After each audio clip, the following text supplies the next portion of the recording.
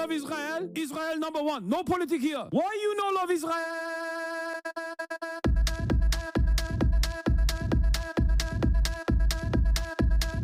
Oh, you hate it?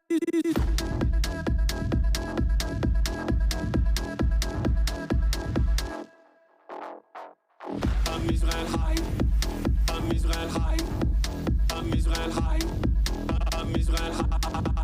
I'm Israel high. I'm Israel high. I'm Israel high. I'm Israel high. You have forgotten to say I'm Israel high? Do you love Israel? You must love Hamas. You are Hamas. I'm Israel high. I'm Israel high. I'm Israel high. I'm Israel high. I'm Israel high. I'm Israel high. I'm Israel high. I'm Israel high. Oh, Israel not number one for you. Oh, anti-Semitism. Israel, small nation. Israel, tiny nation surrounded by scary Muslims. Ah, you are anti-Semitism. You are Hamas. You are Hamas. No politics here. Say Israel number one. Tweet Israel number one. No politics here. No politics here. No politics here. No politics here. No politics here. No politics here. No politics here. No politics here. Say you condemn Hamas. Say I'm Israel high. Say you condemn October 7. You are Hamas. No politics here. No politics here. No politics here. No politics here. No politics here. No politics here.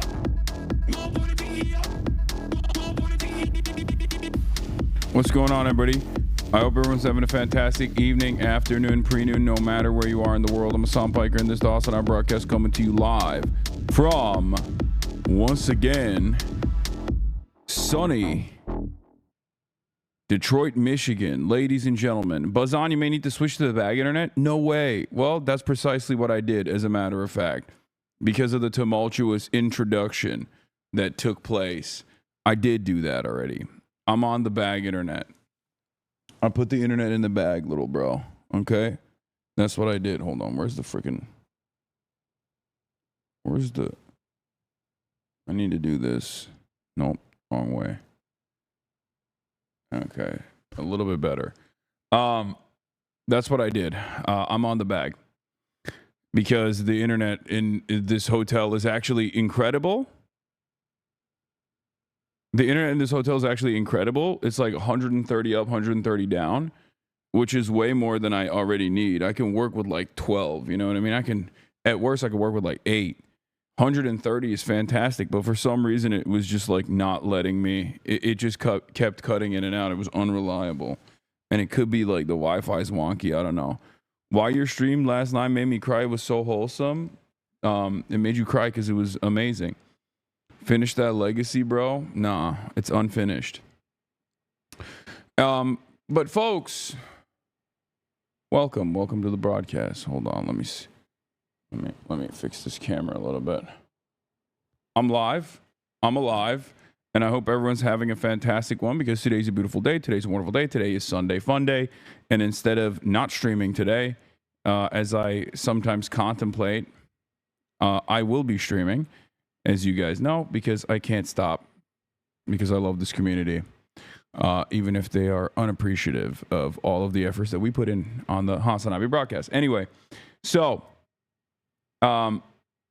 yesterday, this is part of the broadcast where I tell you about my personal news about what's going on in the world of HasanAbi Piker in between the time period where I press the stop streaming button and press the start streaming button. But unfortunately, there is nothing that has taken place in my life between those time periods because yesterday's stream was spectacular. It was amazing. My entire body is in pain. You know, I got muscle pain from the workout. I got lower back pain from standing up all day and carrying a bag all day. I know March probably feels the same as well. And overall, it's just like, it was a great day. It was a spectacular day. One that had a lot of excitement. You already did like 3 things I would have told you to do on limited time in Detroit. I'm glad my city has looked so good. You got to come back sooner than later. Emhood, if you got any suggestions on what we should be doing today after Dearborn, let me know. We have a limited amount of time after that before I have to fly out, but hopefully we'll be able to do some Dearborn.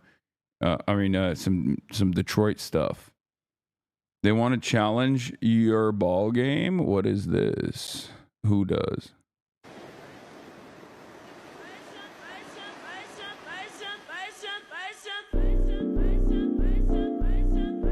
I mean, they would cook me. They're good. They're actually really good. Hoop Jobby. Don't fear Hoop Jobby is here. Oh my God. Oh my God. The left-handed bandit. Wow. Did you like Balkan House? I mean, it was cool. It was good. I'm Turkish. You're asking. Yeah, you're asking a Turkish man if any donar he has in America is going to compete with Turkish donar, and it's not. But yeah, what a day, man. We hit all the spots. Like, we hit everything. I feel like you also ate it on a full stomach. True. If I was hungrier, that probably would have hit way harder too. But it was pretty crazy. Started off the day, a little bit of us time here, a little bit of me time. Very quickly went to Drew Gooden cosplay doing his latest vid. Wait, what? Okay, we'll look at that in a second.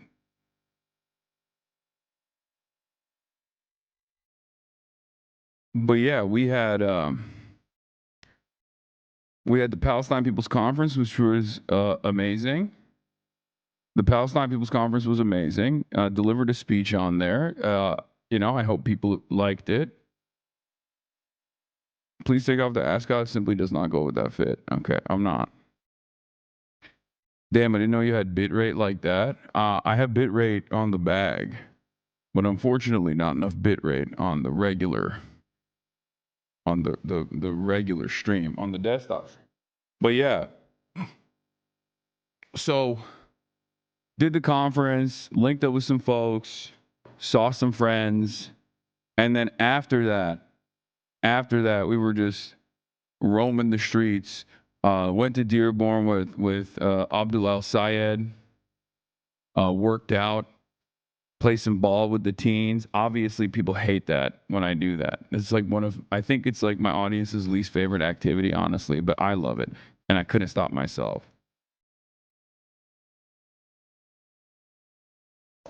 I couldn't stop myself. When I see basketball, I'm like, I gotta play. Had some meets.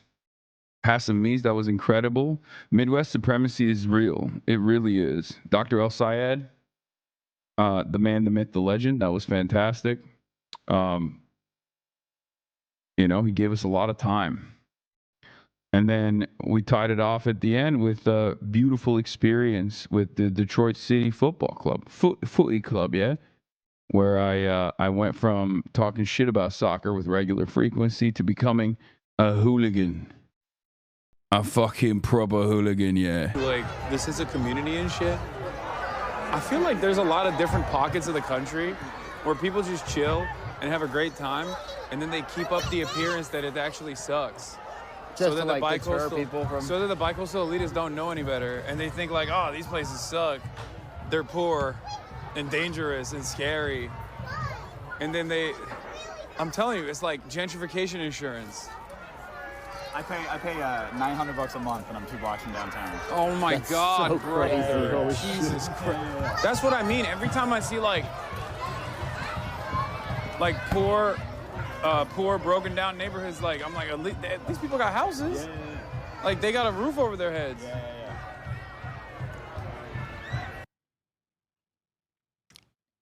I'm beginning to notice a trend. Not to call out the HasanAbi heads,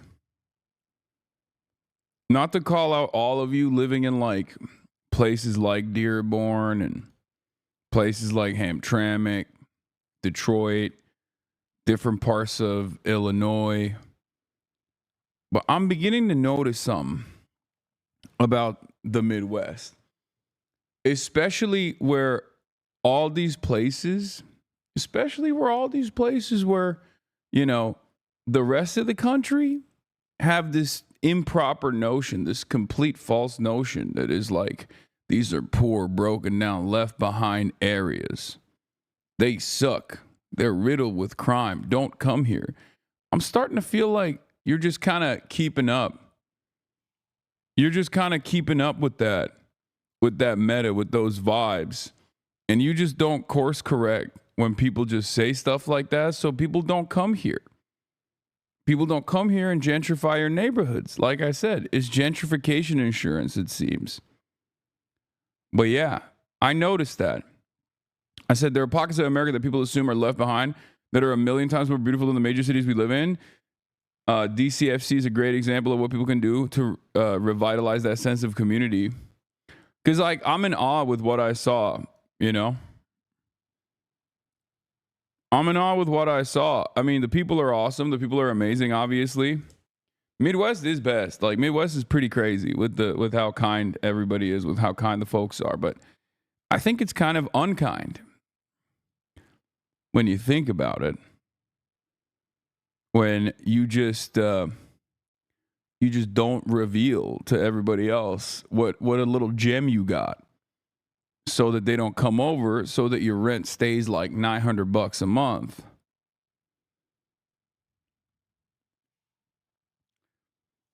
Yeah. But yeah, we don't want our lakes stolen. Stop giving our secrets. Nah, dude, it's over. I'm letting you know. I'm letting everybody know. Insane camera quality, dude. Insane camera quality is right. Look at this. Look at how clear the images are too when we're live streaming. Like, we do have hella bit rate. Look at this.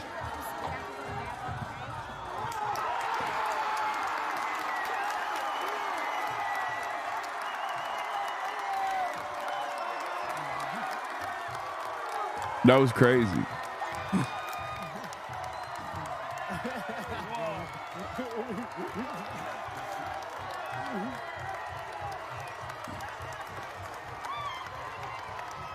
That's sick. That's fire.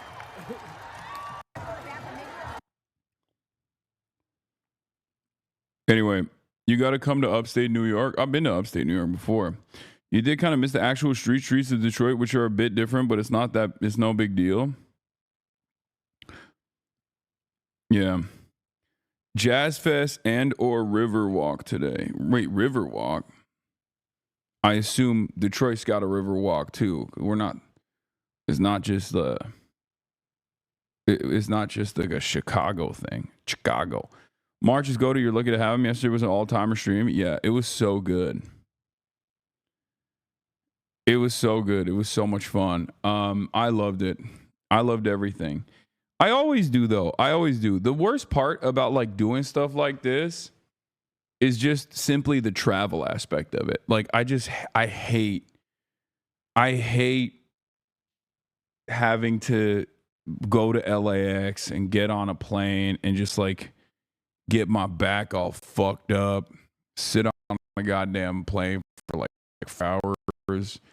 I don't know what it is about plane travel. It's just like when on a plane, I feel like everything, I'm feeling the radiation. I know it's not that. Like, I know it's not even like a real thing. Wait, mini F stuttering. Ay, already? Okay, calm down. It'll fix itself. Anyway, my point is like, it's that's the worst aspect. That's honestly the worst aspect of doing all this. Like, if there was a better method of travel, I would take it.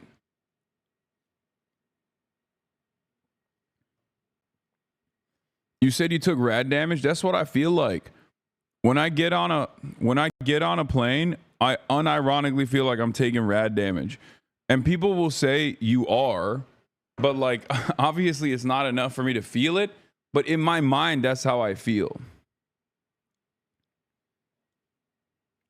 When I'm traveling, when I'm inside of the plane, when I'm even in the airport, like it's just everything feels unclean. Everything feels unclean. You know what I mean? Got to take your methylene blue, bro. I know. I'm going to turn into RFK Jr. style kook. Gonna go crazy. I'm trying to be an aircraft mechanic and I still dislike being in a plane while they aren't on the ground. I don't know. The dehydration from flying, maybe? Yeah, that. You get those $12 waters, and even then. Look, I know Facebook certainly has some weird policies, but I don't think they deactivate your account the moment you die. No. Where's the Drew Gooden cosplaying Thankfully, as you thing? she survived. And her dad is able to confirm this because he, again, has access to 24/7 live feeds of every building she might be inside of. Oh, he really does care. That'll teach her not to be so cagey about her privacy. Wait, did you guys just link this because you wanted me to watch the Drew Gooden latest YouTube video and there's nothing in it? In the intro, he cosplays as you? Where is it? Where is the link?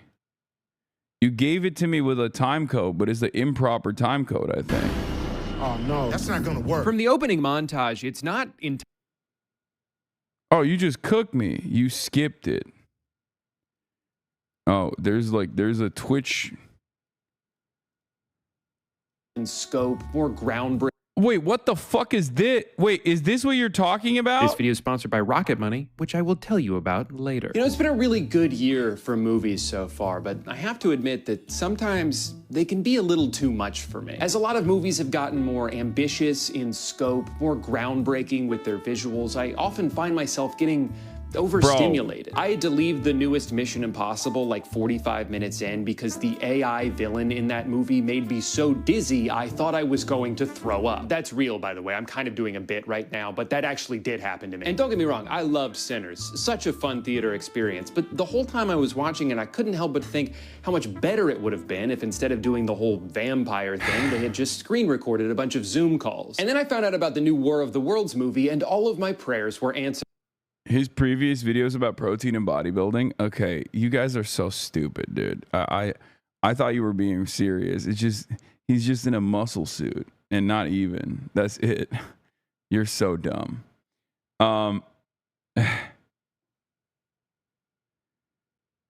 Anyway, yeah. Okay, dude. I got baited. All right. So what was I gonna say?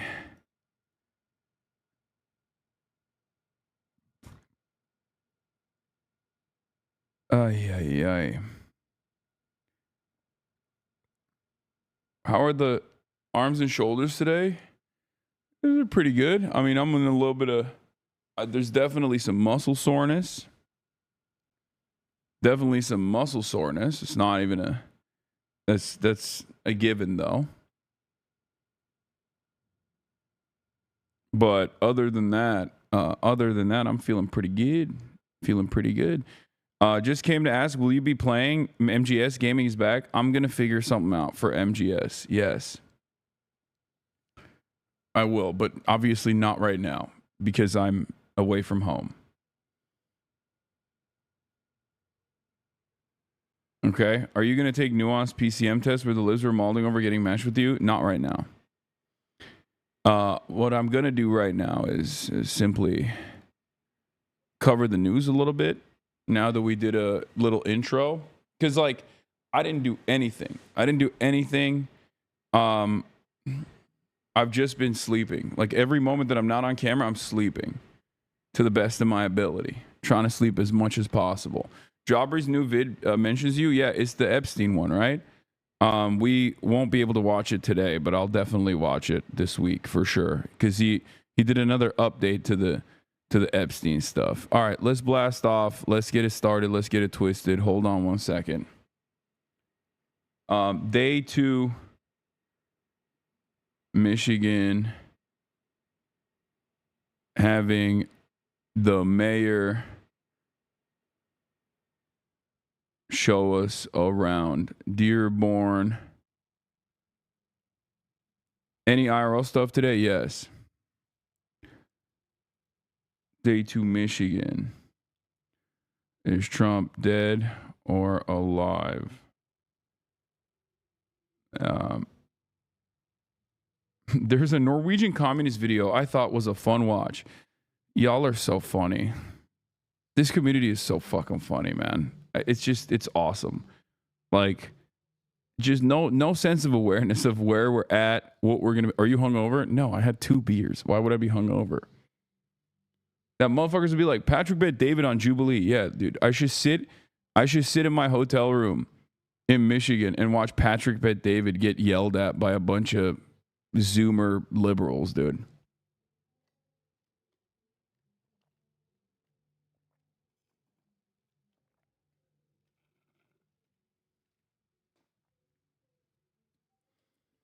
Anyway, day 2 Michigan. Is Trump dead or alive?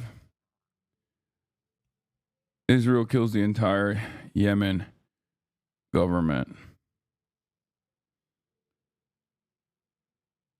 I'm having the mayor show us around Dearborn. Plus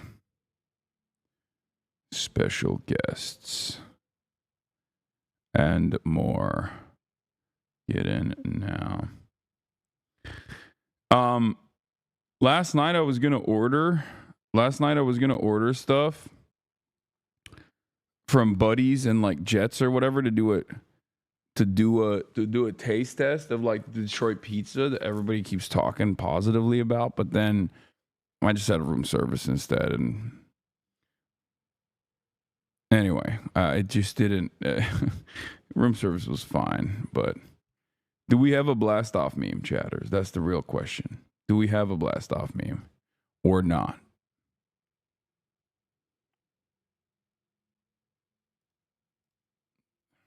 Okay, we do have some. Okay. We'll do the Chris Van Hollen thing in a second too. Hold up.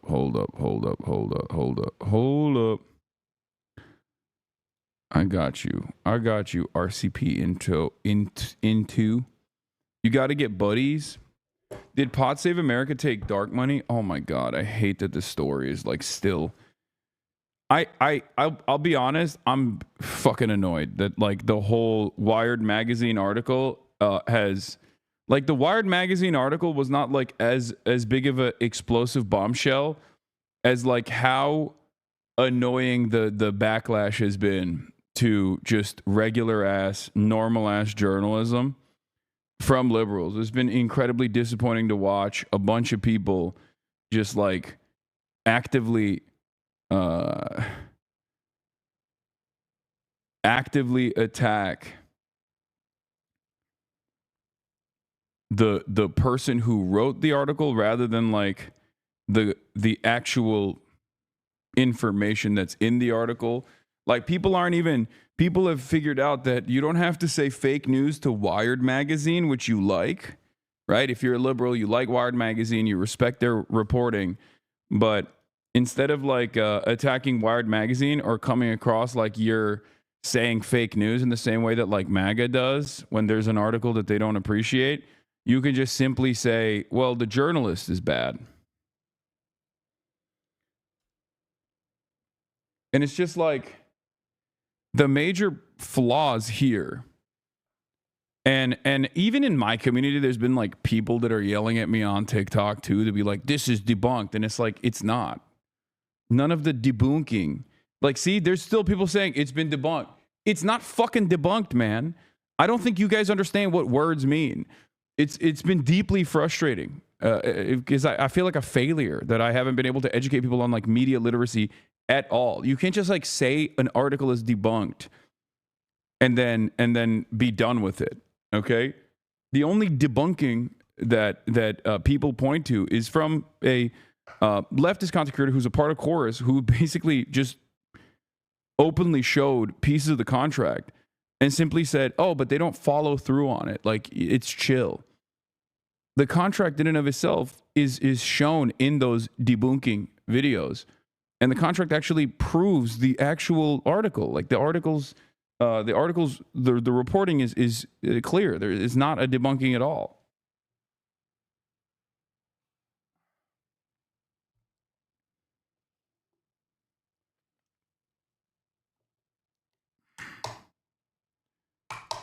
I think it's been quite revealing in some respects. Like, I get it. I get the feeling of, I get feeling weak in the face of incredible misinformation campaigns coming from the Republicans and having this like network, having this network of right-wing operatives that are clearly getting funded, right? Are clearly getting funded. And people go, let's fight fire with fire. That's okay. Like, I'm with it. Like, I understand it. But transparency is never a bad thing. That's number one. And number two, the issue here is that it still doesn't address the major point of contention that I've been critical of in perpetuity since the aftermath of the election. Every single time people say, hey, are you the Joe Rogan of the left? We need the Joe Rogan of the left. How do we do this? How do we do this? How do we do this? Like, they don't realize that it's not just about like how the Democrats have fallen behind on not having like a network of influencers, but also it's the policies. And it kind of feels like the Democrats are not in changing their policies at all, but they're simply trying to create a faucet of, Democrat aligned liberal content creators who are going to sometimes attack. Is it effing again?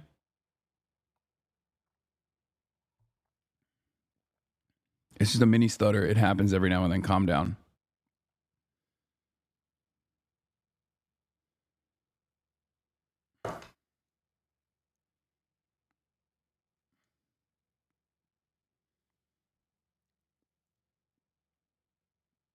Like,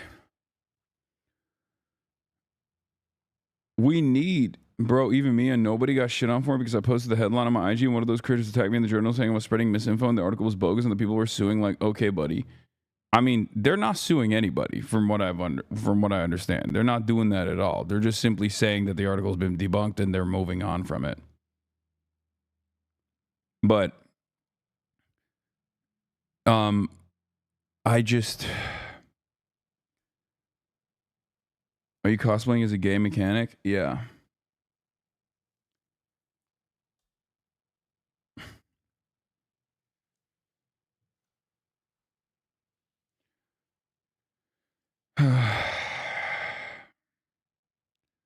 Yeah, the article is pretty basic. It's pretty basic. It's the exact same type of article that you would see from a media outlet about like Republican operatives, which, by the way, I think there should be more investigations into the dark money networks on the Republican side, right?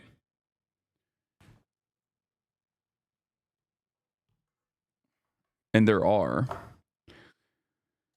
But it's crazy that people have just instead of attacking the actual claims being made, or not even the claims, but like tackling the new information,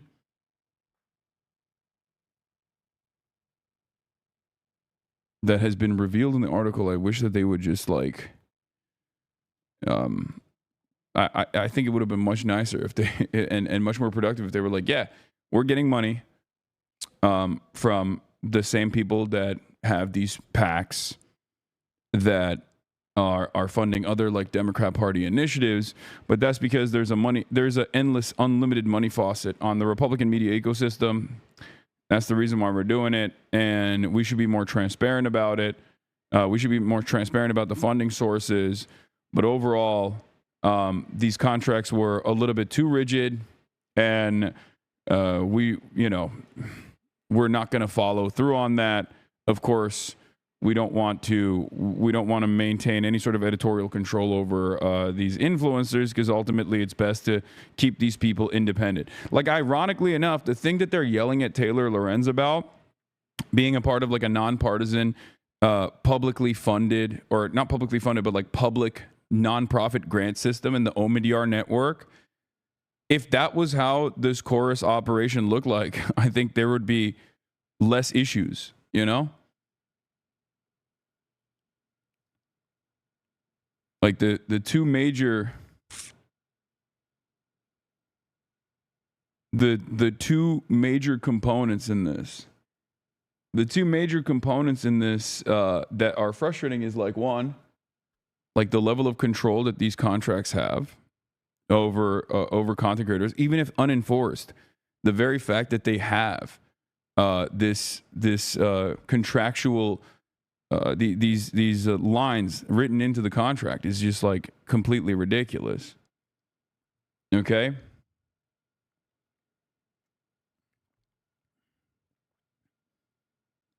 Bro, has the tarp laid out in the corner? What tarp? That's number one. And number two, the fact that like nobody disclosed that they were getting funded by this group is also ridiculous. I think it's unacceptable.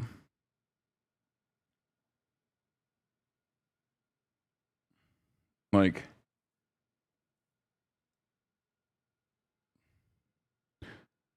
and I don't like that. I don't like the way that people have reacted to it at all. Because, like, it came across as, like, very... The reason why I don't like the way people reacted to it at all is because it came across as, like, hyper-partisan and almost damn near identical to the way that, like, anti-intellectual Republicans respond to shit.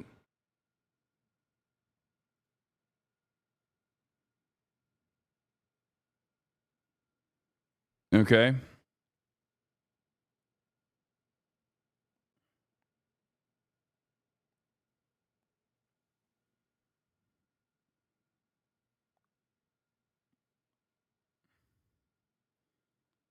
Like it was somewhat reactionary. I don't know. Well, that TikTok lady said that they have daily meetings to get fed talking points. That was a major red flag. I don't know if any people pointed out. I did. I pointed it out. I thought that was also strange as well.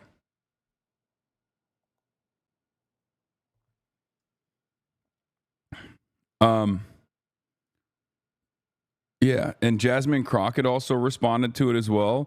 Jasmine Crockett is right. We're done amplifying the false and misleading wire story. Let's get back to work. This just means that y'all are becoming more effective than they'd like for y'all to be. Keep pushing and stop amplifying her bootleg story. Jasmine Crockett for US just waiting on my story to defend the influencers who did not disclose the dark money funding. The funny thing about this, says Zana, this whole thing is that the actual story itself is pretty unsurprising. Run-of-the-mill dark money politricking, but the reactions to it from those implicated in it make the whole story much, much worse. Yeah. It's crazy. I don't know.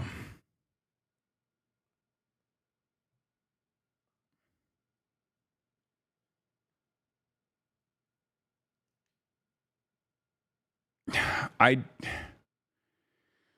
just think that I think that there needs to be some serious reconsiderations in the aftermath of this election loss, and it kind of feels like the Democrats are not making those serious reconsiderations and redesigning the way that they do politics, and instead they're just saying, "Oh, we should just put some of these."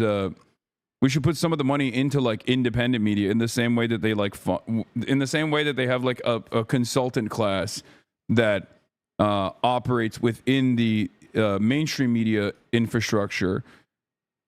People that go on MSNBC, CNN, and all those other panels. They thought, it'd be better if we just like funded some. If they funded some of these influencers to also become like MSNBC pundit style influencers, smoking on that Ahmed Al-Rawai pack with Asman. That's so funny, dude. Yeah, you're right. A foreign nation engaging in an illegal assassination of the entire government of another foreign nation. With your fucking tax dollars is actually a cause for celebration. That's loser speak, brother. You have nothing. You will never get health care. Your life is dog shit. Your parents somehow had a better existence than you, right? And your material conditions are deteriorating in real time. And like a fucking fly to shit, you just gravitate towards like all of these different unlimited violence moments from sometimes the United States of America and other times not even the US, but like US's number one ally in the region, number one asset in the region, Israel.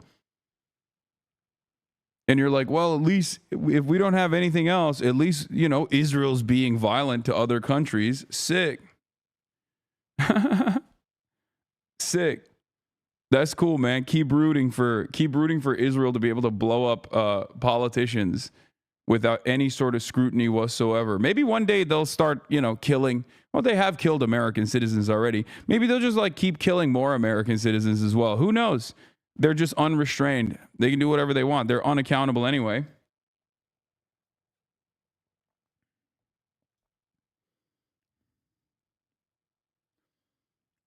One must ask the question, like, how much has your life improved since then?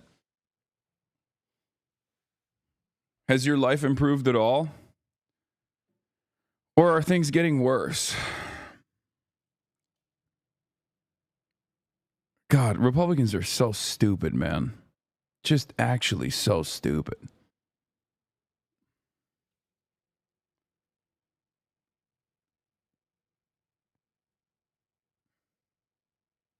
They don't care. They just want your attention because you always give it. Okay, you got my attention, but your life still sucks. You know? What do you mean?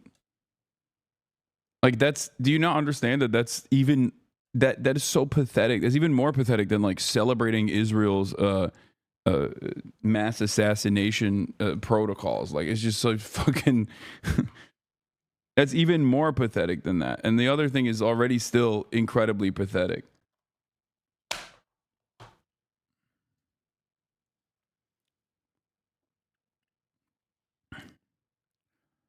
What is this? Better example lately of the depths of the literacy and comprehension crisis we are in than the responses that I have seen to this article. The kids can't read and the adults cannot comprehend what it is they are reading. That is, if they even read this article in its entirety. That's true. This article, depending on how quickly you read, is about a 4 to 8 minute long read. What the hell? Did I just lose internet? No, it's the fucking Chatterino that got busted for some reason. Or wait, no, did I lose internet? What's happening? What's going on?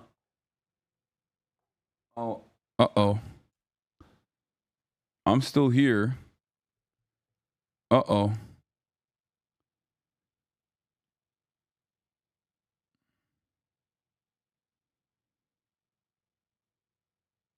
What the hell?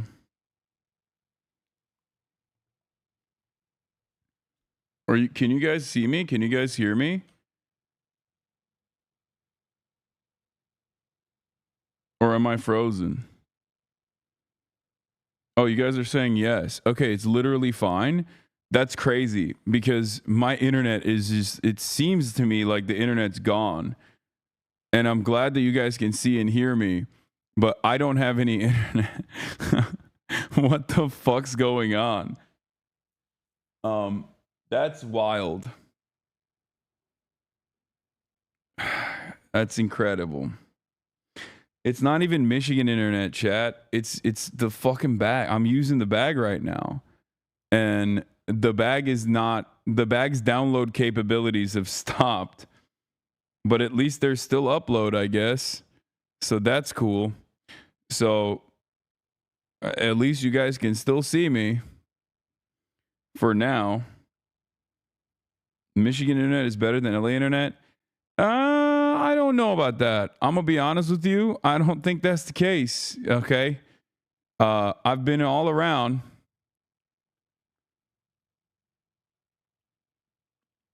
There's yeah, my upload is still consistent. Download has been completely cooked. No download whatsoever. And I don't know what it is. Download being fucked before upload is the first? No, it's because I'm using the backpack.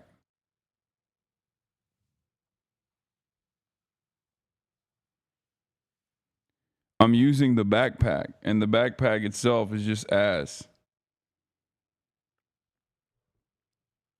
Use your iPhone to stream, Haas? I can't. There's issues. Restart stream? No. I'm not going to do that.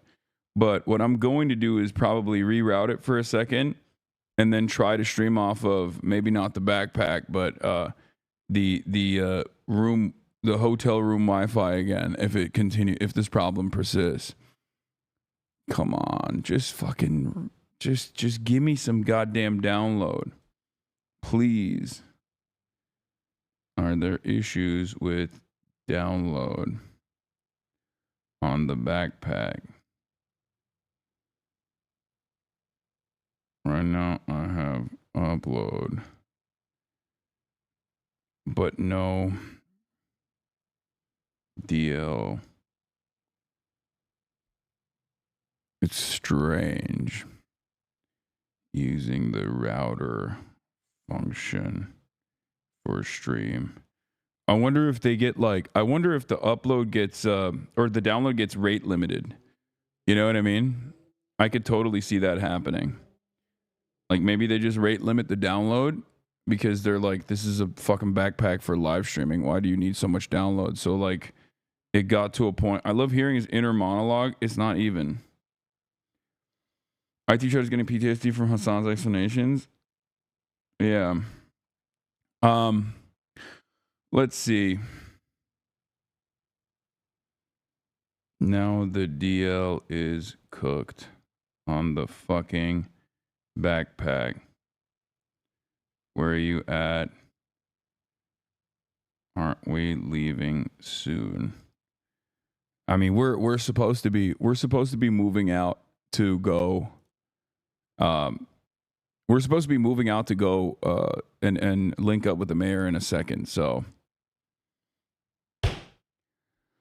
oh my God, I'm so fucking annoyed, dude. God damn it, I can never do anything. I can't do shit up in this bitch. God damn, every single time something has to suck dick and ass.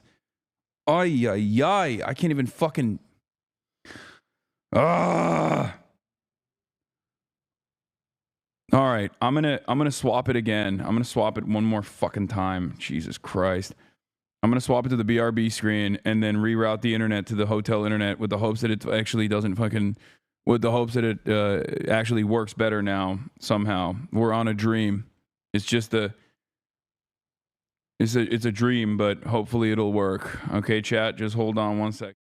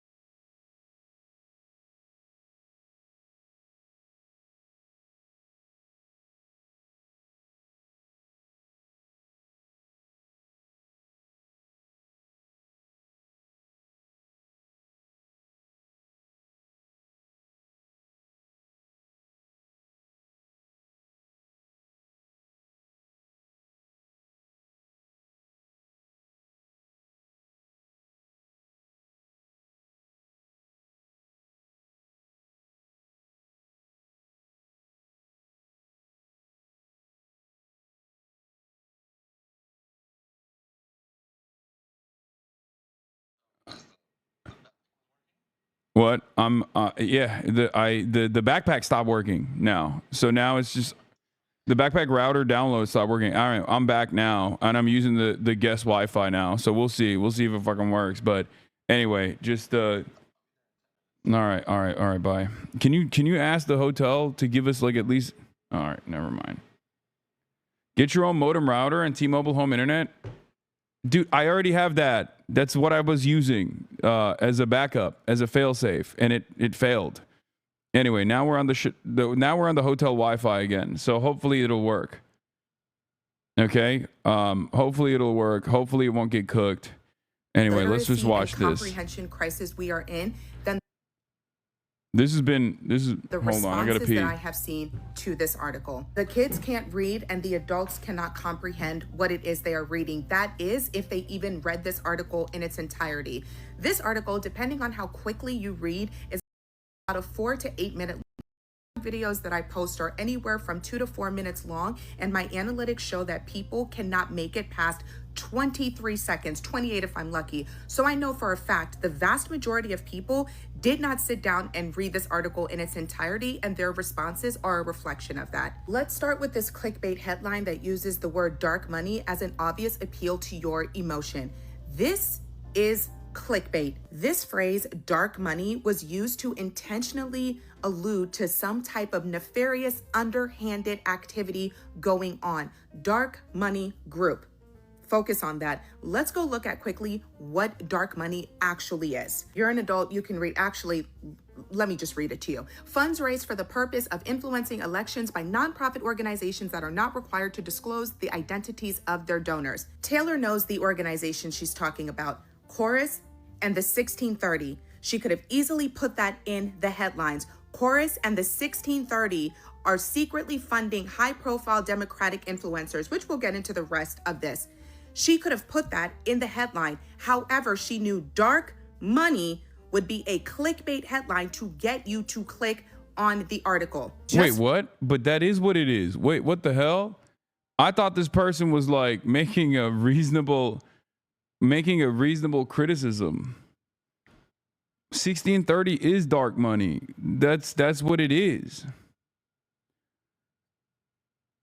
The 1630 fund is literally dark money.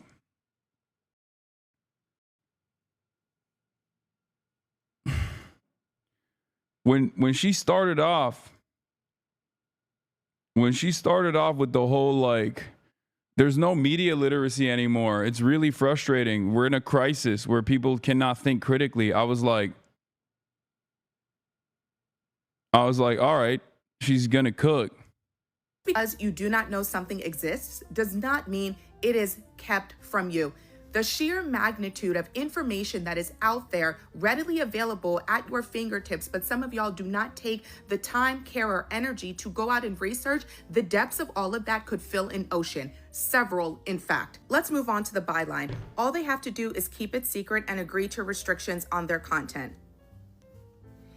If you are not a content creator or an influencer and have never signed onto an agency to be a part of a cohort or signed onto some type of brand deal, this is going to sound especially heinous to you. However, these are part of the restrictions that several... Yo, that's crazy. Yes, if you're doing...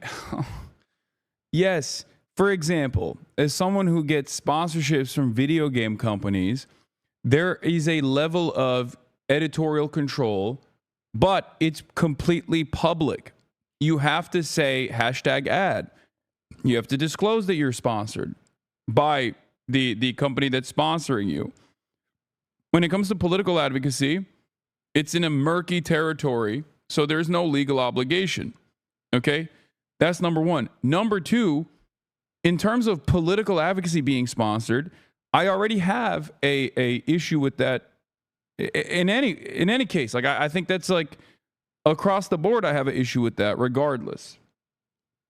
Okay, so that's also frustrating because I think you're objectively not independent any longer when you get sponsored. A sponsor has like any sort of editorial control over it. I don't understand. Like, this doesn't debunk. Every single debunking of the article that I've seen is not a debunking at all. I know it's effing a little bit, okay? It's just going to be in and out. Just micro, chill. Hopefully.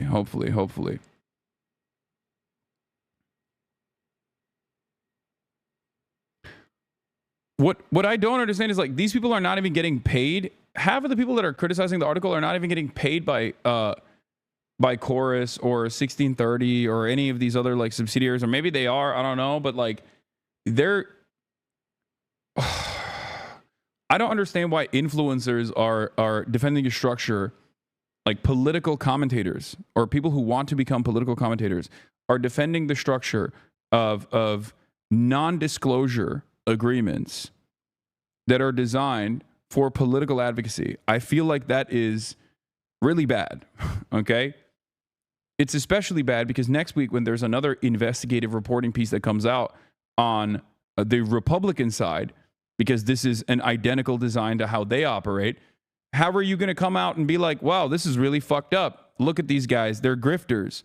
They're getting paid to say these things. We knew that already. You can't say that anymore because you've been caught. You've been caught saying, no, it's good. It's good that we are doing this. It's actually a good thing that we're getting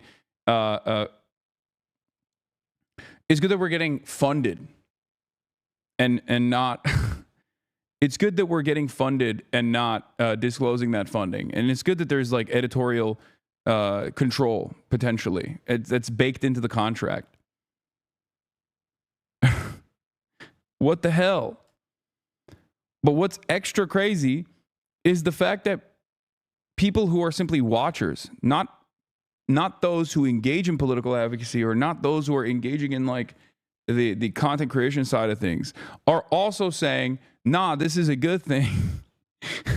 Bro, that I don't understand at all because you're literally just watching this stuff. You're not even getting the bag from the DNC or getting the bag from any of these like big donors.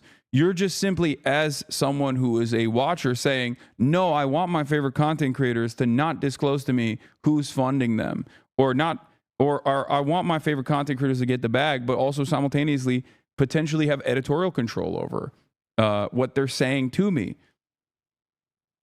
It's very strange.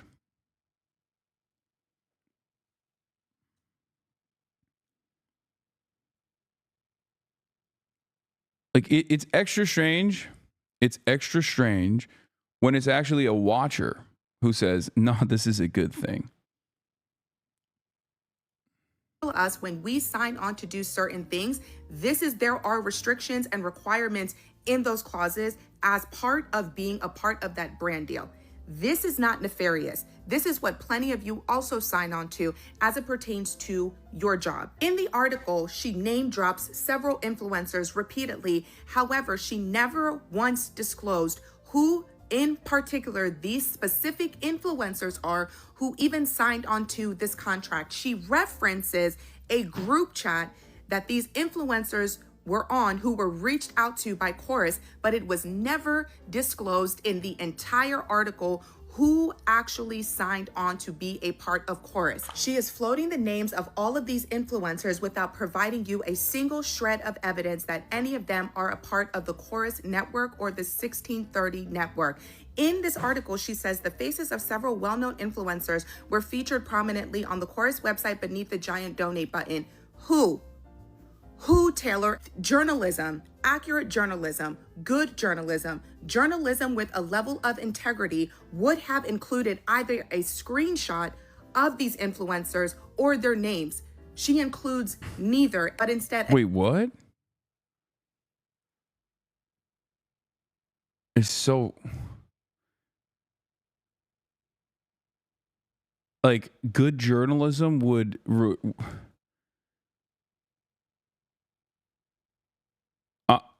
should she have just like made stuff up? I don't understand. Like, there are sources in the article and some of them are not going to reveal themselves. And that's a very normal part of the process. Like I've said, there's 3 different ways that a journalist, okay, will have sources in the article. Number 1, and the most common, is on the record, okay? If someone is on the record as a source, you just say who they are. You say their exact quotes in the article itself. You say what their job is, whatever. Give a little bit of background detail. The second is off the record, okay, where there is a level of anonymity. There is a level of anonymity afforded to your source, okay? Now, when it's off the record, you can still sometimes offer additional details to showcase the credibility of the source that you spoke to say, like, this person is knowledgeable because of A, B, C, or D, right? And then the last one is on background, Okay, this is journalism 101. On background means that you can't reveal any information about your source. Some people are worried about financial or even in certain instances like criminal repercussions and you know, like a violation of an NDA or something. So like they will give you information on background. Now, on background information is important because it's important for the verification process. Okay? It's important for the verification process. So it gives you additional information about the story that you're writing. Okay? You understand it well, Hasan? I am a political commentator for the past 12 years professionally, and also wrote for the Huffington Post, a contributor back in the day as well. Like I of course I understand this process. I didn't study journalism in college, but it was a part of it. It was a part of my academic journey. Okay, this is pretty basic stuff. I'm a poli-sci major. I'm a comms and communication major. It wasn't journalism, but you know, I learned about journalism as well. So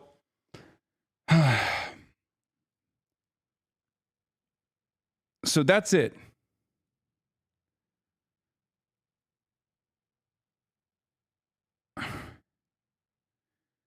You can offer anonymity. You can offer complete anonymity. And then like if something is off the record, it's just like you're not supposed to, you know,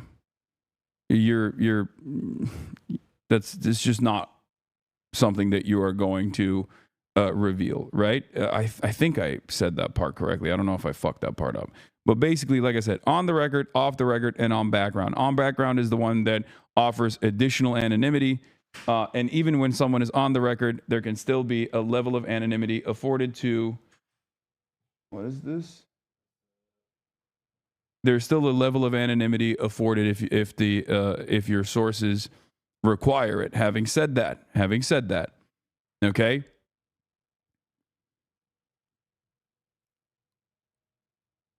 All of that is still privately investigated in a regular news outlet by the editorial team and fact checkers and even sometimes the legal team. Okay? So it's not just like someone writing fake bullshit in an article, because otherwise then this outlet would lose their credibility. Okay? This outlet would lose their credibility. They could potentially get sued. There are major repercussions for just like faking information. You kind of, it's no longer connected to that, so you can pull it out. I think it's connected to the charger, though. The charger's connected to the mount. So the reason why Taylor didn't like reveal who the sources are is for multiple different reasons. It could be because no, not even unless you're Fox News. Even Fox News doesn't do this. This is pretty basic. Okay, this is basic shit. Fox News is actual, not editorial team, but like Fox News' actual news team will also do this. This is basic journalism 101. So they have fact checkers themselves. They have a legal team themselves. And they absolutely will get quotes. They will get background information about whatever the fuck they're covering. And they won't always reveal it, because sometimes your sources don't want to reveal themselves. Sometimes your sources don't want to reveal even what their job is, right? So on background is even different than like an anonymous on the record quote. On background means you're just getting additional information to put the story together without revealing anything about your sources, even though that information will be sent to the editorial team. That information will be sent to the fact checkers. So it is on them to ensure the veracity of the information that is presented. So it doesn't make any sense for her to be like, why aren't you revealing who these people are? Again, appeals to your emotion by allowing you to think that the people she named earlier that she referenced in a private group chat signed on to Chorus and the 1630, but has provided zero evidence. She only brings up one person, and the person she addresses is not even on their website. She asked for her image and her name to be removed and no longer used on fundraising purposes. If this was such a secret, nefarious, dark money organization, why is all of the information about them available? Why can you hop online? Does she not know what dark money is? I don't think she understands what this word means. Okay? Let's explain something. A dark money organization can still, it's still a public organization that you know exists, like super PACs, for example. Okay? The part of it that makes it dark money is that the funders are not disclosed, like the actual major donors are not disclosed. So once again, this is relying on the audience that's receiving this information, not knowing the difference, and therefore, go back, she describes what she thinks it is. Yeah, that's not saying 1630 Fund is a dark money organization is not incorrect. Okay? Here, let's go to open secrets. This is basic stuff, all right? Dark money refers to spending meant to influence political outcomes where the source of the money is not disclosed. Okay? Dark money makes actions. PACs, politically active nonprofits such as 501c4s, are generally under no legal obligation to disclose their donors, even if they spend to influence elections. When they choose not to reveal their considered dark money groups. Okay? She read this, bro. Okay. I don't understand why she is just like saying like this is not a dark money, this is out and about. You can know what the name of the PAC is, you can know what their political advocacy looks like, but you just still don't know who's funding. Opaque nonprofits and shell companies may give unlimited amounts of money to super PACs. While super PACs are legally required to disclose their donors, some of these groups are effectively dark money outlets when the bulk of their funding cannot be traced back to the original donor. That's it. That's it.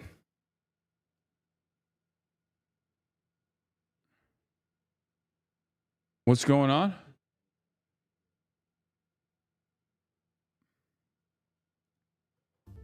And find all of this information that she is in the article. Let's go back to her byline. An initiative aimed at boosting Democrats online offers influencers up to $8,000 a month to push line. Hold on to that. To push the party line. Creators in the program are not allowed to use any funds or resources that they receive as part of the program to make content that supports or opposes any political candidate or campaign without express authorization from Chorus in advance and in writing per the contract. If Taylor has no evidence of content creators and influencers who have signed on to Chorus, where is the evidence that these content creators and influencers are creating content that toes the party line? Where is the, why? Okay. Once again, it's in the contract. It is a part of the contractual obligation. And as far as I've seen, no one has actually discredited the veracity of these. They're not even claims. The veracity of these statements, okay? Like this is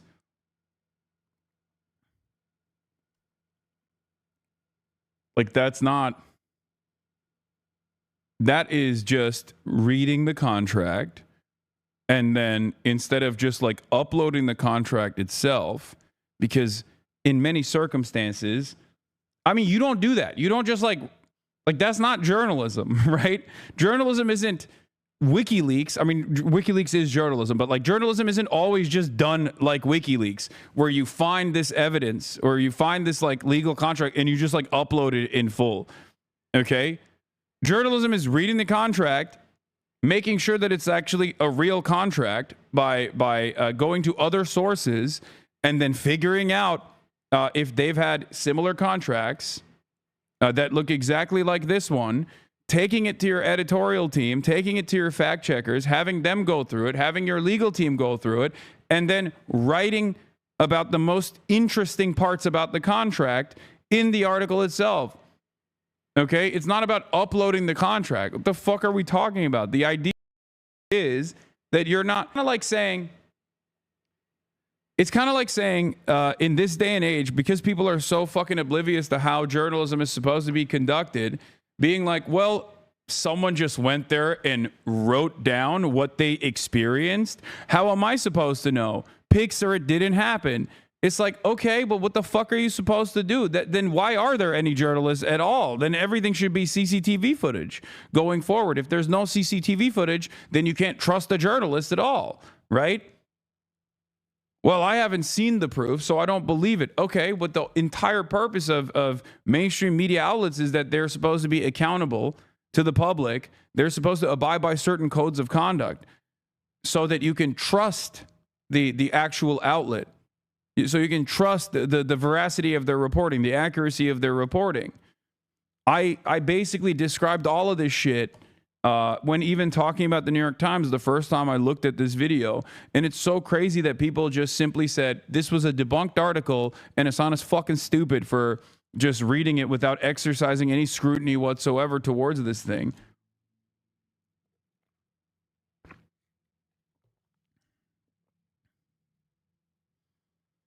I genuinely don't understand how much we have succumbed, even on the left flank of American politics, to anti-intellectual thought, to just totally dropping any notion of what credible reporting is supposed to look like. All you got to do is like attack this person, and if they have enough enemies, if they're, you know, if they have a decent amount of enemies, you can like very easily do so. You didn't critique it because Taylor is your stand and you want the ego stroke according to the left. Yeah, that's psychotic. There are plenty of journalists that uncover information about shit that I think is worthy for the public to know. Matthew Petty is a great example of this. Like, I mean, he wrote for Reason magazine, right? That's a libertarian magazine, but he uncovered, alongside Brace Belden and some other people, these emails between Jeffrey Epstein and like former Prime Minister of Israel Ehud Barak. These were hacked emails. They revealed it and they talked about it. And I don't agree with Matthew Petty's worldview, but it doesn't fucking change my mind about the accuracy of his reporting, right? It's so stupid. I'm standing on the principles that I abide by, the principles that I believe. Here, Emma's right. Wired has been one of the most reputable outlets in 2025, breaking major stories about Doge. Oh shit! Oh, it's upside down too. Oh no. Oh fuck. Okay, we gotta swap it. Shit. God damn it, dude. What the fuck's going on? My life is in shambles currently, chat. I'm not gonna lie, it is not good. Yeah. One of the coffees that I had just fucking fell and flipped. I don't even know how that's possible.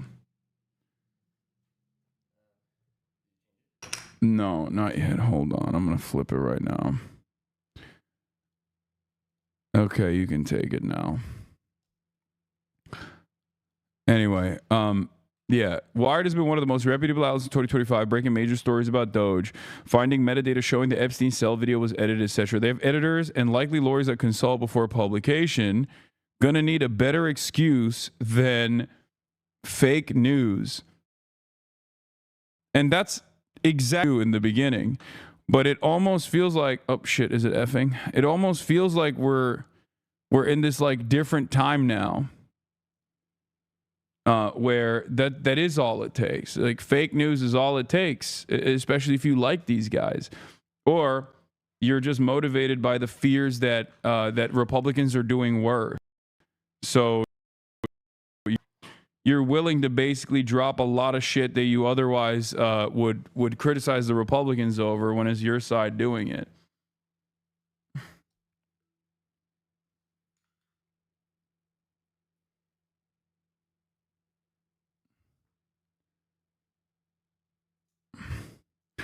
Chorus complained and Wired still didn't issue a correction. That says it all. Reporting like this requires extensive due diligence.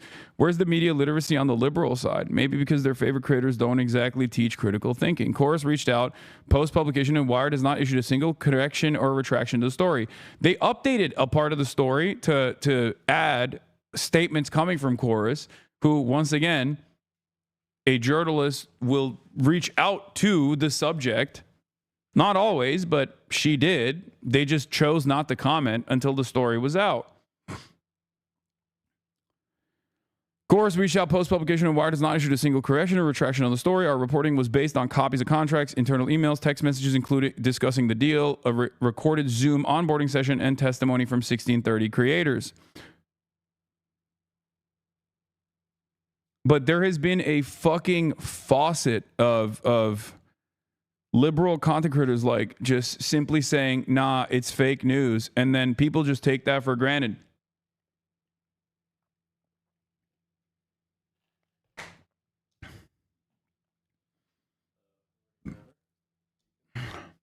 Oh, thank you. And it's crazy. It's crazy that they, like, there's people that think that that's a retraction, which it's not. Right?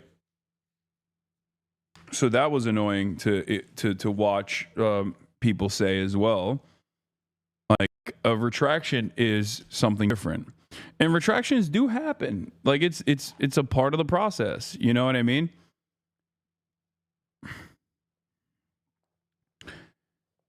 Do you see the Pod Johns getting into it and defending it with Emma? Yeah, I did see that. Like I said, it's been somewhat disappointing to see a lot of people that, you know, I'm cordial with.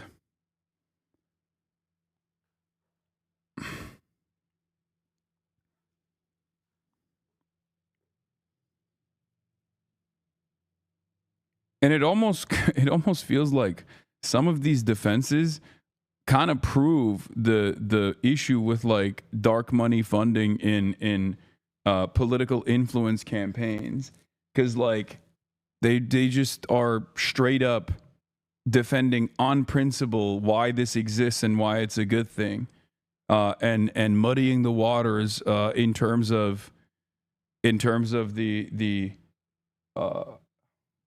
otherwise totally fucking responsible and good journalism that took place in this. March, are you ready to flip it? All right, I'm gonna flip it right now, and then we're gonna move on, and we're going to Dearborn, and I'll continue talking about this and other stuff on the car ride there too. All right, flipped it. Okay. Well, it's pointing at nothing right now, but yeah. What's up? Nothing. You're good. You're good. You're good. Is it? Where's the camera? It's right there. Oh, okay. Here, I'm gonna turn this stuff off too, so that the people that come here they're not freaked out by this. They don't think that they're being watched. Yeah, because I feel like that's the reason why they didn't clean it yesterday. Well, that's why I was on the phone with right now. I just told them to come clean it. They didn't clean the room yesterday. Okay.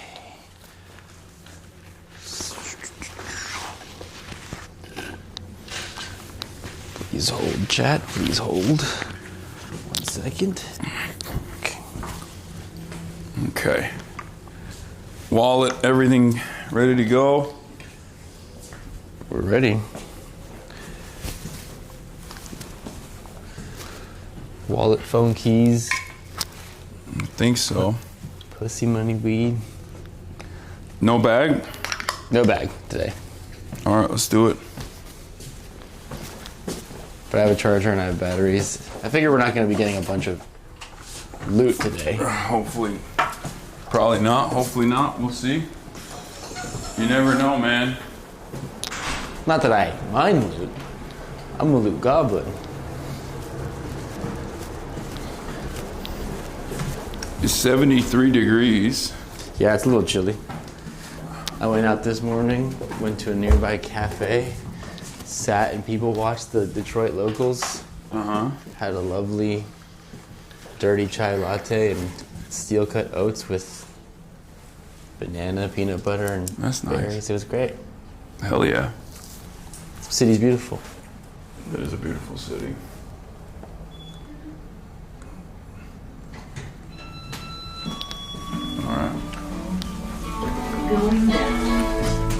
What is this music? God damn. It's popping in here. Might F.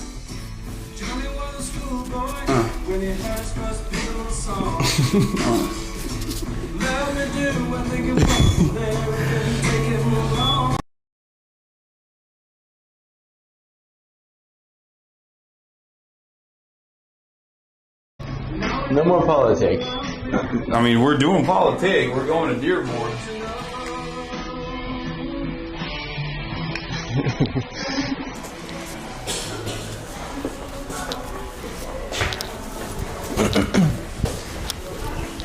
She's in a silver Ford Pickup? F-150, yeah. Oh, dude, hell yeah. I'm assuming that's... Yeah, that's it. Yeah. We're here.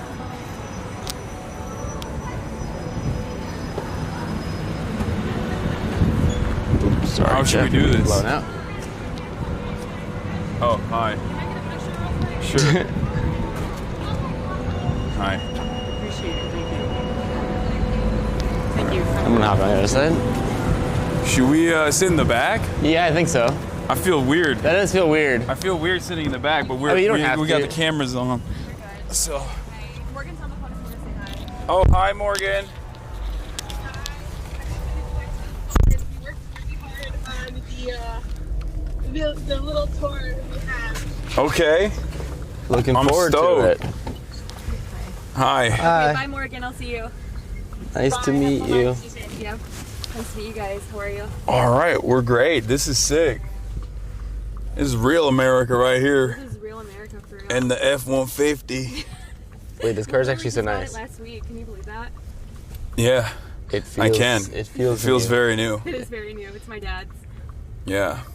I was like, it's either this or my Ford Escape, which feels a little cramped. So this it was. Hell yeah. So what are we looking at doing today? Yeah, so we're meeting up with the mayor at his favorite food spot in Dearborn, and then I think we're gonna hit up this like really popular dessert spot not too far away. Probably one of the like really popular Yemeni coffee shops on the west side. So like the city's kind of divided up into 3 different kind of sides, which he'll tell you about. And then maybe end it at like one of the cool parks that have been developed recently. So that's like the tentative plan, but also he really likes doing his own thing and like doing things on the fly, so that could change. Yeah, we'll see. Okay. Sounds good. Yeah, sounds great to me. Yeah. It smells awesome in this car. It smells like Does it? bubble gum. Oh Yeah, my it God, it's this thing from does smell Bath and nice. Body Works. It's really good. Oh wow.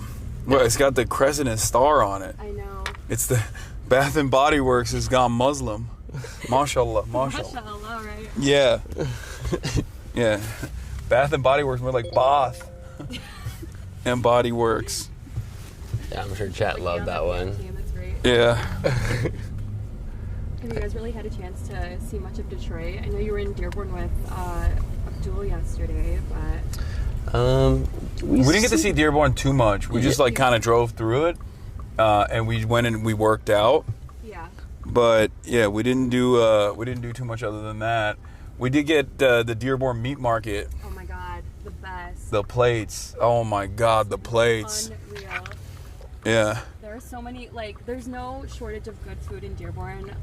Dearborn Meat Market is obviously a popular one, but Mayor might end up taking you to, like, someplace he likes as well. I mean, we've already seen the meat market, so we're down to see something different. Like, I'm totally on board with that. think you should. Looking. And it's so diverse. Like, obviously it's heavily Middle Eastern, but there's, like, so much good food from so many different cultures, so it's really good.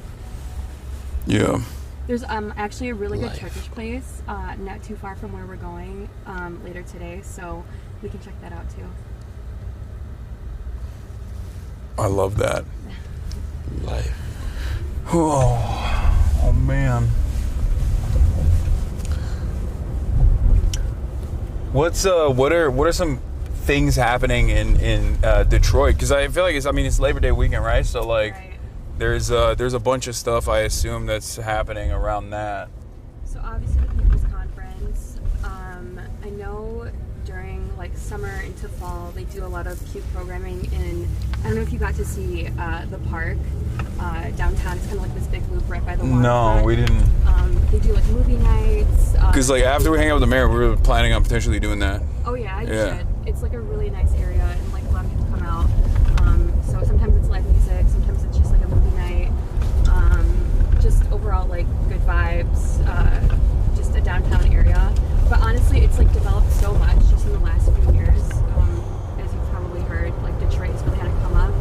I went to Wayne State in Detroit, so like not too far from here. And yeah, like it's so different from just like 4 or 5 years ago. I mean, it's amazing. I don't know. I mean, I always come in with the open mind when I'm traveling to different parts of the country that I haven't been to. Yeah. But it's been great. It is great, and I tell people all the time to come visit, like friends from out of town, and they're like, well, what's there to do in Michigan? I'm like, what isn't there to do? It's just like any other major city. But I think because it has this like bad reputation from like in the early 2000s, like it has certain exceptions. But like any other major city, like you know, it has its moments. But I think it's really just it's so different these days. Even like since I graduated undergrad, but I love it. Like we can hang out down here all the time. Yeah, I gotta stop making fun of the Midwest. That's what it is. That's the major takeaway. Is that I make too many. I crack too many jokes. I mean, they're not all like unsubstantiated, to be honest. Like every suburb looks the same no matter where you go. Oh, that's true. I mean, I will say that. And even like downtown parts of cities look the same too. Oh, yeah. Like they all have their individual. Things, right? That make up its unique identity. Mm-hmm. Like architecture, historic buildings, things like that. But like overall, I feel like a lot of the big chain stores and things like that are just like identical. Hasan hates West Michigan, confirmed. Wait, what? Chatters, the person who is driving us we're not in a random Uber. Would you like to introduce yourself to the chat? Sure. Hi everybody, I'm Sarah. I'm a friend of Morgan's who connected me with Hasan in the team. I work for the city of Dearborn's Department of Public Health. So yeah, when Morgan let me know that you were in town, you were interested in chatting with the mayor, I connected with the comms team and him. But yeah, I do some really cool work with public health and community health in Dearborn. So nice to meet you all. Yeah, she said she works with the Dearborn City Public Health and is Morgan's friend and helped facilitate this connection with the mayor. Okay? So that's what's up. That's what's going on. Yeah, everyone's like, who's this random Uber chat? Yeah, no, they're like, what the hell? Is the chatter? Is the Uber driver a HasanAbi hit? That's what they're thinking. Yeah. Well, I do follow your stuff. I think you're amazing. And, thank you. I commend you for all your work. You're awesome. She is a HasanAbi hit, she's saying, Yeah. if you guys can't hear her. We're not going to mic her up. She's driving, Chad. Jesus Christ. That's also why I'm not pointing a camera at her right now. Yeah. There's anything very interesting for me to say. Oh my happy God. to provide any insight. No, they're just being annoying. I mean, Don't listen to them. Once we get there, I never listen to them. I only hear their opinions so I can yell at for having the bad opinions. Mm-hmm. Mm-hmm. Right, it's for the plot. They should know. Yeah, they should know that they're wrong. They're entitled to their wrong opinion. Right? Yeah, they need to be reminded. Ted Nugent is playing tonight at Freedom Hill, 20 minutes away from you. Link up, King. Not 20 minutes away. That is like let's go link up with Ted Nugent. M. Hud, the GeoGuessr champion, is lying about the proximity that we have to Ted Nugent. Famous pedophile Trump supporter Ted Nugent. Ted Nugget.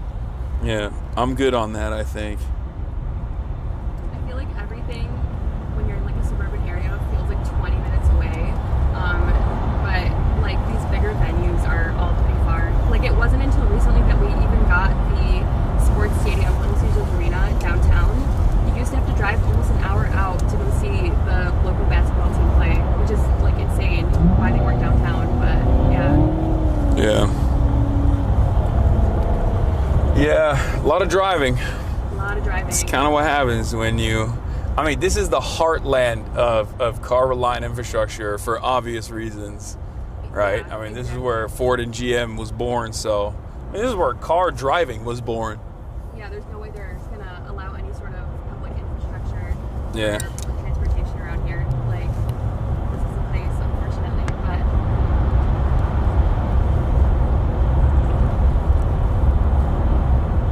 So that's one of the unfortunate byproducts of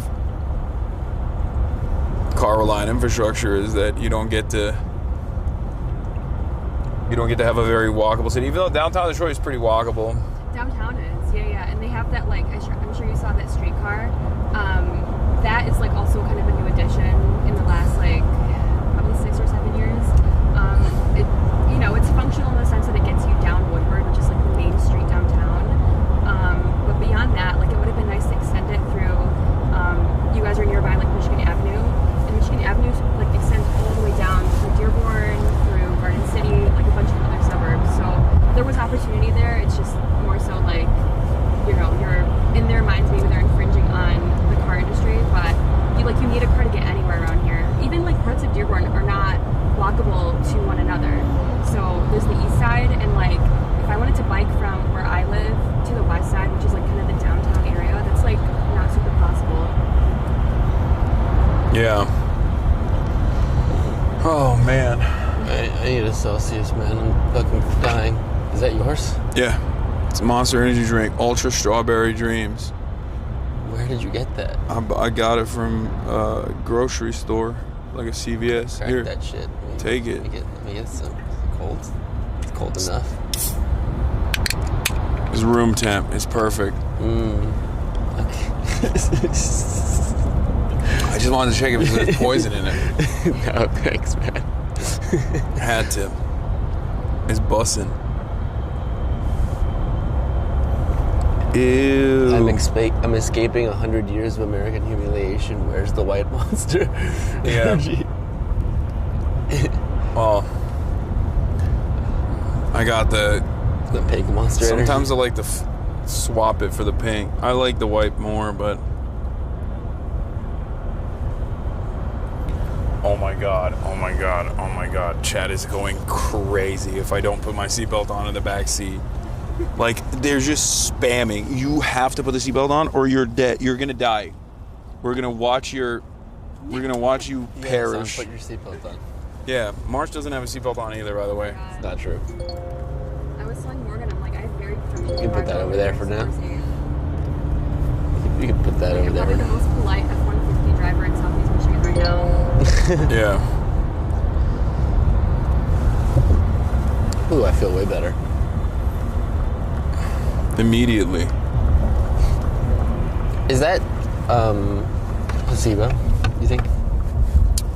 Yes. Because sometimes I'll have a headache because I haven't had caffeine, and then I'll just rip that first sip of caffeine, and then immediately it goes away. Is that placebo, or does that work like? I don't know. They're burning something. What are they burning? Just burning. Above ground pool. Let's go. Where is this? Where are we at right now? So we're like on the border of Detroit and Dearborn. This is kind of just normal.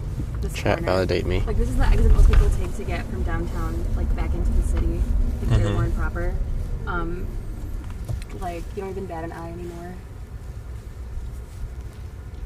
It's just a busted car right there. Yeah, sounds about right.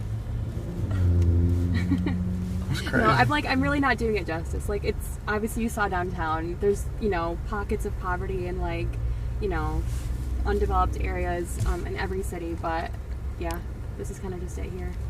Someone's calling me.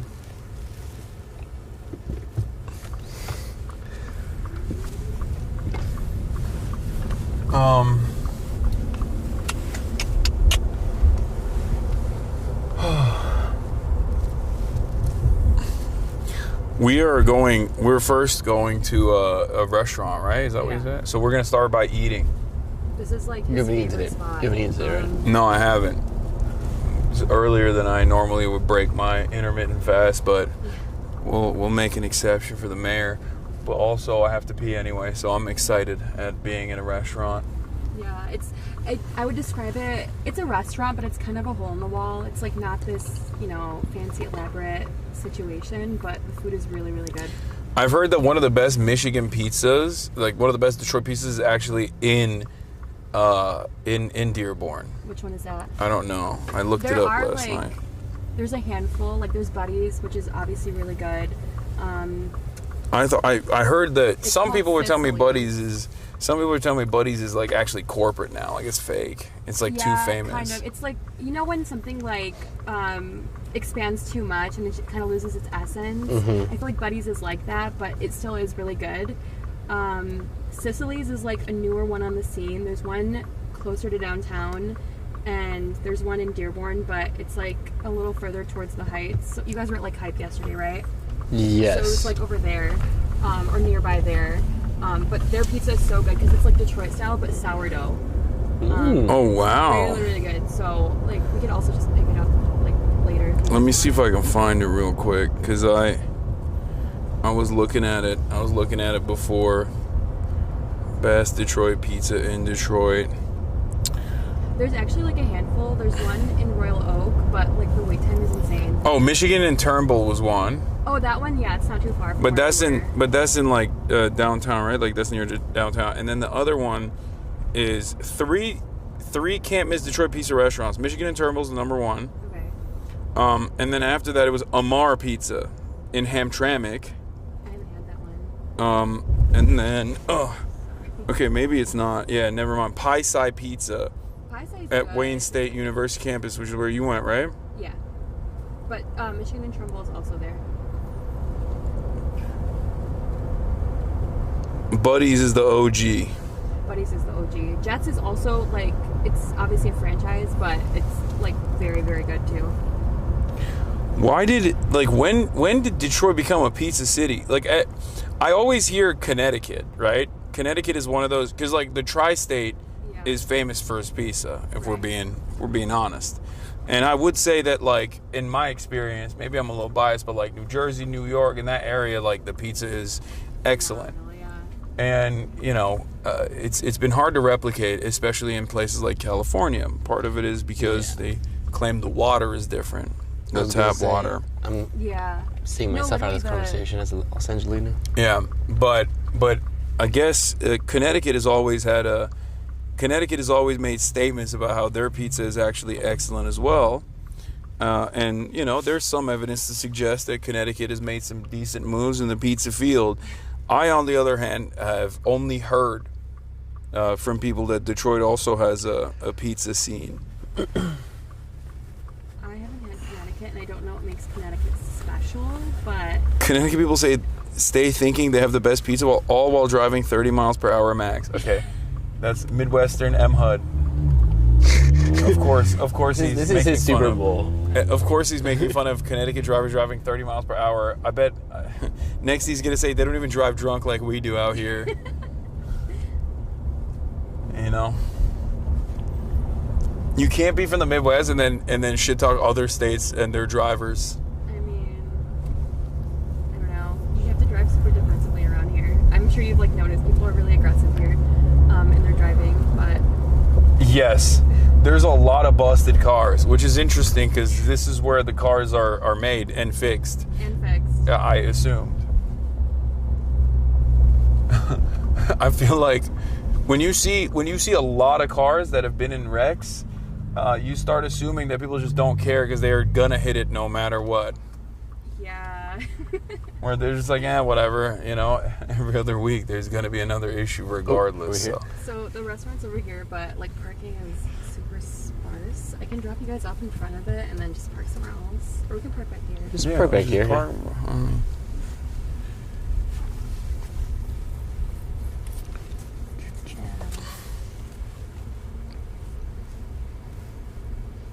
You need to try Buddies in Dearborn. Seriously, coming from a lifelong Dearborn Detroiter or Pie Sci. Okay, don't worry. I'm going to do that after this. We're not far. Okay. Like after we're done hanging out with the mayor, we'll go explore Detroit. Then we'll get the Buddies and Detroit pizza. We'll go on a journey.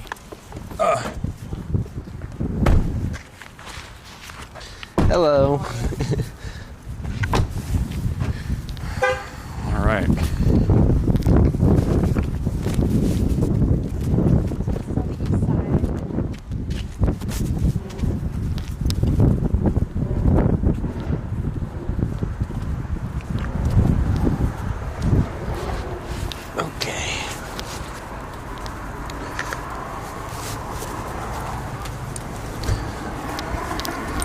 beautiful suburbs of Dearborn.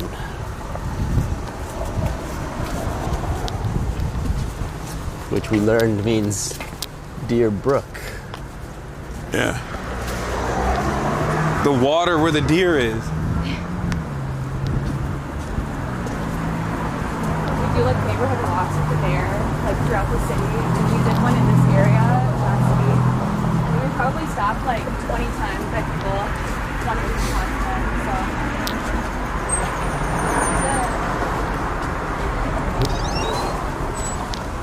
Oh man.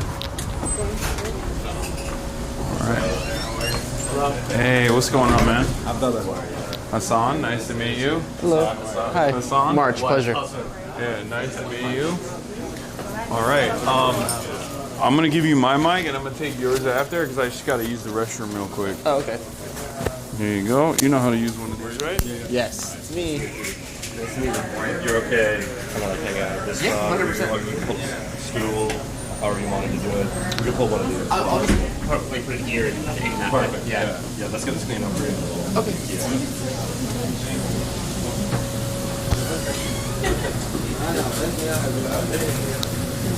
Why no مدحت? Hey, Nielo. Does it matter how high it is, or is it good? No, they can totally hear you. Cool. You should have prop the camera up here. Aim it that way. Well, it's a good thing.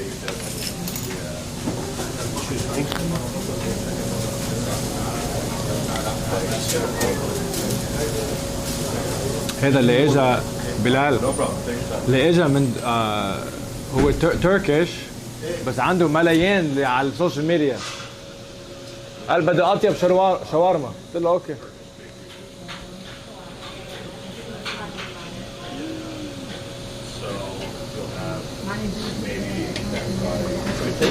No, we're good, we're good. Yeah. No, we want to leave it there? Yeah, خليها هون. طيب حط الكاميرا عليها. صار كم يوم راح من الدرس. لوين نزل؟ لبنان؟ كانكون.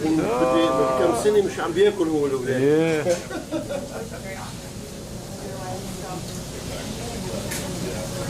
One sec, Chad. I'm gonna prop you up on the tripod. So yeah, they were. How are you? good. How are you? Good. They were streaming at the conference earlier. Did you get the conference earlier? No, I didn't Oh, time. I was okay. at health fair yesterday. Oh, how was the health fair? It was nice. Was that a big turnout or no? It was at the American The mosque. Muslim Yeah, Dick's Mosque. Society. Yeah, it was nice. Was it a good turnout? Yeah, it was decent. People came out. People were really excited about the gun law. The Oh, okay. firearm laws we've been distributing. Good. I think we got literally all of them put on. Wow. We got a lot of questions about it. We just applied for a grant, Yeah. upwards of $100,000 with the PPD. So Great. Yeah, we'll see how that goes. Awesome. You might want to check out the ICM as well. The what? The big mosque on Florida. Oh, my uncle's mosque, yeah. It's huge on it. Maybe we can pass them by Alter Road. Right. All together. All right. Yeah. Okay.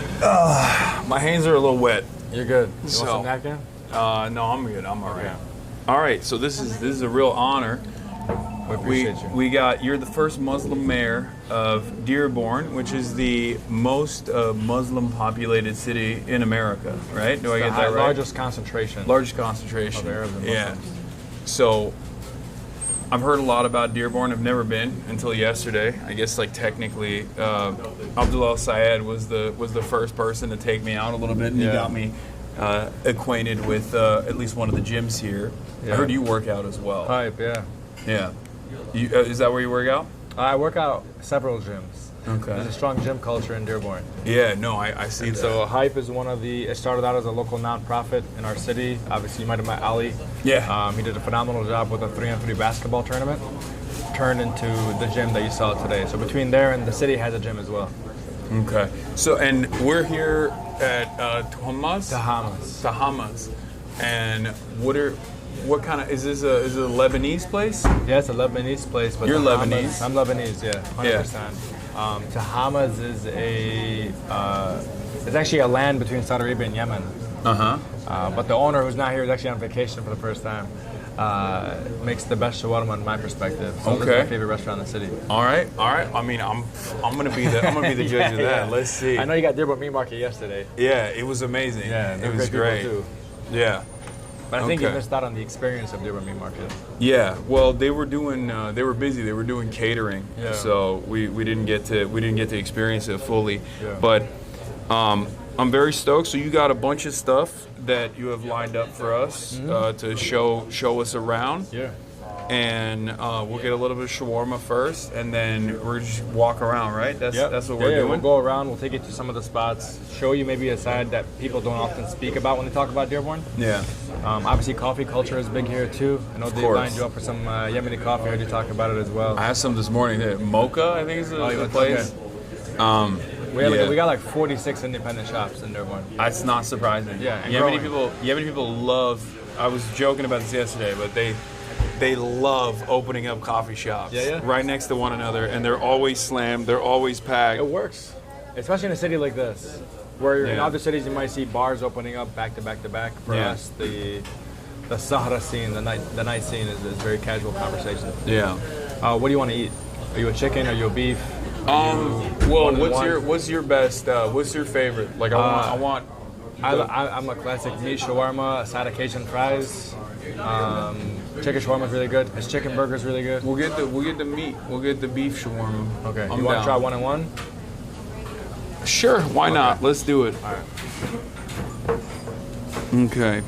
This man eats all the chicken in existence. I do eat a lot.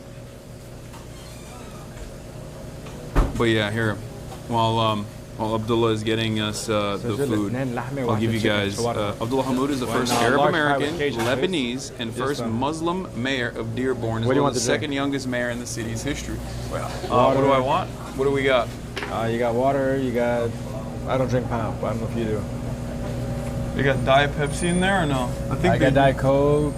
Nah, no Diet Coke. It's BDS. Diet Pepsi. There you go. All right, I'll have a Diet Pepsi. Thank you. You don't drink Coke? I don't drink pop, period. You don't drink pop? No, yeah. I don't do caffeine.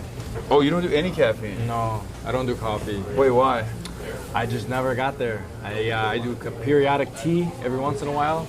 Otherwise, it's water, sparkling water, and that's pretty much it. That's crazy. Yeah, no caffeine juice. is wild. Yeah. It's like health reasons too, or no?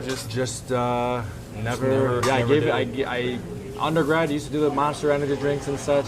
Okay, gave that all up at like 20. I haven't touched it since. Okay. All right, so you're the second. Who's the youngest mayor?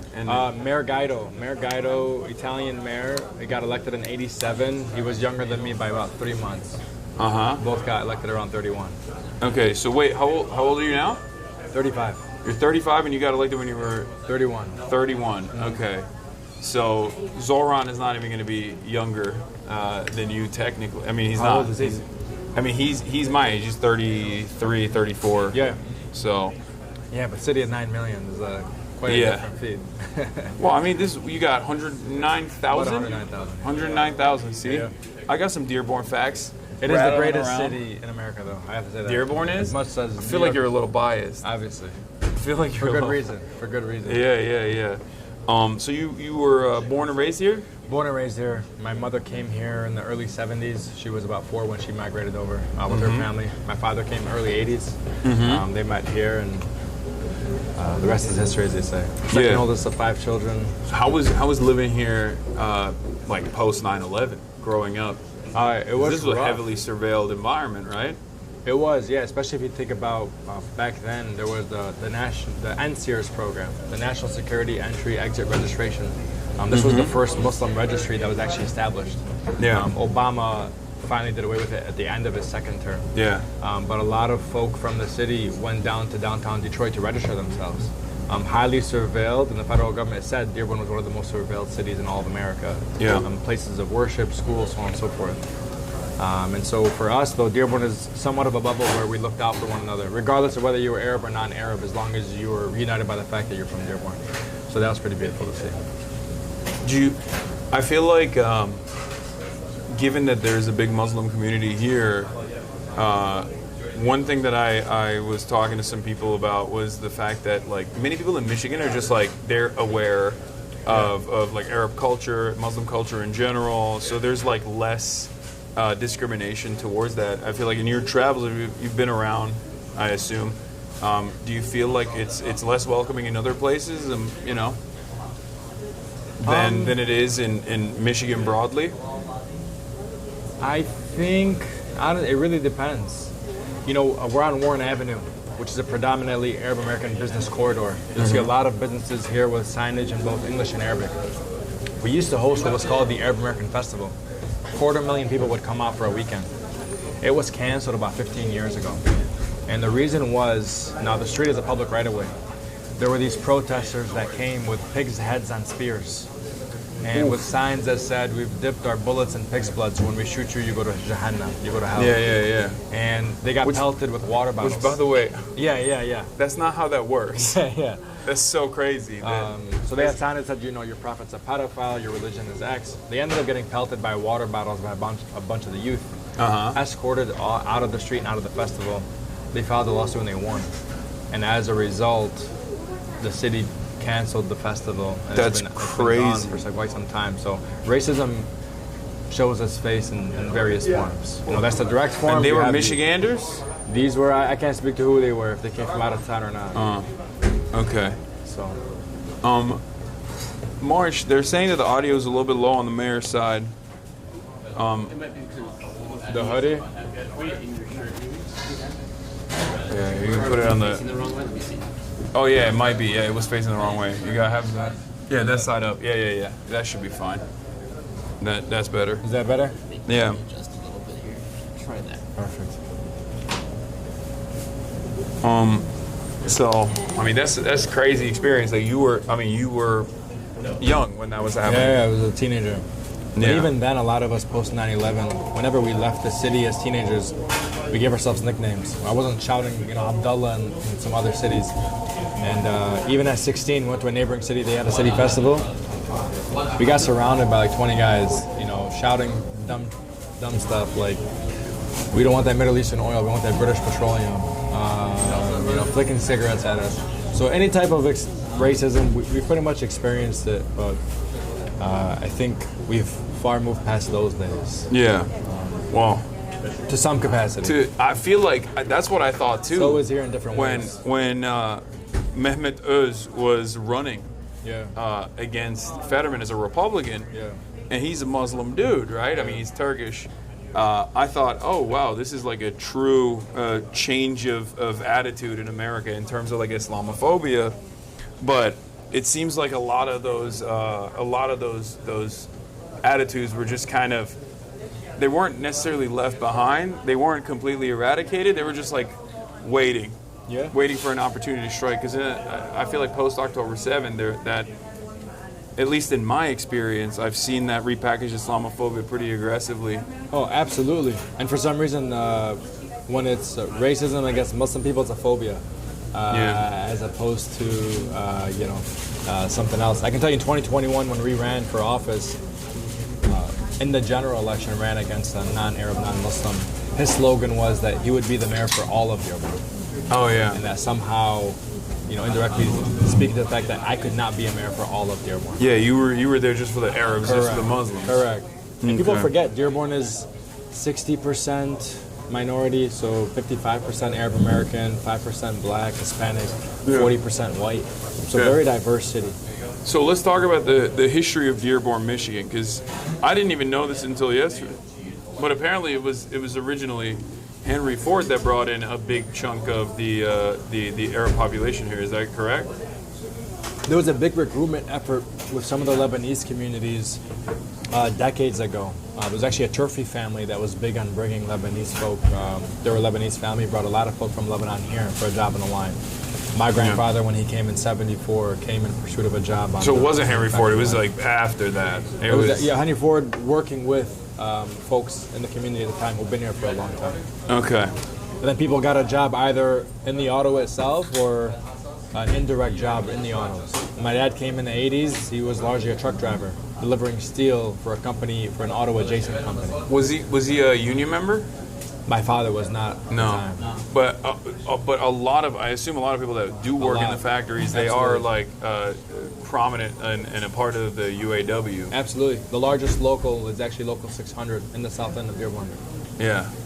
And that's and that's comprised of a diverse group of people, and not just like, because the thing is, like, a lot of people think like unions. When you think of like hard hat wearing union guys, the idea is like, white coal miners in West Virginia.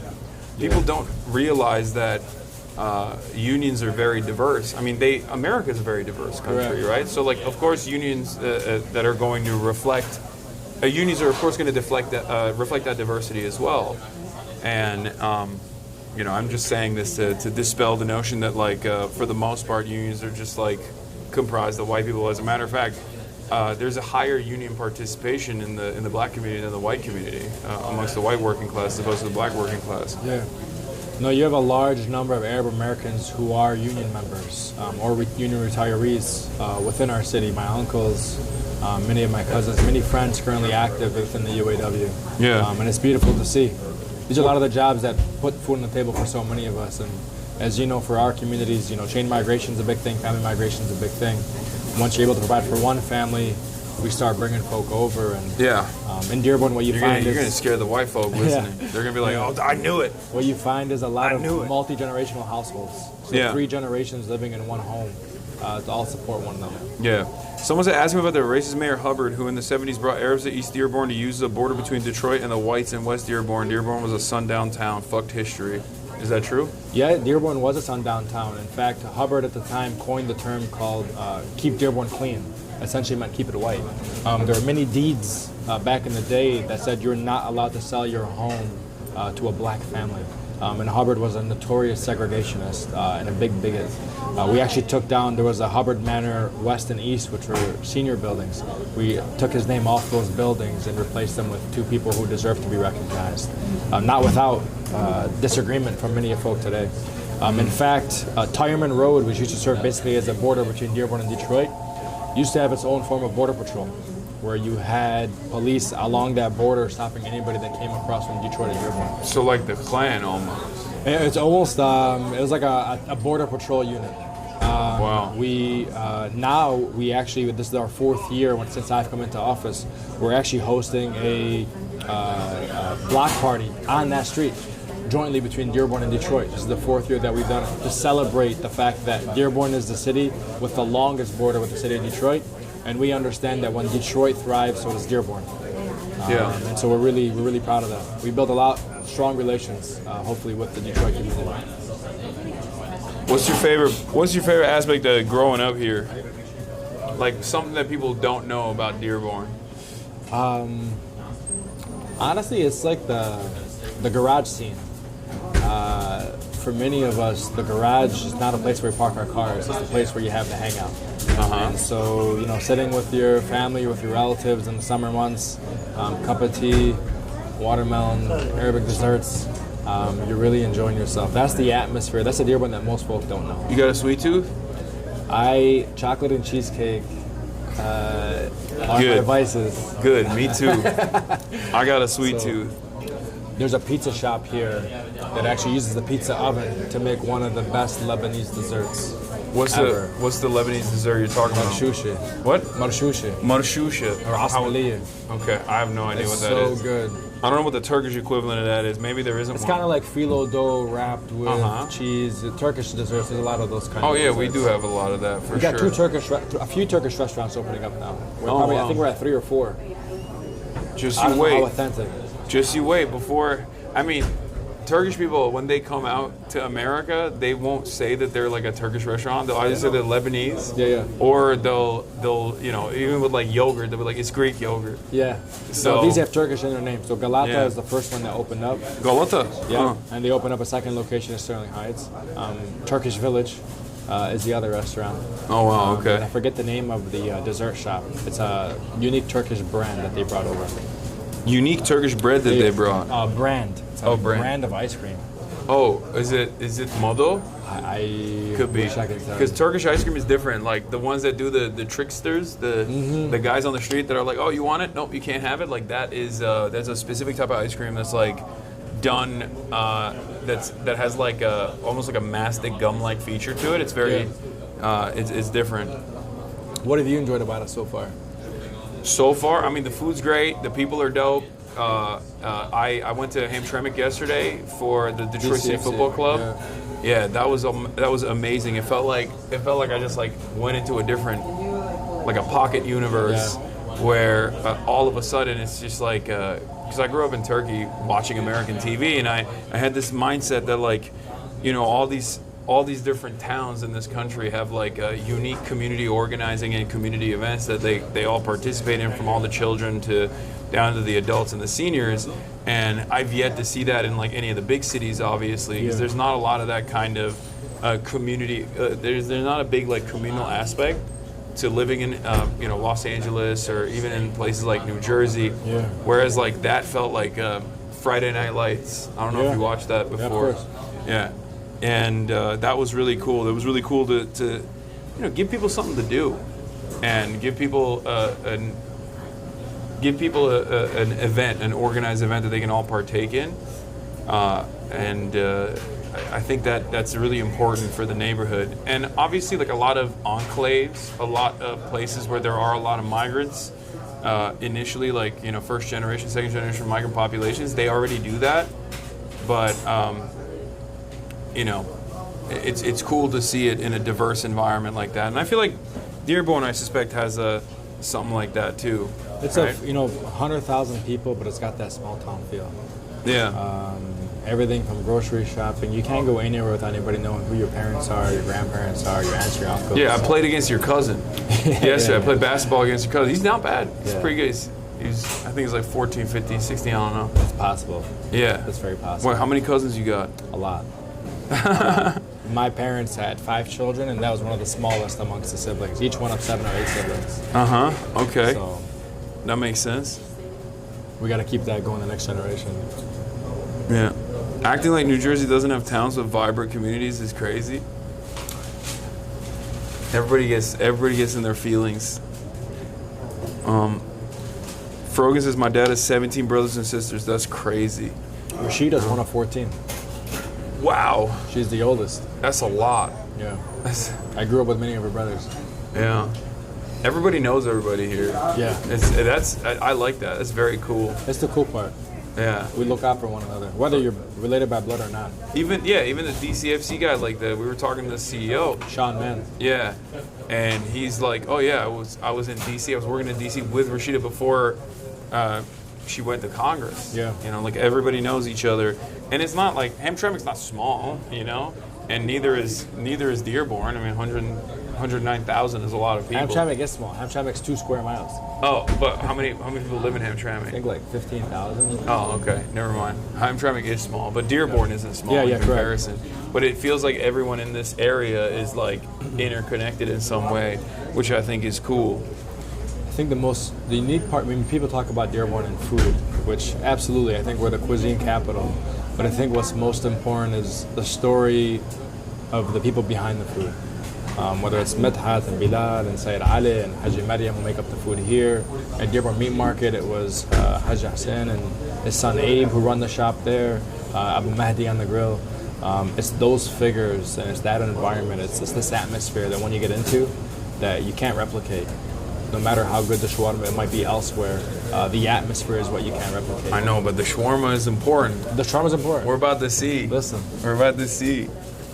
I don't know if you do this as well, but like I grew up in Turkey, so like I always compare it to like the Turkish version of the same type of food.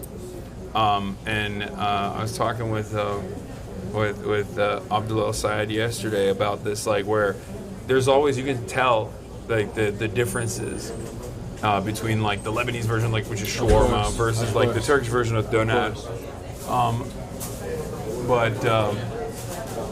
But the one type of cuisine from that same area that I don't prefer is Greek. Okay. That's the one. You guys have good basturma. Oh yeah. We Especially do. in Cappadocia. Yeah. So you've been to Turkey? Yeah. Yeah, Cappadocia is beautiful. Basturma was really good. All right, we'll see. Turkish national? I'm not a Turkish nationalist. Okay, that's crazy, bro. It's called missing home. Okay, calm down. You don't. Anyway. So you did how many years in Turkey before you came over? Oh, I grew up in Turkey, 18. Okay. Oh wow, okay. Yeah, Totally. I came to America at the age of 18 to, Okay. to come to college here. I went to University of Miami and then Rutgers in New Jersey. Okay. And then as soon as I was done with college, immediately came to Los Angeles. Yeah. So, and that's where I've lived ever since. But You enjoy it? yeah, I mean, I love LA. It's got a lot of problems for sure, but it's nice. It's not bad. Could be better. It's not Dearborn, but it's okay. Yeah, we'll see. Well, You blend in here. I think at some point you can walk around, people start talking Arabic to you. Yeah. Okay. I don't speak Arabic. I know. I speak Turkish, but you know, they don't do Make the that. assumption. They don't do that in LA. I'll tell you that much. But yeah, luckily there's a big Armenian population in LA, so like there is good like Turkish adjacent food. So I'm not left with that burning desire in most circumstances. Okay, now my mouth is watering. Now I'm excited. I'm stoked. The hummus is a classic.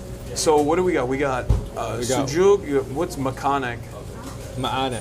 Ma'ana. Are you familiar with sujuk? Do you know what sujuk is? Of course, we have sujuk as well. Okay, so ma'ana is basically a non-spicy version of sujuk. Ah, okay. Yeah, That no makes spice, sense. no spice. Yeah, you got lamb tongue, chicken liver, which is not my favorite. Bastırma, köfte, fried sandwich, Salam. falafel. And then on the subs, you got chicken sub, steak sub. What's escalope? It's a different variation of how they cook the chicken. Ah. It's kind of like a breaded chicken. Oh, wow, okay. What's Africana? Just extra spicy. Ah, okay. That's cool. Marsh, did you get any food? No, but I ate before you started. Oh, okay. All right. Chicken liver isn't bad. It's just not the best kind of liver. I'm not a big fan of liver. I think it's too gamey. Kidney is better. I don't like kidney either. My preference for like parts of the animal that normally Americans wouldn't eat is the intestines. Kokoreç is what we call it. It's like a super finely chopped parts of the small intestine that's like mixed with a lot of peppers, spices, onions. And Can't say I've had that. Yeah, and then you eat it. It's like late night food. Okay. You go out. Sounds heavy. Yeah, it is, but it's awesome. It gives you a little bit of heartburn, but that's like a part of it. It's a part of the experience. You got to get that. But yeah, that's my preference. And then also chi köfte is another unique one, which is raw meatballs. Raw meat. Raw meatballs, yeah. Okay. It's like also mixed with like a lot of peppers, and the spices cook it a little bit when you're in the process of like, I guess like. I had raw kefta yesterday. Yeah, I had the raw meat from Dearborn Meat Market as well.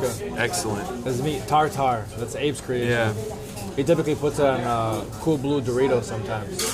That's Cool Ranch Doritos. Okay, that's crazy. Yeah, it's really good. Oh, really? Yeah, Okay. yeah, with a jalapeno. That's so Americanized. Yeah. Okay. So we're gonna be here, and then we're gonna go to a coffee shop, right? A pastry shop, coffee shop. You doing good? Alhamdulillah. Alhamdulillah, good. How are you? Alhamdulillah. Alhamdulillah, Mr. Hala. Alhamdulillah, Habib. You take it off. What's up, man? Hasan. Nice to meet you, sir. Nice to meet you. You take it off. Thank you. Is one of the owners? No, one of the employees. Oh, one of the employees? Okay. Nice. Owner's in Mexico right now. Oh, damn. What's he doing in Mexico? He's enjoying a Chilling? vacation. So this shop actually shuts down also all of Ramadan. Oh, really? So during Ramadan, the owner goes to Lebanon for 30 days. Oh, wow. So every year, this is one joint that you cannot eat. Dearborn Meat Market also closes all of Ramadan. Damn. No breaking the fast with Dearborn Meat Market. No. There are a few of the rare restaurants that close during Ramadan. Yeah. Otherwise, most of the restaurants shift their hours. They open up at iftar time, and they'll go until 3, 4 o'clock in the morning.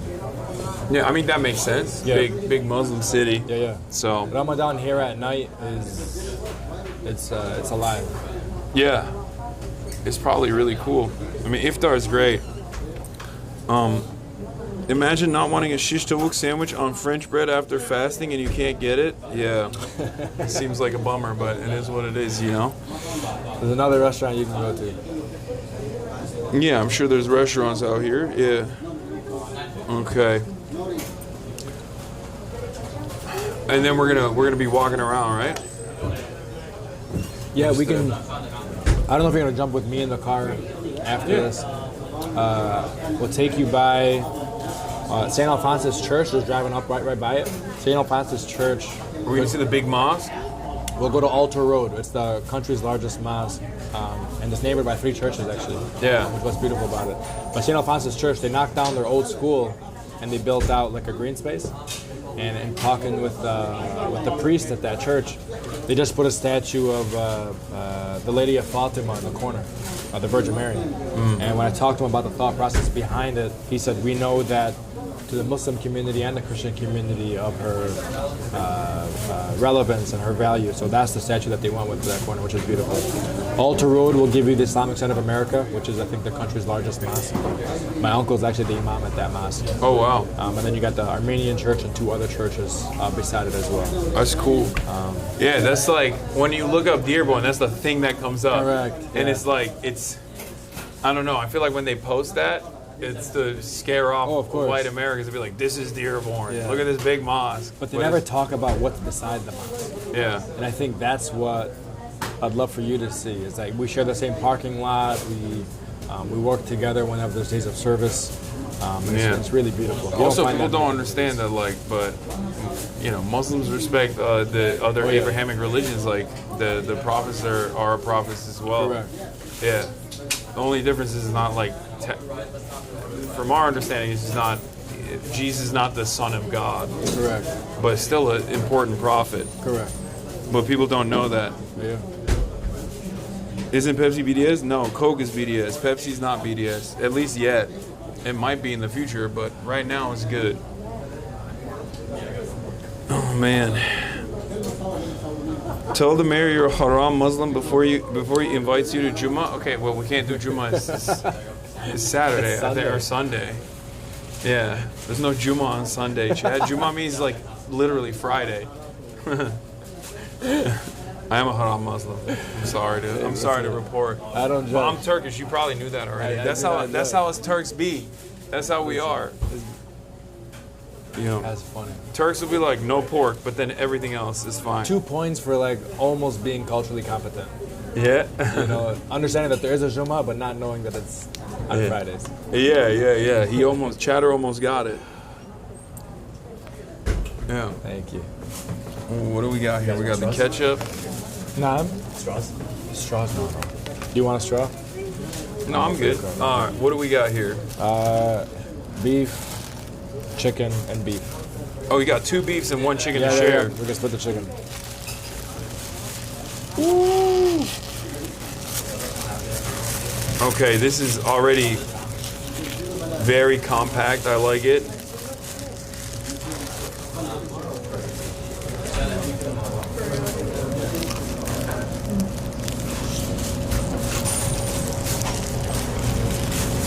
Oh, that's good.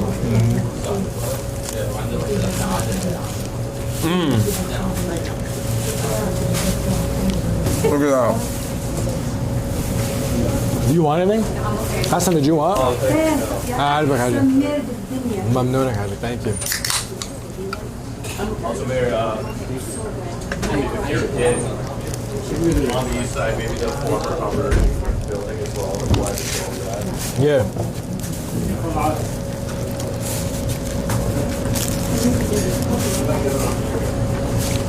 It's just classic. Not too much going on inside the sandwich. Seasoned just right. It's not supposed to. No. I think. Well, a lot of the American concepts of shawarma throw lettuce in there, which is just blasphemous. We put lettuce in there. We don't put the The purple thing is like, what is it?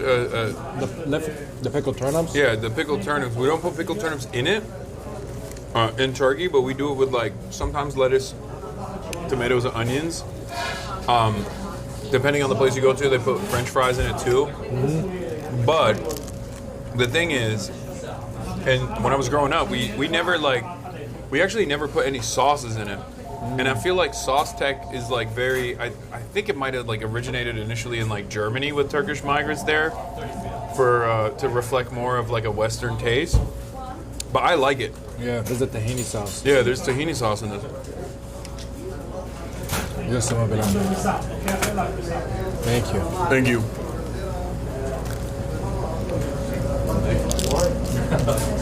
You're just roasting your sandwich, right? What do they season the fries with? Cajun seasoning. Oh, God.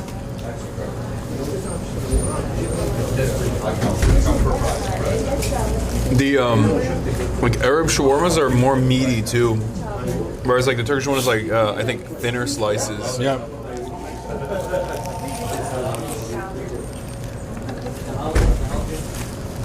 This is really good though. But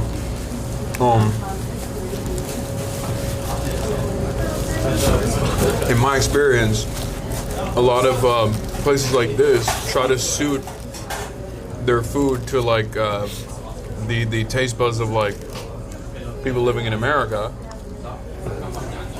This doesn't do that, but it's good. It's authentic. These are the same shawarma for as long as it's been open. Does not change with the time, which I appreciate. When you got it right, you got it right. Yeah. No need to reinvent the wheel.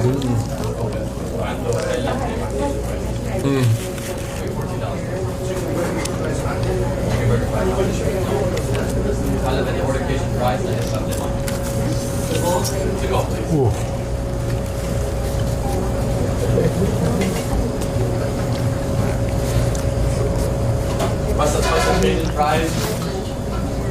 What's a big like Lebanese dish that you would suggest I try if I ever had the opportunity to?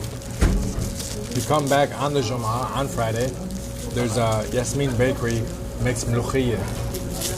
Mloukhiyya is like a leafy dish with chicken over rice. You slice out some jalapenos and squeeze a lemon. That's the chicken, and the chicken one I think has garlic sauce and pickles. So mloukhiyya is what I would recommend. That's my favorite all-time dish. It's best when mom makes it, but there's a restaurant that makes it well. But they make it fresh every Friday only. Okay. Takes a long time to make.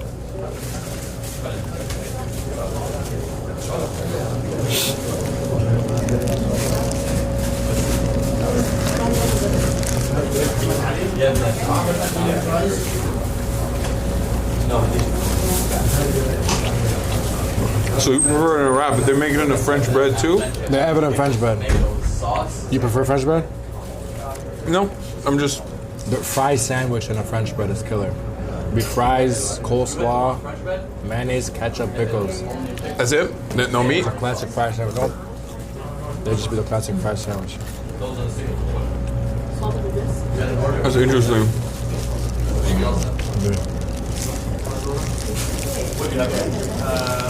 The chicken shawarma is very good as well, chap.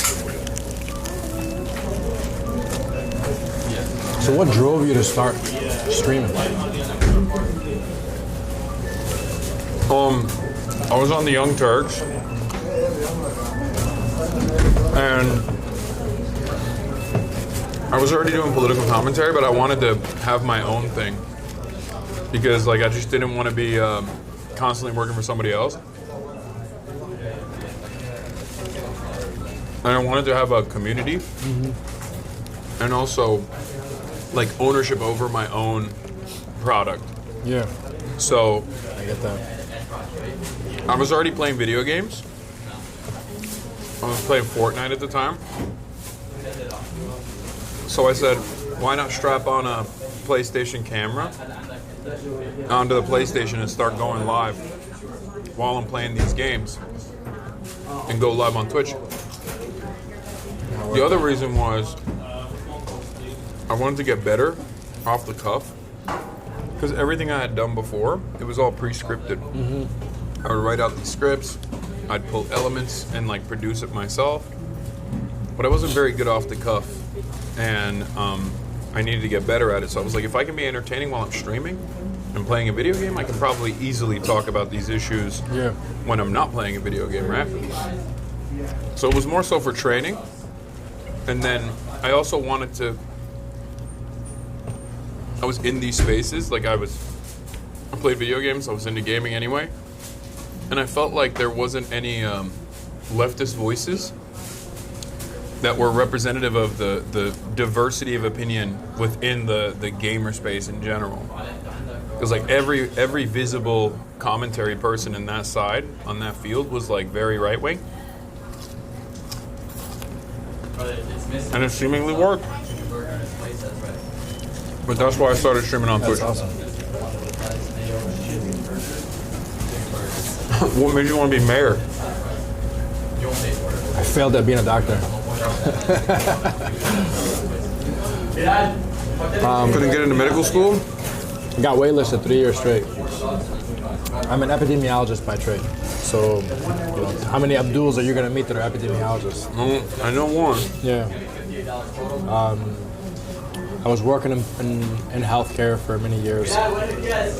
State representative opened up at the time. Some folk reached out asking if I'd give it a look.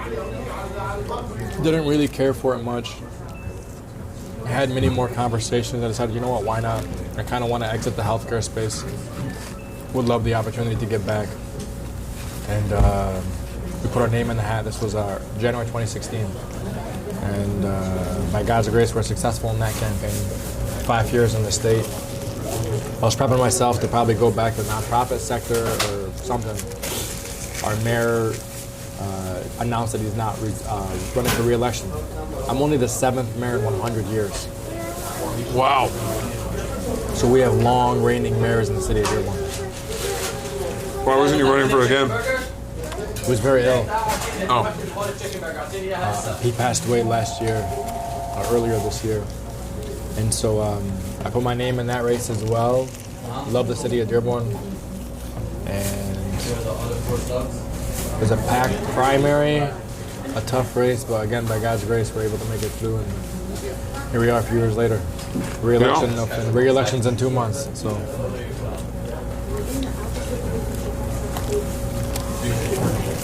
Seems like people like you.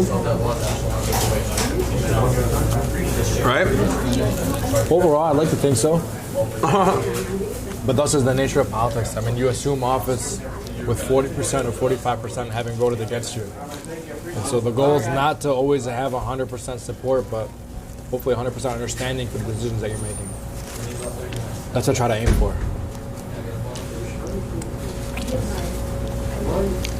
What are some of the biggest issues facing people in Dearborn right now, by your estimation? Flooding is something that we suffer from when we have heavy storms, and obviously with climate change and acceleration of climate change. So back in 21, the year of the election, actually in the middle of the primary, we had a 7-inch rainstorm in 24 hours. 2/3 of all the homes in Dearborn flooded. Wow. So a little over 20,000 homes had water inside of them. And, so flooding is a big concern. That's a long-term problem, hundreds of millions of dollars to fix, but we're working towards that. Air quality is a big issue. And so in the south end of our city, it's the least affluent, it's the most industrialized. Asthma rates are 2 to 4 times the average in the state of Michigan. And so just by being born in that neighborhood, your likelihood of asthma skyrockets. And so we hold corporate polluters accountable heavily. We've shut down a few, and we go to court often with them. And then just, basic quality of life issues. For me, everything is a public health issue. Whether it's small mom and pop shop thriving, reinvesting in the corridors that haven't been invested in. We just wrapped up a $30 million investment in our park systems. Yeah, I love that. Yeah. I'm a big public parks guy. I love the parks. It's one of my I feel like it's one of the favorite things that one of my daily activities is to go to the public parks in LA, all around Los Angeles. I became a father 30 days before I became mayor. And so to me, that was like a wholly different vantage point, perspective on life. Like, what do you do with your children in Michigan? We don't got Cali weather. So what are you doing in the winter months and what are you doing in the summer months? And, you know, my wife took me around every park across Southeast Michigan to basically say, why doesn't Dearborn have parks like this? Or a STEM center like this? And so all of that's in the works or has now been completed, which is pretty cool. Would you say that was that's your like most lasting impact so far, aside from tackling corporate polluters, is the Parks and Recreation structure? That one, absolutely. We built, for example, the first fully inclusive playscapes for children of all abilities in the city. We placed 3 of them across the city so that no family is more than a 10-minute drive of one of these playscapes. And the goal is to cut that down to 5 minutes, which we'll hopefully do in the next 2 years. So that's big. We had 5 community pools, 3 of which hadn't been remodeled since the 50s and 60s. We remodeled all 3 of those pools, and we waived the pool admission fee. So any kids under the age of 13, pool access is free because money shouldn't be a barrier to enjoying the summer. Oh yeah. So doing things like that, I think, have been the greatest impact. We got a library 2 blocks from Tahamas. Had very little foot traffic. Yet there's the only library in the east end of the city, a city where majority of households, English is not the native language spoken inside the home. We're spending $4 million and transforming it into a STEM center, in addition to a library, to bring more hands-on activities and such to the likes of the city. So those are the types of investments that I think have generational impacts.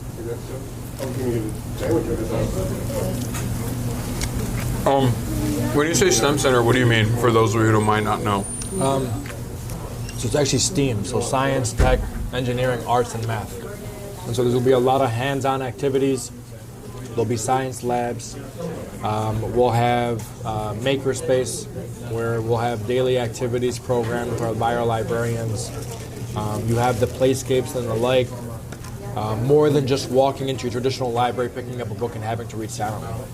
It's about interacting with other children, interacting with your parents or your guardians, interacting as a community, especially in having programming that's designed along those skill sets, and along those fields.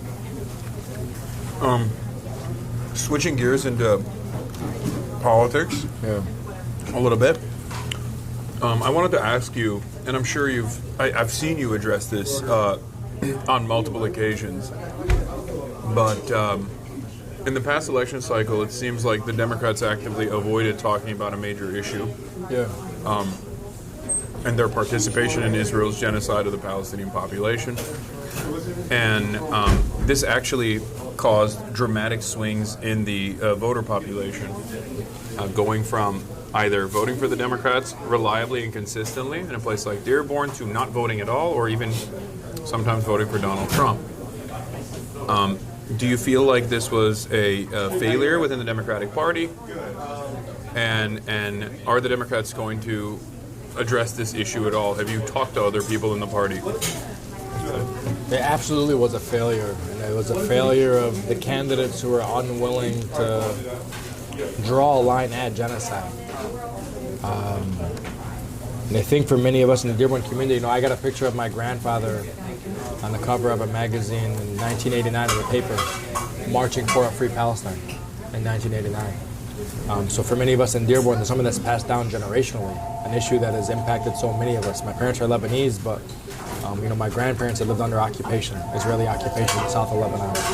Many families here did live under occupation, and they still have their booklets where the IDF soldiers had the stamp granting them approval to walk freely about in their own village. And so I think people underestimated the impact of what was unfolding overseas, no matter how loud we tried screaming from the rooftops. Obviously with the uncommitted movement that launched in the primary, signaling that this is much larger than you think. Do I think the Democrats got it together now? I don't. I absolutely don't think so. I think they're headed towards that direction. I have no idea. I think it is going to be a litmus test come the 2026 election in Michigan, but more importantly, come the presidential in 28. Yeah. I think it's going to be a defining question of where do you stand on the issue of the genocide on Gaza. I mean, the populace has shifted. Every poll has demonstrated that the population has shifted, but the party has not. And the population shifting is not new. Mm-hmm. It is new in the grand scheme of things, like you said, since the 80s onward. But we knew that the population attitude was shifting in the election. Correct. And Democrats' inability to address that shift, or overall refusal to even acknowledge that shift, has been costly in this election, and not just for Dearborn, but Michigan broadly, and everywhere else. And I feel like, I feel as though, even from the consultants I spoke to, and people who are in the know, like even the Pod Save America guys, for example, who certainly have become much more radical in the aftermath of this election on this issue, and were very critical some of them were very critical of Israel's actions, even with the Biden administration, but not to this degree. Yeah. Like when I talked to them before the election, when I interviewed with them, they would say like, oh, there's a lot of people who care about this, but from the Israeli perspective. And I don't think that was the case at all. I think it's not just Muslims and Arabs, but it was all people of conscience that looked at this and saw right from wrong, and wanted the party to reflect their values. Reflect the values that we assume the Democrats are supposed to have. Well, I mean, obviously, progressive except Palestine is a term that we know. Yeah, of course. Many of those who I served with in Lansing, who are elected officials today, but the 100,000 people that voted uncommitted in the presidential primary in Michigan were not just Arab and Muslims, to your point. It was multi-generational, multi-ethnic coalition that was built, saying that these are our universal values that should be applied across. It's a very personal issue. I can't emphasize that enough. My mother-in-law grew up in the refugee camps in Lebanon. I volunteered with United Nations Relief Work Agency 2014. I was in Jordan, working those refugee camps. Went back last year, actually, in the Jordan. Visited one of the major camps that hosted many of the families from Gaza. So this is something that we won't forget. I think the party anticipated that there's a lot of time between the primary and the general. That obviously failed. I think they think there's a lot of time between the last presidential election and the next presidential election. I don't think that's going to happen and manifest as they wish it would, because the atrocities are just getting worse. I mean, just today we woke up to the fact that my mom's in Lebanon. She's there for a few weeks, and there's bombings in Lebanon today. Yeah. And Dearborn's home to a large Lebanese community, a large Yemeni community. Their prime minister was just killed yesterday. And so the atrocities are just numerous, and the first Lebanese American that was killed was a Dearborn resident. Yeah, and it's with our involvement. Correct. Our American involvement. Correct. Like we're American citizens, and our hard work. Democrats' refusal to have a backbone is what allowed the likes of a Donald Trump to come into the city. Yeah. Now, full disclaimer, Donald Trump did not win a majority of the city of Dearborn. He took 40%. Did he win a plurality? Yes. Yeah. Certainly not a majority. 60% still said no to Donald Trump. And for a lot of folks, and we've polled on this, for a lot of folks it was just out of disdain to the Democrats. Because if you go down ballot, Trump took about 40%. In the pro-genocide Democrats didn't get more than 40%. Yeah. A lot of the down ballot candidates, like Rashida Tlaib, took 65%. Kyra Harris Bolden, Supreme Court Justice, took 65%. So the traditional Democrats still had about 65%. Haza was the litmus test, and Haza was the issue that people were going. Extra garlic. Yeah.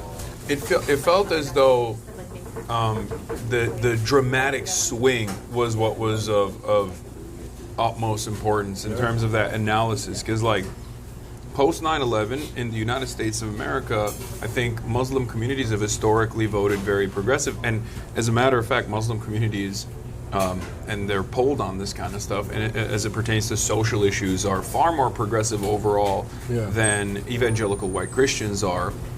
And of course, evangelical white Christians are not only are they overrepresented, but they're also obviously, they're far more bigoted than the way people present Muslims in traditional media. And they have an outsized impact, and they are the ones who are actively pushing back on, women's bodily autonomy as it pertains to reproductive rights and things like that.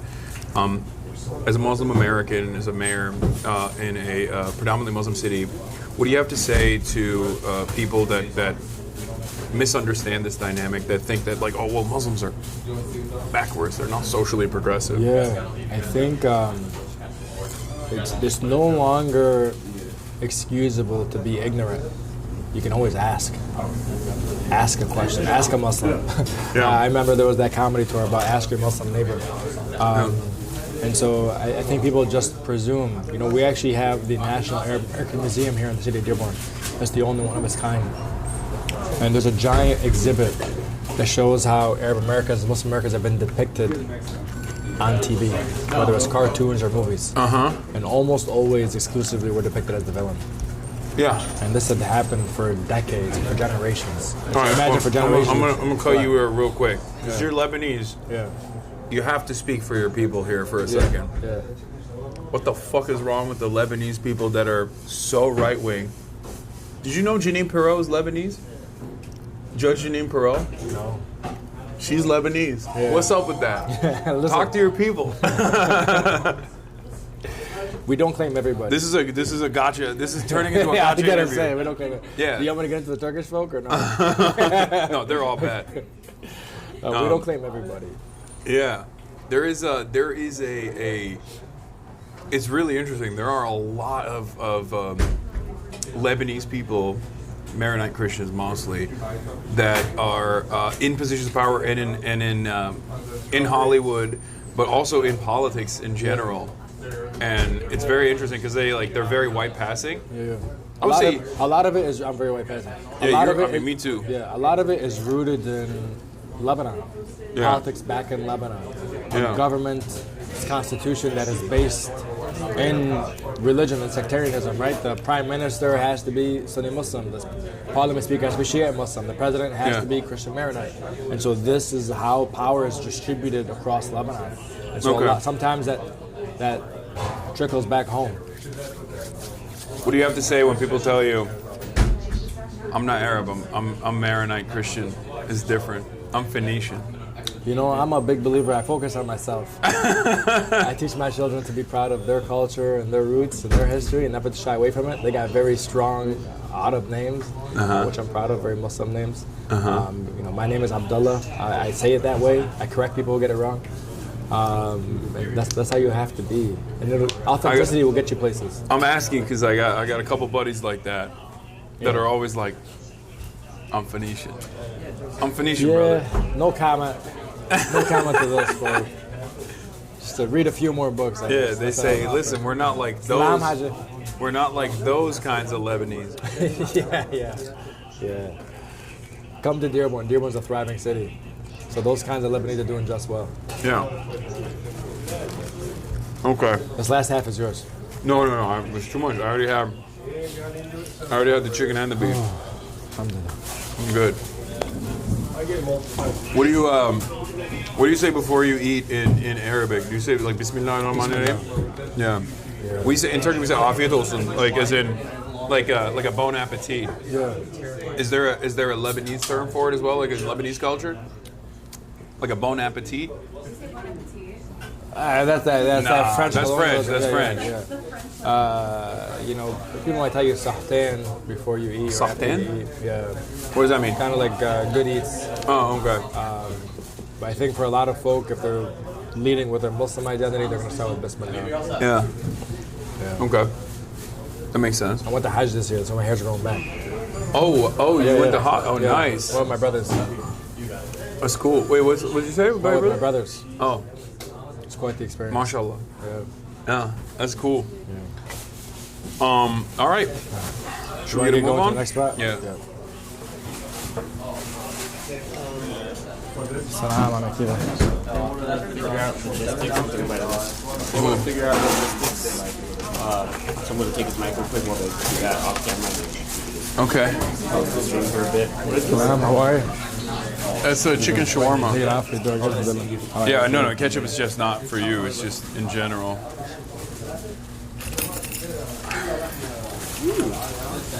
Oh, go for it, yeah. Okay.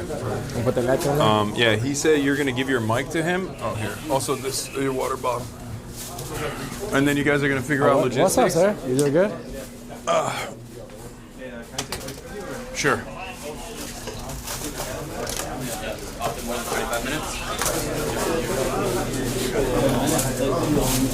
Big fan of yours. Nice to meet you, man. You're the big door knocker for me in 21. Oh, wow. Nice.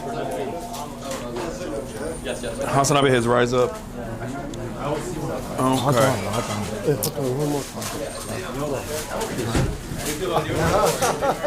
What? It's great. I'm just getting situated. Oh, I got. Hi. Nice to meet you guys. Habibi. Oh wow. Okay. Thank you. Yeah, take it off. That's crazy. Okay. That's it. All right. Nice to meet you guys. Hi. Do you want to take a photo? Okay. Yeah, خلاص. All the way from Tucson, baby. Damn, Damn, you're housing it. You like it, huh? All right, let's do it. I got it. Yeah. Let's do it like this. Thank you so much. Thank you. Thank you. Yeah, you're tall too, bro.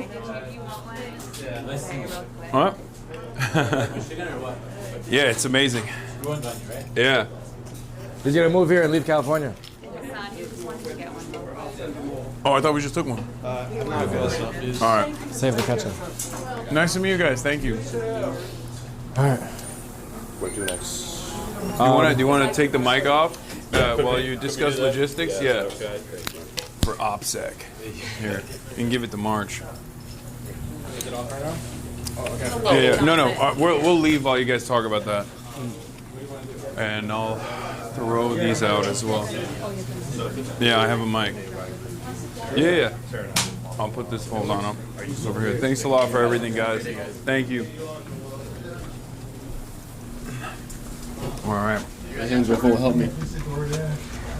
Go ahead, bro. Okay. We'll walk out while they discuss what they were doing. Hey, what's going on? Hey, I'm a big fan of yours. Known you since the Car Top days.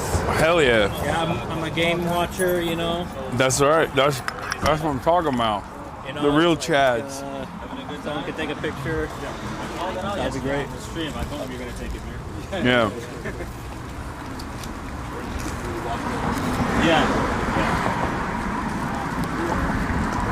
What's good? This guy's back again. If you get the chance, get some stuffed grape leaves or. It's not my favorite.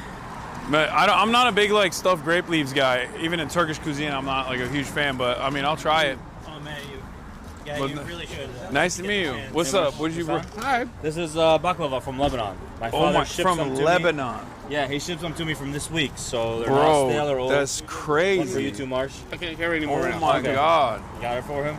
Okay, thank you. Chat cooked me yesterday. Shout out Austin. Shout out Cutie. Shout out Will. All the Fear and people. Hell yeah. Even though Austin's a fake Lebanese who can only name one city, we still love him. Love you, Austin.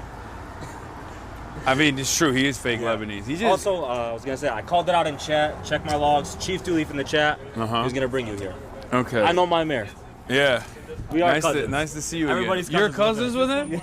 Wait, let me ask you. Mark's big fan. This dude is your cousin, he says.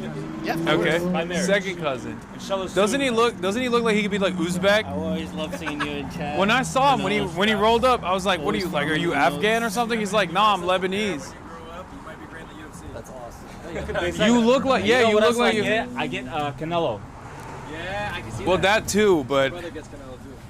but yeah, you look hella like Turkic. Yeah. I'll let everybody else What's say going hi. I on, already man? said hi to you twice now. All right. I don't want to be selfish. Nice to see you, man. Love you guys. Thanks. Bye, yo. If you ever need a What's ride, happening? I got a Hello. Lincoln Navigator, all right? So if you ever need like driving around, you know. Oh no, I'm good, man. Thank you. Thank you. Thanks a lot. What's happening, How's it brother? going? Nice to meet you. Nice You want to to take a meet you. photo? Yeah, sure. All right, I let's want to do get it. my mom in here on this one too. She, All right. Oh no, we got scared. She's scared. That's why I'm bringing her around, trying to get her used to people. Got her like right around the same time you got Ryan. Oh yeah. It's good to socialize. Hey. Oh, he's all about it. He's like, yep, I want that. I'm sorry. Really good.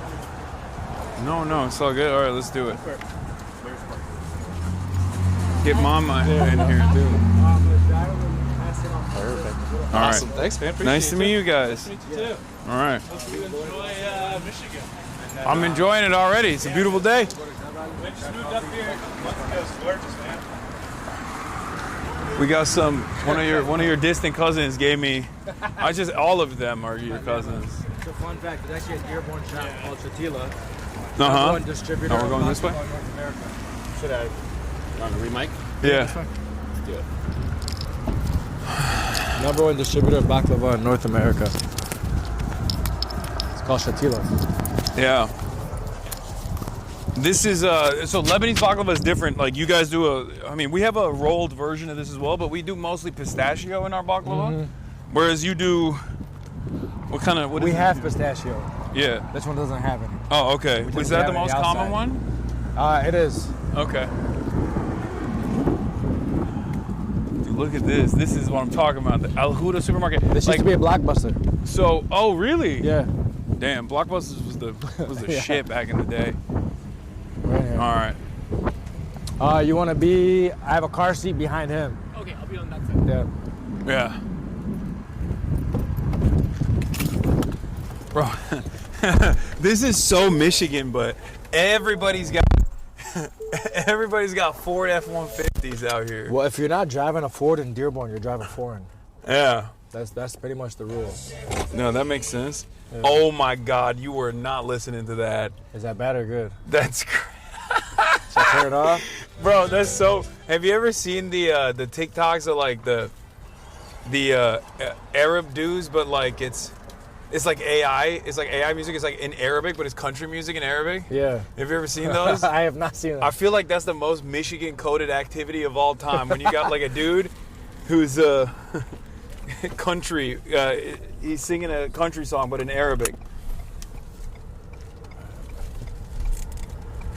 Alhamdulillah. I've seen those kids. Yeah, that's what it feels like. Y'all's already in the yalla. So you enjoyed the meal? Oh yeah, it was. Thank you so much. It was incredible. Yeah.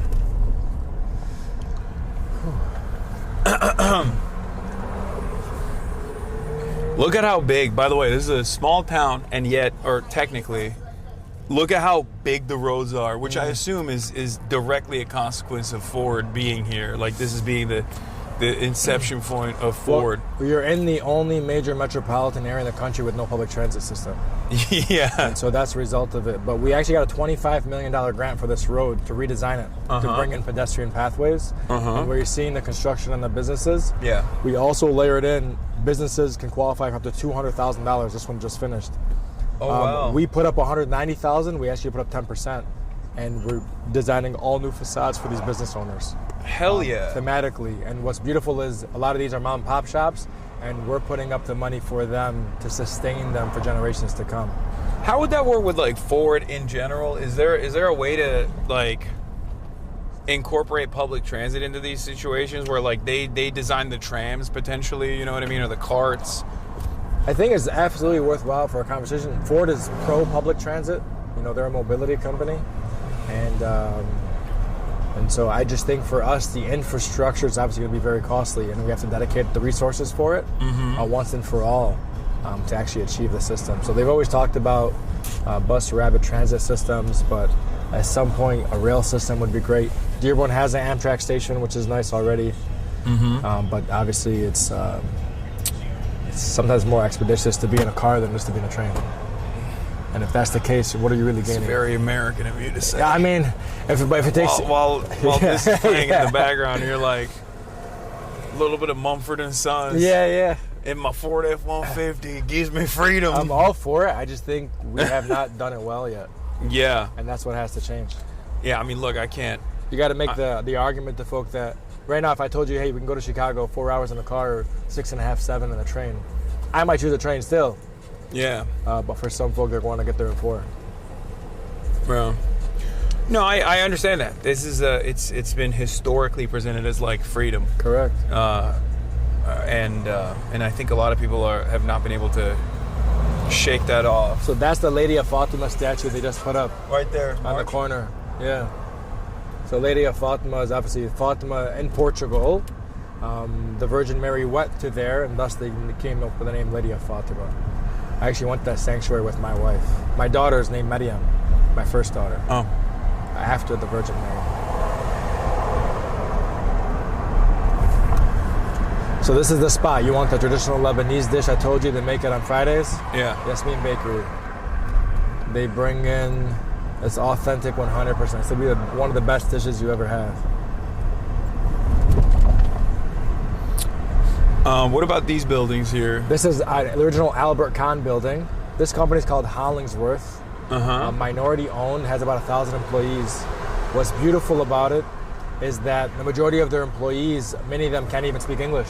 All their managers are multilingual. And as a result, they've come up with a way to train and upskill their workforce, largely immigrant, largely refugee, mostly women who have come to the city of Dearborn, which is beautiful. And they starting pay is like $18 plus. So Hollingsworth is doing a $30 million reinvestment into their building now. As the mayor, do you always drive this slow, or is this just because you're on camera? No, I'm always 35 on this road.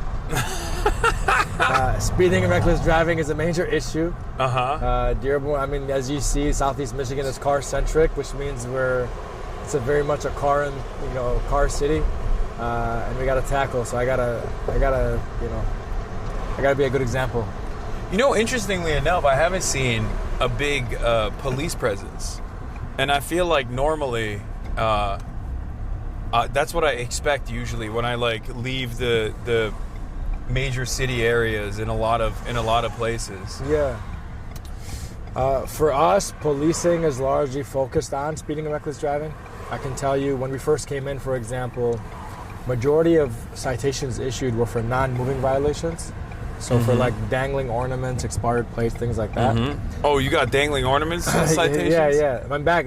Before we. Yeah, I noticed you don't got nothing. Yeah. This is surprising. I feel like I have some dangling stuff in my car too. So on the point of being a sundown town, about almost 50% of citations are given to Black and African American drivers. Yet only 5% of the city, and only about 20% of the day population is Black. Yeah. And so. A great disparity there. When we came in, we said we're shifting our policy to focus on moving violations, things impacting immediate public health. Speeding, reckless driving, running a red or a stop sign. After the first year, that number dropped 50%. Wow. And so we're trying to make strides on all those fronts. So to the right is Detroit, to the left is Dearborn. Okay. Dearborn so this just cuts right away. Yeah, Dearborn has the longest border with the city of Detroit. More so even than cities like Hamtramck, which are wholly in the city of Detroit. And now it's Dearborn again after this road. See a competitor over there, Mo Baidoon. It's another city. Oh, it's Dearborn Heights. Okay. Yeah, Dearborn Heights.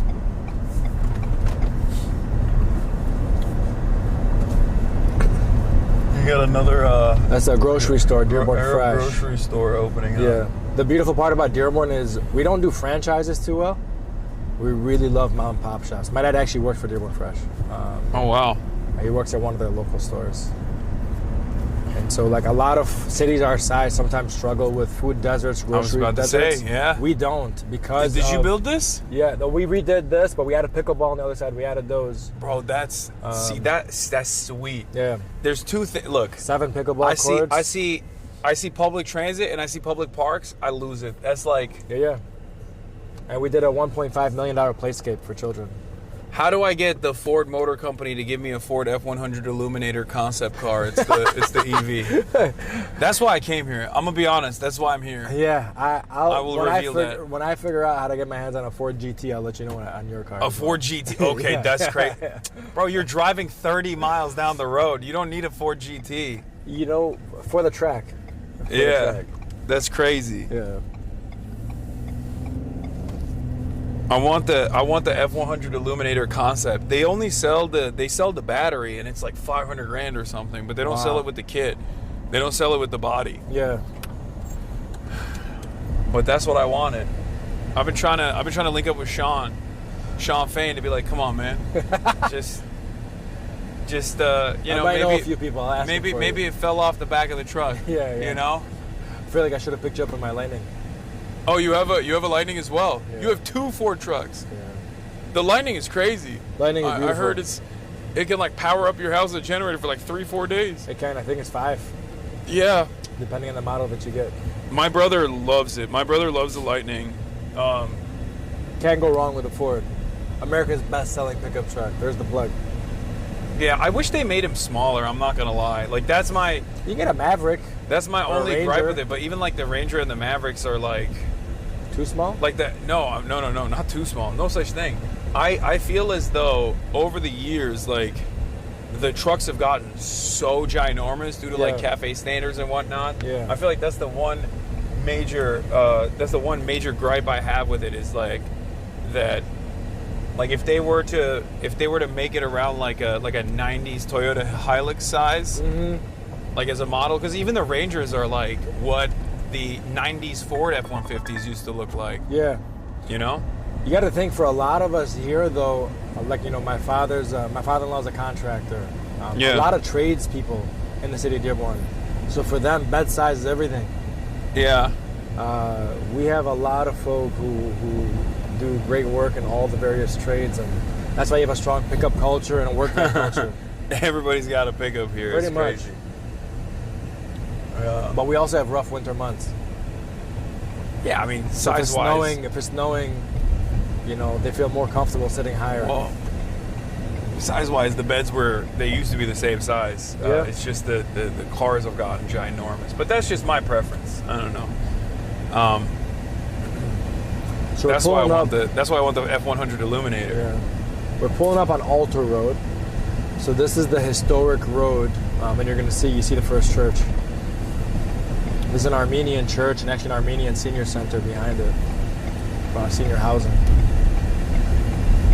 So it's the country's largest mosque, Islamic Center of America. Oh, there it is. You see it? And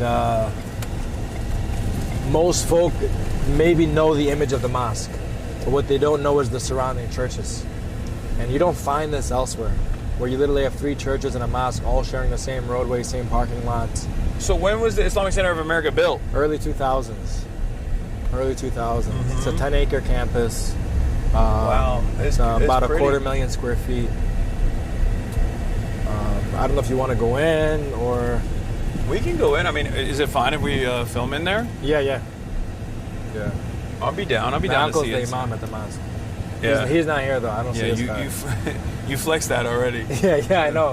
It's not a big deal. It's a pride point. Yeah, not a big deal, but I know the imam. It's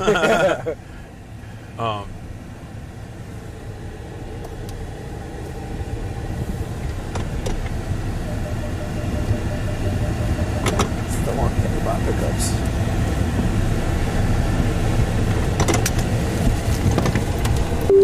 I'm gonna leave those here for now.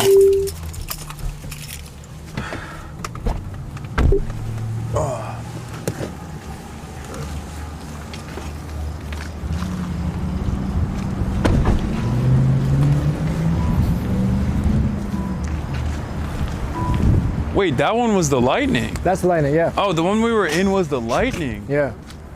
Yeah, I didn't even realize. Yeah. Damn, it's nice. Weather? Well, no, the F-150 Lightning is. Yeah. It's real nice. There's crazy, like even in the cab, there's like mad space. Mm-hmm. I did not realize that. It's the same size. Yeah. Only addition is you get the frunk.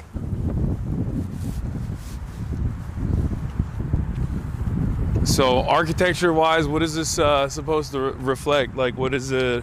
Do you know?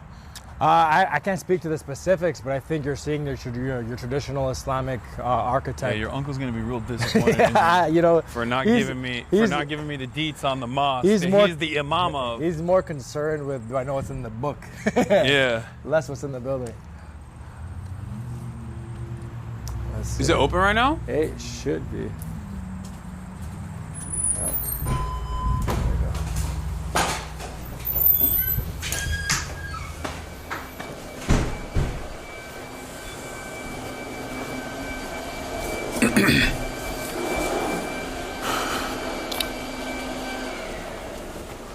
Here's the main prayer hall. Let's just do a little over 1,000. We can go in if you want. It's up to you. All right, let's do it. Let's take it. Take your shoes off. We just leave him here for now, right? Because there's nobody here. No, yeah, you can definitely leave it here. You're good. Look at he's dripped out. Look at his shoes. You are so American, bro. Born and raised Michigan boy right there. Salam. So this prayer hall will accommodate for a little over 1,000. Mm-hmm. And that's the sister's prayer upstairs? Sisters also in the back here as well. Yep, also the first floor. So first and second floor sisters. What's beautiful is the calligrapher is actually a Christian calligrapher who donated all the calligraphy work to the mosque. No way. Yeah, it's beautiful. My mom used to do calligraphy in Turkey. Wow. Yeah, but this is my. You guys ever do movie night on there? Less for movie night, more for transliteration and translations. A little projection action. Yeah. We have a growing number of mosques in Dearborn. It's a faith-centric community, which is great to see. Yeah. Especially amongst the youth. Got the. Yeah. That's the padded one. That's good for your knees. Yeah. A buddy of mine, he's a streamer. His name is Agent, and he talks about how he has one in his car with like the pad. Yeah. So that sometimes, because he prays five times a day, sometimes he's driving and he'll just like pull up to the side of the road, and bust it out. I got the one in my truck that's got the back support. What do you mean back support? There's one that folds up on the back, so when you have a long, Friday prayer or Eid prayer, you can sit back and have some back support. That's crazy. Yeah. They got new tech for prayer mats. Whoever patented that one, God bless him. Yeah. What are the rock? Yeah. The turba, or oras, depending on which word you use. For many in the Shia sect, they pray on something that's like dirt oriented. Oh, they want to touch something natural. To touch your forehead? Yeah, when you prostrate, you want to touch something natural that's from the earth. See, this is exposing my Turkish. Well, I'm Sunni as well, but like my Turkish background. Yeah. So you can use a turba, use a napkin. If you're outside, you can do it, straight to the grass or dirt. It's all just variations. So this is not just for. I mean, this is Shia. It's welcome all. Yeah, it's not welcoming to all. It's like in Christianity, was it non-denominational? The mosque itself, it's predominantly viewed, I would say, as like a Shia mosque. The imams are largely Shiite. But you find folks from all sects who come and pray together, which is the beautiful part. Like I actually rotate where I pray around the city. Would you say the majority, is it majority Shia here? Like it's probably split 50-50. Oh, okay. So there's Sunni mosques as well, but this is a predominantly Shia mosque. Yeah, there's predominantly for each, but they welcome people of all backgrounds, which is great. That's cool. My sister got married there, and we're Sunni. That's what someone said in the chat. Yeah. Yeah.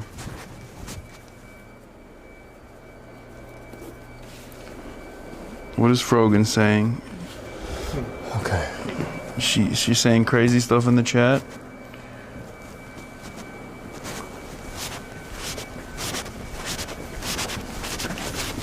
We can head out. That was that's a major prayer room. That's the original imam that founded the mosque, Jawad Shari.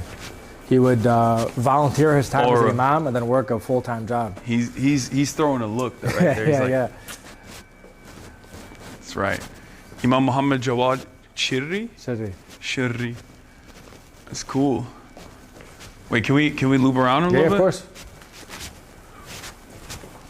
So then the minarets, who donated them and such. These were the uncles of the community hang out Wait, so do you hear Hasan here in Dearborn? Like, yeah, you do. Many mosques play the adhan out loud, just as you would hear the Christian bells, the church bells. Excuse me. That's the one thing. Like, it's always funny when like it's just a normal part of existence, everyday existence in Turkey when I'm growing up. Yeah. But then in America, that doesn't happen. And I know that like when tourists come to Turkey, they'll be like, or they go to the Middle East, they're like, oh, the Hasan is like, the call to prayer is playing all the time. Yeah. Those are some of the timeline and photos. Wow.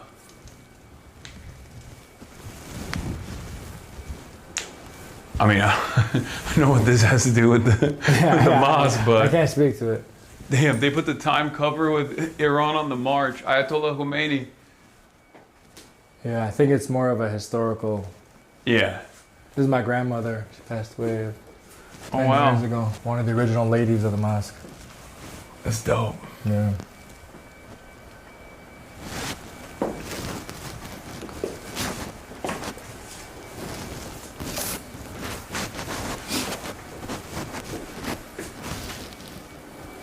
Who's the coolest person that's visited the mosque?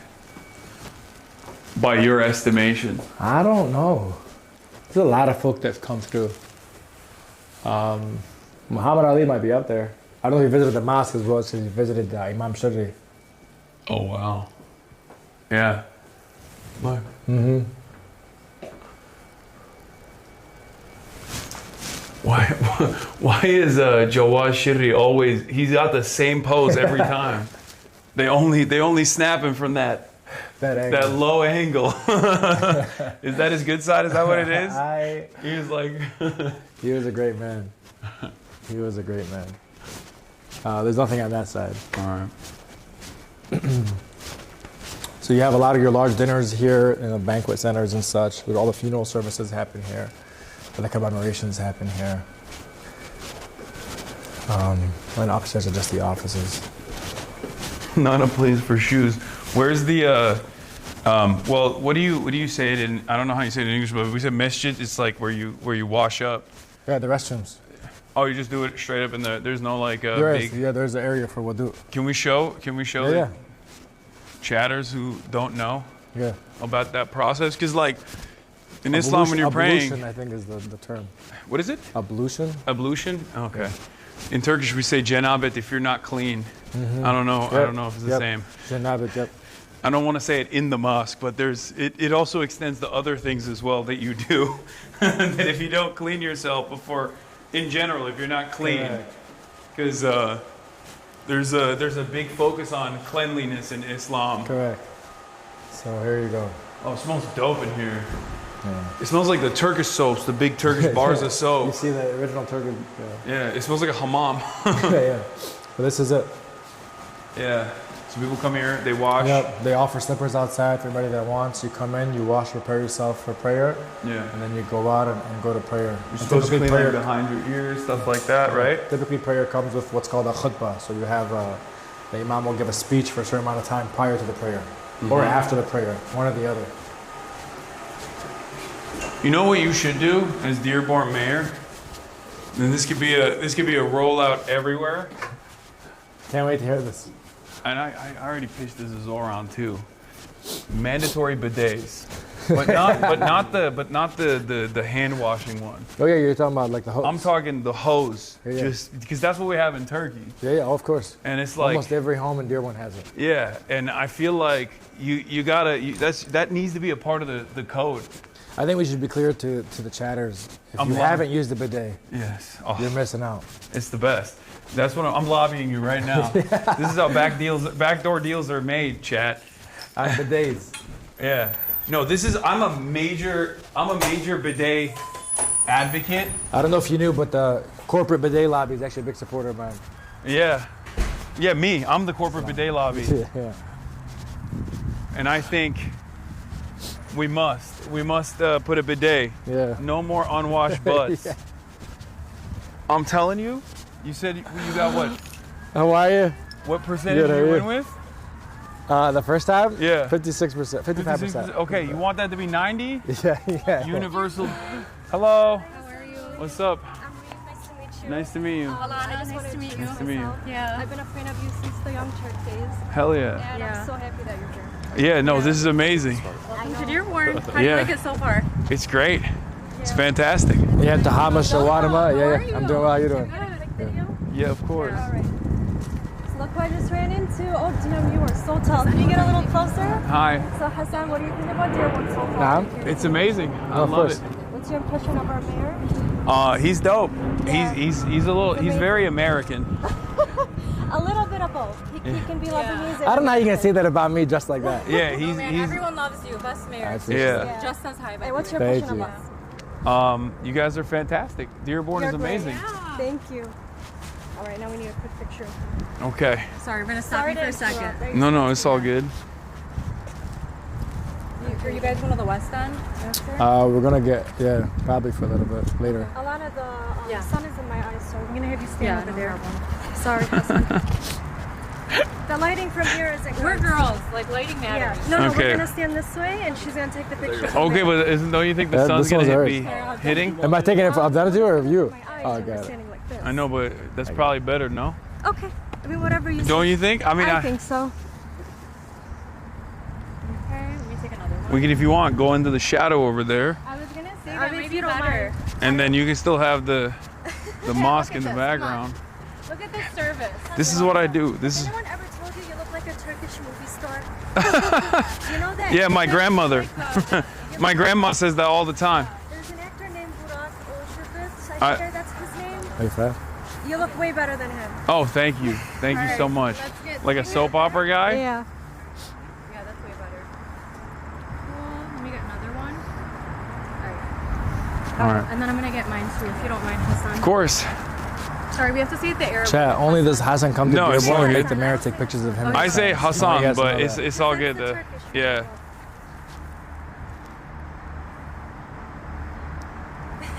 Sorry, can All you right. get one more? I'm sorry.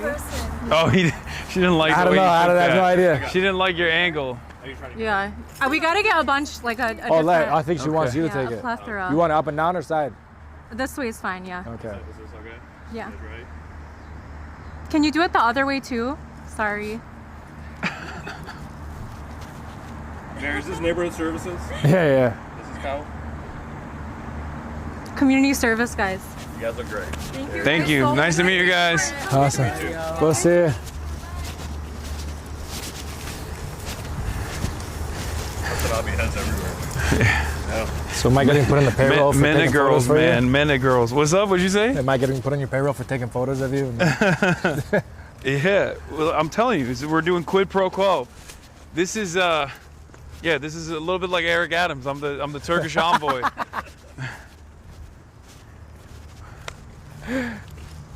But the only interest I have is bidets. That's not even a joke. I'm serious. Every mayor I've spoken to or mayor hopeful I've spoken to, I keep pitching this idea. I think when I go to Jabal. I'm already there. So I'm gonna do a battery swap. Oh, okay. You want me to?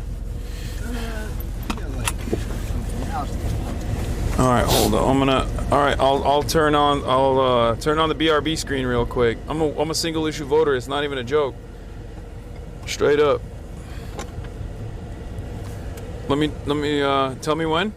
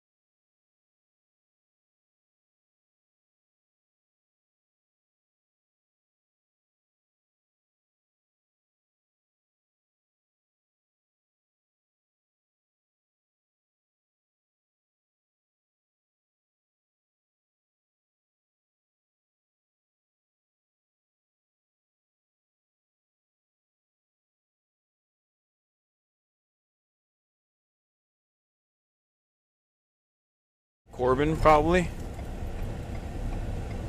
All right, I'm back. We're back on.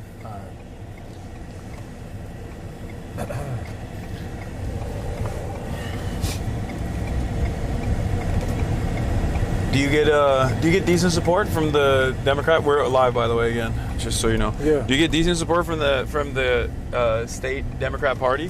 The party doesn't weigh into my races. They never weighed in 21. They never weighed in now. I'm heavily supported by the environmentals. I'm heavily supported by the unions. Largely by the locals. But the party does not weigh in. I just meant like in general from like the government or from the state government side, like in terms of need.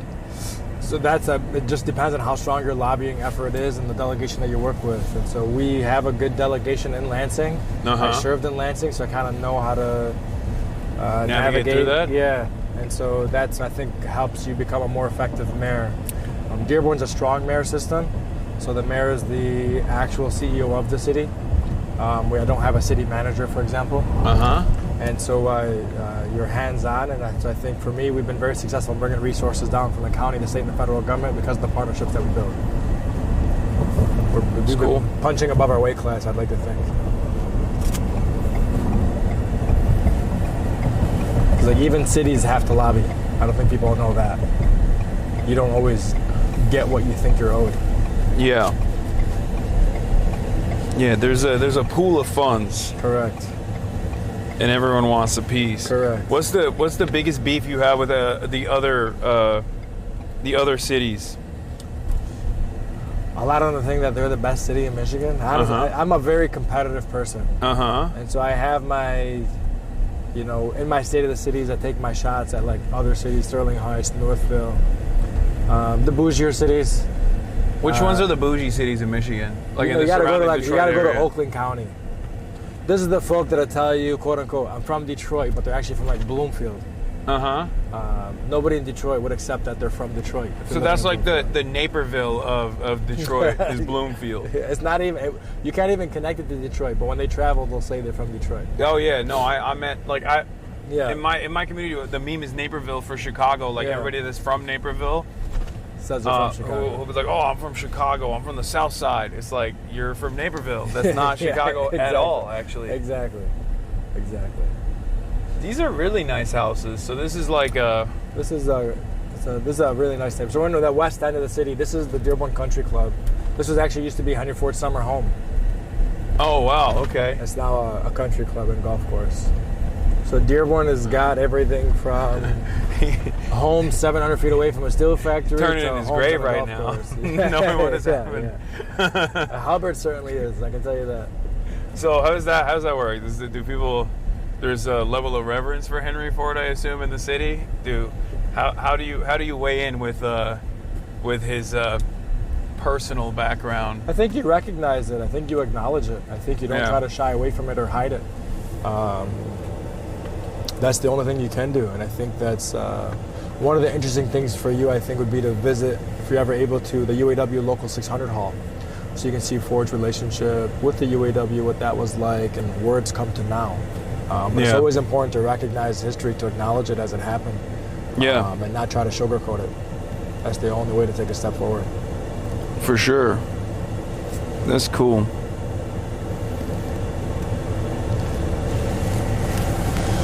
So what kind of country club is this? Is it like a very expensive one, or is it like more diverse? It's growing in diversity. I don't know what the dues are. I don't play golf. Yeah, I don't either. I don't play golf. I know a lot of quote unquote deals get done on the golf course, but I'm not that guy. Yeah. Basketball, football. I'm starting to dabble in some pickleball. You do it over baklava and Yemeni coffee. And Adani tea. In one of the 43 different Yemeni coffee shops. All are thriving, and we invite you to open up another one too. We just got a vintage tea store that opened up yesterday. Tea like vintage? Vintage like t-shirts. Oh, nice. You might like that shop. That's cool. See all the radar signs. This is the all-American. This is exactly how I imagine like a Midwestern town to look like. Yeah. With these brick houses. Single family homes. Single family homes, like one story, Old two school story. American dream. Yeah. But it's becoming less and less attainable. Oh, for sure. The prices have, since COVID, have gone up like 60%. And that is really devastating a lot of younger people who are trying to buy that first home. Now, the beautiful part of Dearborn, especially in the American community, is one, you don't leave the house till you're married. Yeah. But two, sometimes even when you're married, you're living multi-generations in a house. I know I said that before. Yeah. That allows you to accumulate some wealth before you go to try to purchase your first home. So in many respects, I think Dearborn is better at shattering that cycle of poverty because of the community support that we have. For sure. That's definitely something I see with like a lot of areas where there's like a higher density of immigrant first generation, second generation, Correct. third generation populations that still maintain that sense of community. I think like historically maybe it even was a protection mechanism. Correct. Against like the hostilities that they may experience from, and a lot of times like the white population that feels like there's an encroachment happening simply by coexisting. Yeah.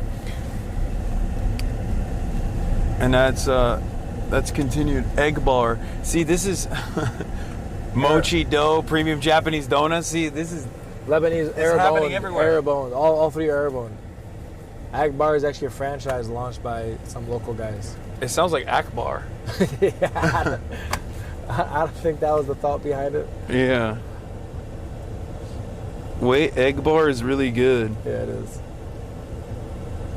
And I don't like eggs, I gotta say. You don't like eggs? I like meat and eggs.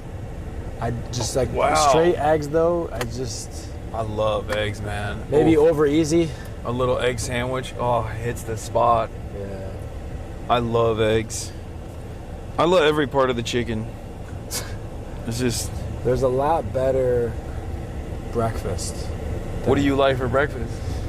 There's a meal called Fette. There's a place called Al Tayyib. It's a restaurant.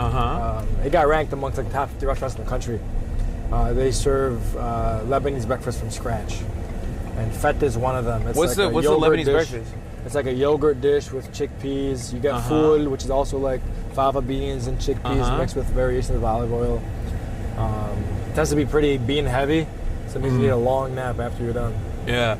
Turkish breakfast is like it got popular on TikTok as like Balkan breakfast. That's what they call it. But I guess like they have a similar breakfast there as well, where it's just like white cheese, also known as feta cheese, and cucumbers, tomatoes, and olives.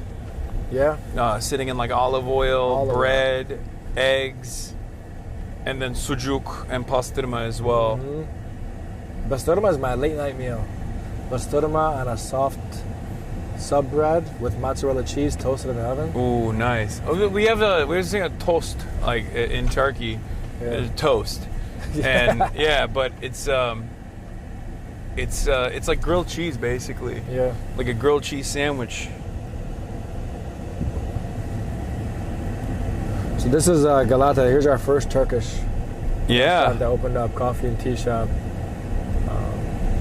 He actually has Turkish language lessons that he offers in this coffee shop. It's become like a community hub in many ways. He held a Turkish concert at the park that we passed up. He's doing a phenomenal job. Is it a sweets place? Sweets, and he's brought out some breakfast menu items. And he just opened up his second location. Wow. He's doing well. 80% of the stream is talking about food and I'm here for it. Bro, food is important, okay? We got the electric Hummer. Those things are crazy.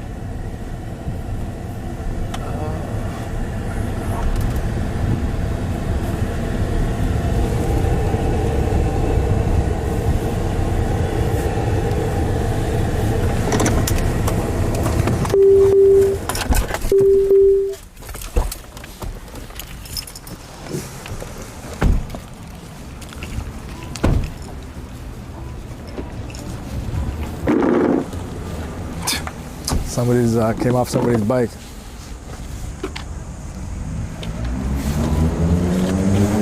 Someone's gonna miss that.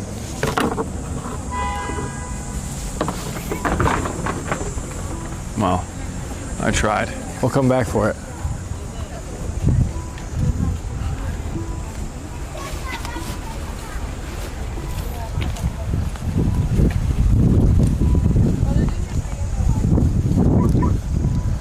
They're doing a day in the life. Yeah, I think, yeah. Day in the life of the mayor.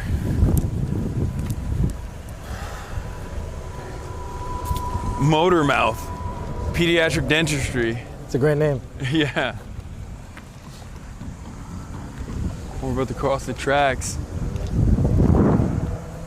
So, this is just, this is not, oops, sorry. This is not just for transport. This is for all kinds of things, right? Like logistics. The rail? Yeah. Yeah. A lot of the auto manufacturing and a lot of the manufacturing in the area still uses the rail system. So sick. The Amtrak station is down there. That skywalk, that's the Amtrak station. For cross country, they do there's like a thing where you can go from LA to New York, but it takes like a week and a week or something, right? I don't know. Hi. Hi. Hi. Hi, Abdullah. How are you? Hi, Hasan. Piker. This is so crazy. I woke up this morning and I saw like on your Twitter that you were here. Yeah. I'm so happy that you're here. And It's I also beautiful. want to thank you for like all the stuff that you do talking about Palestine. Of course. It means a lot to me. And what he does too. Yeah. Abdullah for mayor. Anyways. Nice to meet you. Nice to meet you too. You want to take a photo? Yeah. All right, let's do it. I'm actually shaking.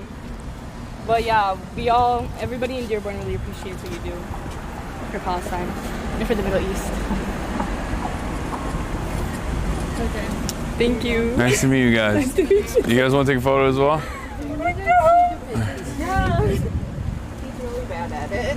Yeah, I'm the worst. He's like, hi, I'm Michelle. Hi, Hasan. Nice to meet you. Thanks for being here. Nice to meet We're you. lifelong Dearborn residents. How are you? Good seeing you. I'm your oldest chatter, probably. You'd be surprised. Surprised. No, you have no Yeah. idea. But yeah, we watch all the time, and Oh, it's amazing. we try to get our other friends who are like our age involved, and a lot of them watch too now. So thank you. Awesome. For everything. Thank you for watching. Okay, Dad, I'll take the photo. Okay, thank you. Okay, no, sorry, like shaky. Salam. Abdullah. شرفنا. Salam, how are you? I thought I saw you. I was like, you look so familiar in the car. Alhamdulillah, good. How are you? Nice to meet you guys. Have fun. I'm All right. والله أبدا بس بدي أشكرك honestly. Oh, look who it is. What? What?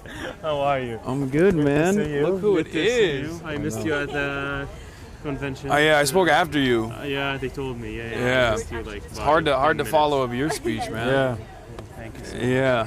You did great too. How are you doing? Hi. We're doing well. كيف ملاقي Nice to ديربون؟ meet you. كيف ملاقي ديربون؟ Good. How about yourself? I mean, I love Dearborn. I've been here like twice. Okay. This is my third time. Yeah. No, I love it, and I mean, I love like Dearborn Heights too. Yeah, there's rivalries. Yeah. Right? The first time I met Noor's parents Oh, was it? Dearborn. Okay, beautiful. 5 years ago or Yeah. more now, like 8 years ago. Yeah. I think so. Yeah. No, that's so good. We're live, by the way, Yeah. just so you know. Oh, okay. Yeah. Yeah, I'm yeah. just letting you know. Yeah, we're just roaming around. That's crazy. What a kismet. What a coincidence. Yeah. Wow. What are you guys doing? Just Jabba? like to get a bite, to be Yeah. honest. Yeah. What are you gonna eat? Malik? Yeah, Malik is great. It's great. Would like to get some. It's really good. Shall we say? Get their mint lemonade. Will It's do, fresh. fellas. It's Yeah. so good. Yeah, I don't want to disturb you. No, not at all. اتشرفنا. Thank you so much, حبيبي. إن شاء الله see you soon. Very, like, good luck. Thank you so much. I appreciate it. You make us proud. No, ممنونة. حبيبي. Thank you. I think you're coming back for ArabCon, نعم? Inshallah. نعم. Well, we'll do a sahra then. In 2 weeks. Oh, I yeah, told Abed we ArabCon. should do a traditional Well, backyard okay. backyard Okay, sahra be there. for everyone. Let's do that. I don't know. We'll do Yeah, that. it's called ArabCon. Yeah. I think it's like next week or something. Yeah. Seeing you. Yeah, great seeing you, my man. No, of course. Of course. We'll connect. It's great seeing you. Bye, guys. You just walk around and you see you see legends roaming the streets. Of Dearborn. Yeah. It's crazy. You can get in there. Shout out to Karam. You doing good? What's going on? Hi, I'm so sorry to Hi. stop you guys. Oh my No, god, I it's watched all you good. guys. I'm about to start geeking. I'm so sorry. You're good. I work at the airport. I always see you Yeah, there. you're good. But I used to watch your streams. Don't tell people all when the I'm time, traveling. dude, especially in Taylor. Like when you play Among Us. And I'm like so geeked. I'm so sorry. Like I brought my friend with me. We were just hanging out, and then I was just like, I just happened to know that you guys were here, and I was like, oh, excuse my language. I'm sorry. I'm like really nervous. It's all good. Well, we were just like, yeah, Yeah, please. yeah. Let's do it. Oh my god, I'm so sorry. No, it's okay.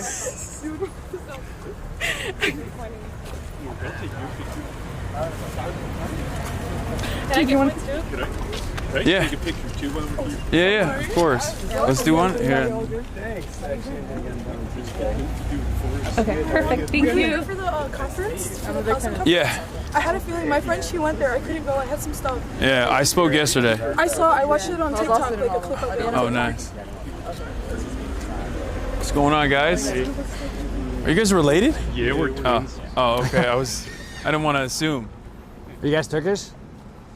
No. we live in Dearborn though. Okay, awesome. Voted for you in your primary. I appreciate it. Nice to meet you guys. Yeah, yeah. Thank you so much. Pleasure. Nice to meet you. Nice to meet you. Nice to meet you. All right. Thank you, guys. All right, let's keep it moving. See, I didn't want to say, are you guys related? Because then everybody always says, oh, you're anti-white racist. You think all white people look the same? Selfie, I'm sorry. Yeah, of course. My daughter, she's a huge fan. Well, we got the baby in tow. All right. Do you want me to take the picture? Oh, I just... Awesome. Thank you so much. Hi. Bye-bye. Oh, that was so cute. That's crazy. Boy. He keeps saying it's like I'm running for office. Yeah.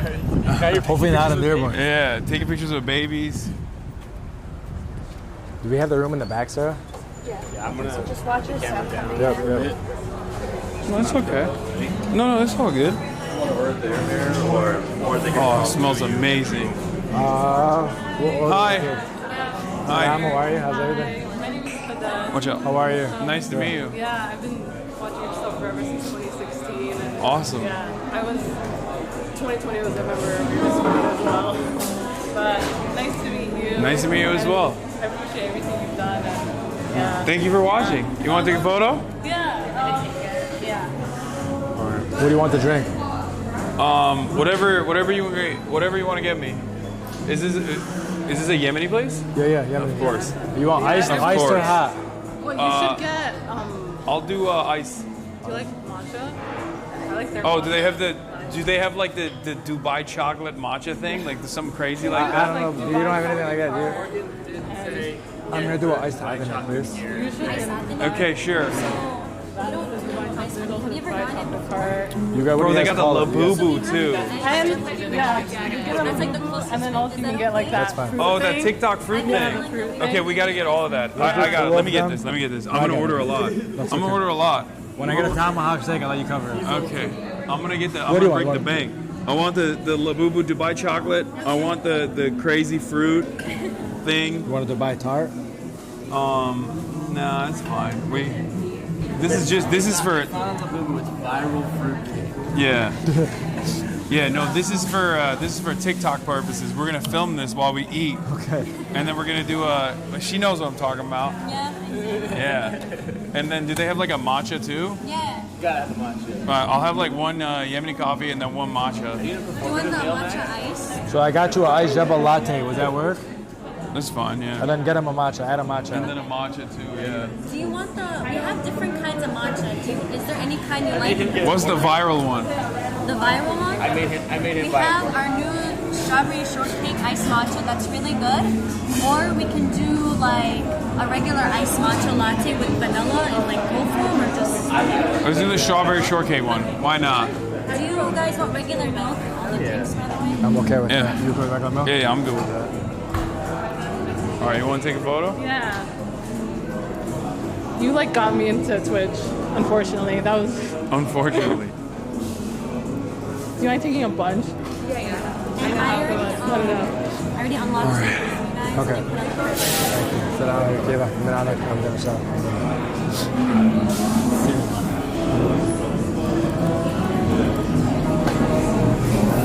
We're We're breaking the bank. I'm making the. Don't worry about it. I'm making the mayor's pockets No, hurt no, no, no, right no. now. Stop. Thank you. Stop. Thank you. Yeah. Thank you. What is that? Hey, how What are is you? that thing down there? That? A pistachio milk cake? What kind of what kind of dessert is that? You know, like tres leches? Yeah, oh, I love tres leches. So it's not Middle Eastern. It's not mena. It's just.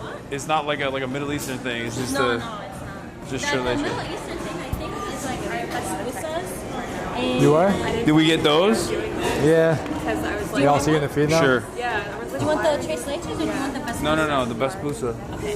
I don't know. I don't even know what that is. It's like a condensed like yellow cake with a little bit of a condensed milk. Oh, the pistachio basbousa right there. Okay, yeah, let's do that. All right, I'll pay for that. No, you're good. Mayor looks pissed. No, he's not pissed. All right, thank you. Hello. Can I get a picture? Yeah, of course. Thank you so much. You guys mind sitting in there? No. In the room's actual. No. Just what you like. What's up, man? My name's Nomaya. I'm from Detroit. Nice to meet you. You guys should go visit Mexican Town. You guys get a chance. Okay. You're Mexican, right? I am Mexican. Alright. Yeah. ¿Hablas español? Sí, sí, hablo español. Oh, tienes que estar allá. Pero eso lo sabes después de mi ¿verdad? Sí, pero como quiera hay muchos mexicanos. Okay. I mean, I know you guys are busy with other stuff. I don't Yeah. know when you guys leave and stuff. But you guys really should if you have a chance. Okay. I'm not sure what's your plans. We're just gonna chill for now. Yeah, sure. Let's do it. Open President's Day for the ¿De cuál 25. parte de México eres? Yo soy de Los Ángeles. Sí, En la entiendo. Paz, Tijuana y Los Ángeles. ¿Es Tijuana y qué? All right. Let's do it. We got the mayor waiting. Let's snap it.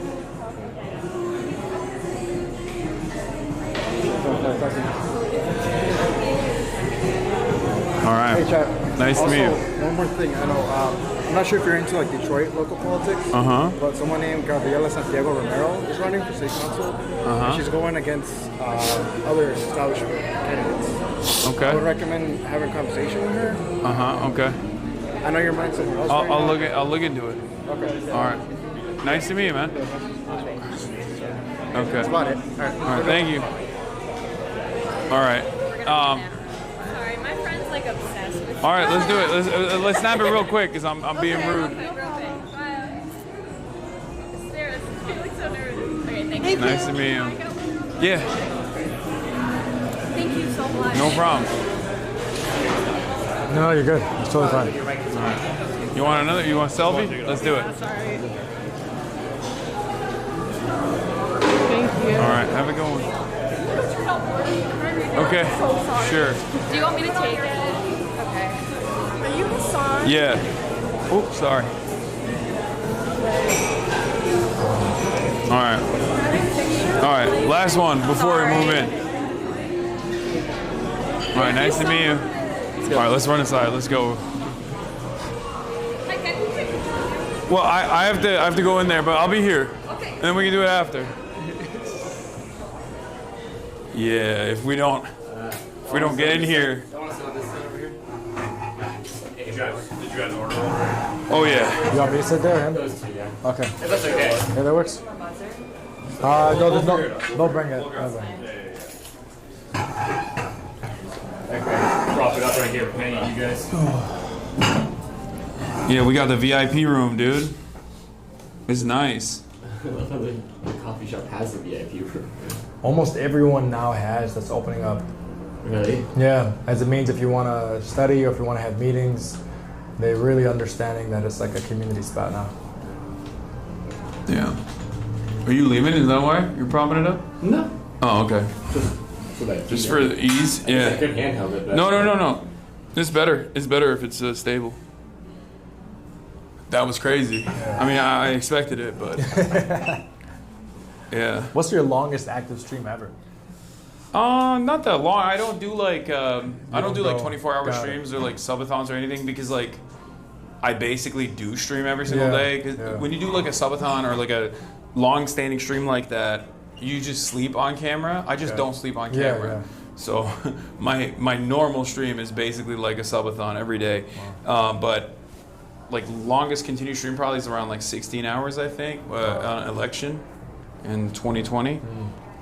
Election night. But that's it. Yeah, so Jabba's become like a community spot. So Jabba is one of the Yemeni coffee shops that obviously opened up that we've spoken to, but now all their franchise headquarters are now in Dearborn. So you're talking they've purchased 50,000 to 100,000 square feet headquarter spaces, and now they're all in the dozens in terms of number of shops opening up across the country. Yeah, there's so is Mocha is like I assume Yemeni as well because there's Mocha and Co. Yeah, Mocha and Co. That's what I ordered from this morning. There's one type of Yemeni coffee that I don't really like that much though. I like I think there was what was it? It's got like ginger. There's two different. I mean, they're all super flavorful. They're all very spicy. Like there's a lot of spice in it. But there's one type that I didn't like that much. It was with an H. Chatters. Give me the names of different types of Yemeni coffee. Quick. Like his personal Google. Yeah. Yeah. Chatters AI. The one with all the spices with H. It starts out with H. I forget what it is. I think it's H. What are we, Google? Yes. You know, I put, when I was interviewing Mahmoud, also at another Yemeni coffee shop in New York, I put water in it because it was too hot, and he was like, he was so offended. Yeah. He could not believe it. He was like, this is the most. I think the ones that opened up in, you have some in Brooklyn and some across the New York boroughs, started in Dearborn as well. Yeah. Harazi? Is that what it is? Harazi. That's one. No, I don't think it's Harazi. I don't know what it is. Wait, I can just look it up because I got it on. Let's see. I'll tell you what I like and I tell you what I don't like with the Yemeni coffee. Oh my God, we got so much. Okay. Let's look at the orders real quick. Okay. A few straws, Hasan. Let me see. Orders, past orders. So the one I liked was the one I didn't like was the I think it was the Mufawar. Mufawar is the one I didn't like. Maleki is the one I liked, and then the Adani Chai was good. So it didn't have an H, it was an M. But the Mufawar one was like too, I think it's the cardamom maybe? I don't know. It's got a lot of cardamom. Yeah. Okay, so we got the 24 karat gold Labubu in chocolate. And we got this I see on TikTok all the time. They're good. They have, I don't know. They also come in ice cream. Yeah, I don't know what it is. I don't know what it is. Do you know what it is? I think that one is like filled with some sort of custard or cream and cake. And depending on the fruit, it should correspond with the flavor. I don't know about this one though. So we have the manna cake badu. What is it? Basbousa. Basbousa. It's like pistachio. Yeah, pistachio cake. Yeah. We have that. We have the labubu, the viral. In order for legal purposes, they build these as viral cake. Viral cake. Viral cake. And viral chocolate. This is the 24 karat golden Dubai Labubu. So it's Dubai chocolate, which is not even, I don't know why they call it Dubai chocolate, but I think it has kunafa in it normally. Have you ever had a Dubai chocolate? It's too rich. Okay, so you have tried it. I have tried it. I think it's too rich. So you're not a real sweet tooth guy. You said you were a real sweet tooth guy, but like even this is actually they accidentally gave me coffee instead of tea, but I'll take a few sips, so that's it. I really love cheesecake. You said that a couple I know. She's saying sweet tooth. Like cheesecake is what is my go-to. And then we have Matilda chocolate cake is my go-to. And then we have the matcha, the iced strawberry shortcake matcha. So I ordered every performative male thing, every like viral internet thing that I possibly could order, and I'm gonna get started. We're gonna do a little taste test, okay? Let's go. How do you like that one? It's strong. It's got a. Did you get a coffee? Accidentally. No, it's okay. It's okay. Oh my god. I won't drink the whole thing. Bro, this literally tastes straight up like strawberry shortcake. Yeah, it tastes like a strawberry shortcake in liquid form. Only in Dearborn can you get a Adini tea and a matcha from the same place. Wow. That's very sweet. Very sweet. It's very good though. I like it. Okay. That's one down. Okay, which one do you want to No, we're gonna bite into it. Okay. So which one do you want to bite into? I don't really mind sharing. I'm okay. I think I'm gonna go to Labubu. Okay, you want to do the 20? camera real quick first? Yeah. Let's start for this one. We got the mayor of Dearborn trying the 24 karat gold Labubu. All right, want to punch it on him? Yeah. Trying it out. How big of a bite are we talking? Just take any type of bite you want to take. He doesn't like it. No, it's good. Look at your face. It's good. I'm trying to figure out what I've been into. Yeah, it's just chocolate, and then the inside of this, for those of you who don't know, is Turkish künefe that they mix with pistachio butter, or like just pistachio cream, some kind of pistachio cream. That's rich. And then the outside of it is chocolate, and I mean, Turks think everything is Turkish, but I was talking to my dad, and my dad was Turkish like, künefe and Turkish chocolate with Turkish 24 karat gold. but my dad was literally saying like it's Turkish, like that's what he was saying, that like, but they sell it as Dubai because like Turks are, you know, bad at marketing. Yeah, they don't want to associate with the Turks. All right, biting into the 24 karat gold Labubu. It's good. It is rich. It's rich.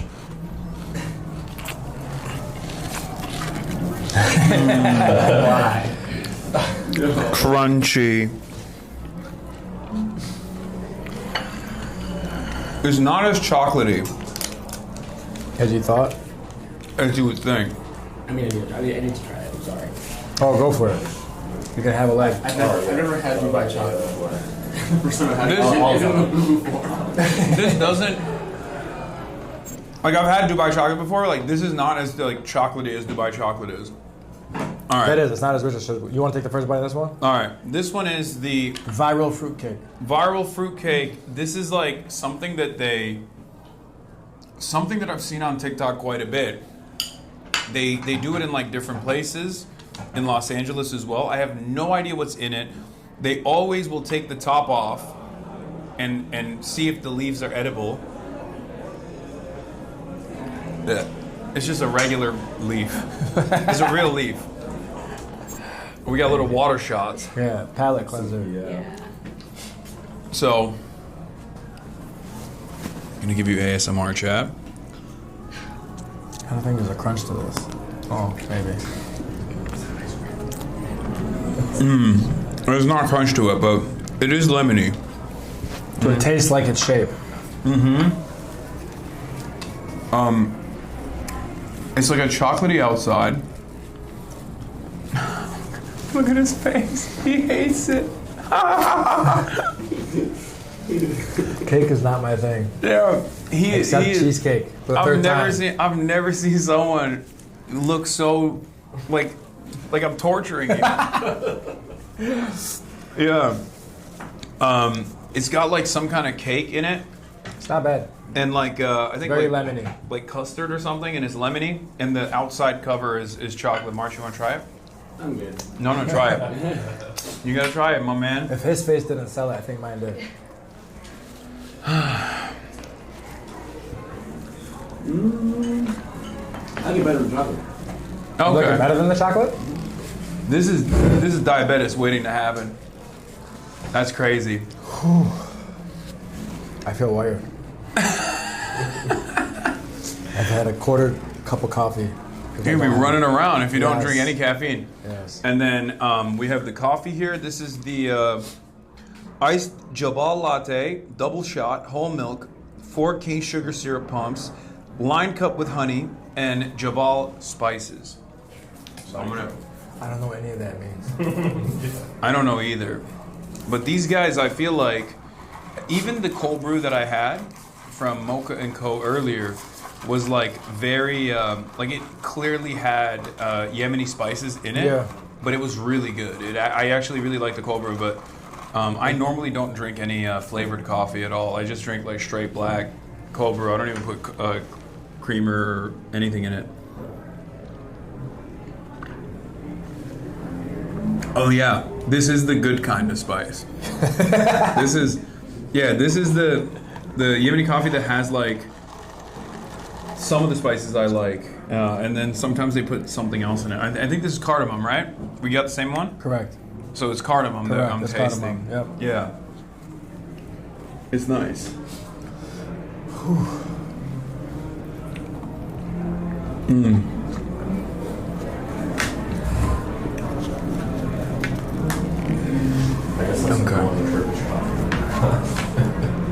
Turkish coffee's got to be served classic. Yeah, you can't in do the cup, and then you have to have somebody to bust it for you right after. Put your thumbprint in the cup and use your fortune. Yeah, you gotta flip it Yep. and then let Swirl. it seep through, and then you read your fall. My great aunt used to do it. We have an emote in the chat when I say cardamom, everybody does this emote. You can't really tell it's too small, but it's Mamdani from when he was a rapper. You got some stuff like that? Were you? I did not rap, no. You were not a swagged out mena boy? Mamdani might have a little more swag than I do. Okay. I don't know, man. I saw the young cardamom. It was not. When I first saw it, this is before he was, not like a nationally known political figure. So I was a little worried before I interviewed him. I was like, should I even show this? I feel like this might hurt his chances. But it's only helped. Yeah. Yeah, it turns out America was ready for that. All right, this is basbousa, right? Did I say it right? Basbousa pistachio cake. So this is, I don't know what region would this be from? What is it? I have no idea. Half the time we're mixing regions. Your family's going to be seeing this and get embarrassed that you're not doing a good job This representing. isn't traditional Lebanese. I don't think this is even traditional Arab cake, I gotta tell you. Oh, it's not? I think adding pistachio to it. Oh, yeah, Basbousa maybe is a form of cake. But I think we as Arab tend to throw pistachio on it and say it's traditional. That's not the case. You're saying it's Egyptian. There we go. But pistachio is like that's definitely China very... is saying it's Egyptian? They know better than I do. You have given up. Yeah. Ooh, oh, that's pretty that's good. thicker than I thought. That's pretty good. That's you just good. want your cheesecake, American boy. That's what you want. No. Not these cheesecakes. I have very specific cheesecakes. Shout out to Muna's Cheesecakes. She makes them in her basement. I was gonna say, you have to plug it too. They are the best cheesecakes. Yeah, you got a cheesecake bias. Yeah, I do. Yeah. Very much. Does Turkey have the best pistachios, Hasan? Yes. Well, maybe that and like Iran, right? Antep is where all the pistachios are from in Turkey. Gaziantep. Yeah, get this man a cheesecake. Thank you. So how's it been for you? I feel like post presidential election, obviously, and I think you've spoken to it too. The Democrats need to quote unquote own Joe Rogan. Oh God. I mean, But I feel like your fame has also elevated post presidential election. Or at least it feels that way, maybe in the mainstream media. Yeah, I got a lot of coverage after. Yeah. In mainstream press, that's why. What's that been like? I mean, it hasn't really. I don't think it's necessarily changed like my audience profile at all. It's still the same, around the same size as well. For many years now, it's grown a little bit for sure. I would say, I guess maybe I get stopped a lot more in the streets. What do you think? Lately, I feel like, yeah. Yeah, lately it's been a little bit crazier. I mean, you always have, but yeah. It seems like it's maybe It's intensified for sure. Yeah. As far as like people coming up to me, like not on camera as well. Yeah. But I've been saying this before the election. I've been saying it after the election. A lot of the things that I pointed to in the lead up to the election that were major flaws within the way that the Democrats, the National Party, was communicating was abject failures. Like they were going to inevitably push aside a lot of people that would normally vote for the Democrats, and I kept warning about this, and they thought that not only was it important for them to win, but also important for them to win with the constituencies that they wanted to win with. Correct. And I think a lot of people were left behind in that process and understandably turned around and just simply didn't vote. Because of the duopoly that we have in the, with the two major parties that we have in the American elections, like, it's inherently undemocratic in many ways, because one party, the Democrats specifically, will always say, oh, you got to vote for us because we're a harm reduction party. Harm mitigation. You have to vote for us. We're not as bad as the Republicans, which is true. They're not, right? I don't argue against that at all. I mean, there are some exceptions, like foreign policy. There was definitely an exception when it came to Israel, where both parties were very much aligned and against the broader interest of the public. But there are definitely areas where the Democrats are far better than the Republicans. Having said that, that's not enough for them to demand the votes of the population. You have to listen to the demands that are being made by your constituents. I think that was a major factor in Zoran's success in a crowded primary, and the Democrats didn't do that. And I warned about it quite a bit, which is part of the reason why a lot of these outlets came to me after the election to be like, "What went wrong? Like, there was a lot of things that you were saying that came out to be correct." And in that process, they realized, they decided, you know what was wrong? We don't have a Joe Rogan to the left. You're the Joe Rogan to the left. And I kept telling him over and over again, because they just don't listen, that there is no such thing. Like, this is not what's going to actually win elections for the Democrats. It's not simply like a messaging gap, even though there is one, certainly. Republicans are a well-funded, well-oiled machine. They have a media ecosystem that is both horizontally and vertically integrated. So there's a lot of cross-pollination of audiences. But outside of that, it's the key policy issues that the Democrats cannot, the Democrats can't represent themselves with. They are indecipherable as a national political party. It's very hard to pin the Democratic Party down. When you look at Bernie Sanders, however, you know what his policies are. Correct. He's been saying them for 85 years. Medicare for all, free college, end foreign conflicts, foreign entanglements, and truly alleviate the working class, like uplift the working class, unions. We don't have that for the National Party. And because there are no definable policies, they're very susceptible to oppositional framing, where the Republicans just present the Democrats as being a party that is elite, smug, entitled, which is, some of it is true, but a party that can be defined with policies like, bottom surgeries for Guatemalan transgender migrants or something, which is true. Like both Republicans, when they're in office, and the Democrats have done that. There's no issue with that at all. But the Republicans can present the Democrats as being just for that, and make them look silly. I think what you're going to see is a shift. Dearborn is unique. I think we've become less party-centric. We're very candidate-centric. So this is a city that backed Bernie Sanders twice. This is a city that evaluates each candidate for what they stand on, regardless of party affiliation or no party affiliation. They're trying to take them to their merit on the policies that they bring forward. I see that happening more. Because I also think that what Democrats said, vote blue no matter who, we obviously seen that dissipate in New York. When Mamdani won the primary, they was like, oh no, hold on, we got to walk back that line now and reevaluate whether we actually meant it. Because it was pushed heavy on us in 2024, that the alternative would be quote unquote worse. And we're screaming that genocide is pretty much the most consequential thing that you can vote for or vote against. Ta-Nehisi Coates said it best.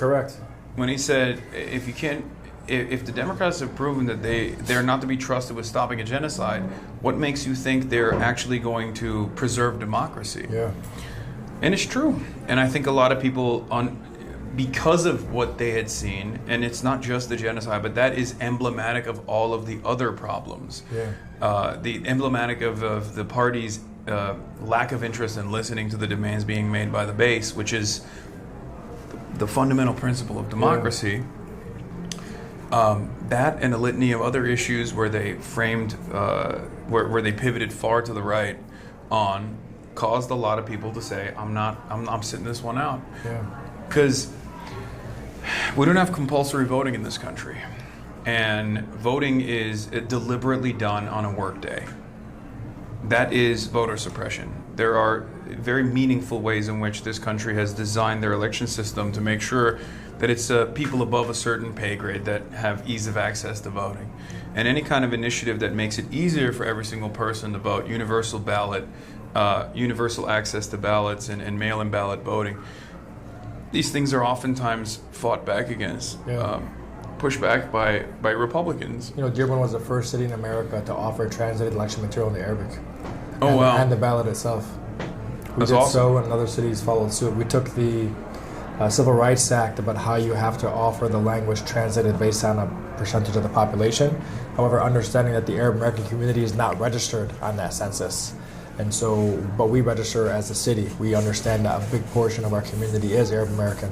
And so we officially translated ballots and all election materials into that language. That's awesome. And it's gaining usage with each election cycle, which has been great. But to your point, I mean, Michigan now has 9 days early voting. Any reason absentee voting, it's expanded voter rights access, which has been great. But turnout rates still haven't, you see absentee voting has increased, but people aren't as excited to come out to the ballot because the candidates. Yeah, that's a real problem. Yeah. I mean, you make that argument in a place like California because you're like, if you're a Republican, it's not going to swing Republican. So who cares? Why should you vote? If you're a Democrat, it's going to swing Democrat. Who cares? Why should you vote? A lot of people don't vote for those reasons. But when you look at a state that's as pivotal as Michigan, the voter registration and voter participation rates should be far higher. So one must ask the question, why? Why is it still not as high as other countries? And I think part of that is because of the hurdles that are placed in front of regular voters. And I think most consequentially it's because there is no option for people to feel emboldened by, to back unconditionally, to get excited to go out and vote. Because hurdle or not, if you like a candidate, if a candidate has made an argument that he is going to improve your life, you're going to go out and vote for them. Rain or shine, it doesn't matter. You're going to go out, you're going to vote for them, you're going to door knock for them, you're going to advocate for them, you're going to try to get other people to go out and vote. But outside of like the machine that exists, like the turnout machine that exists within both parties, I think Democrats have a really hard time, and Republicans do too for sure, but Democrats especially have a really hard time getting people excited to go out and vote for them.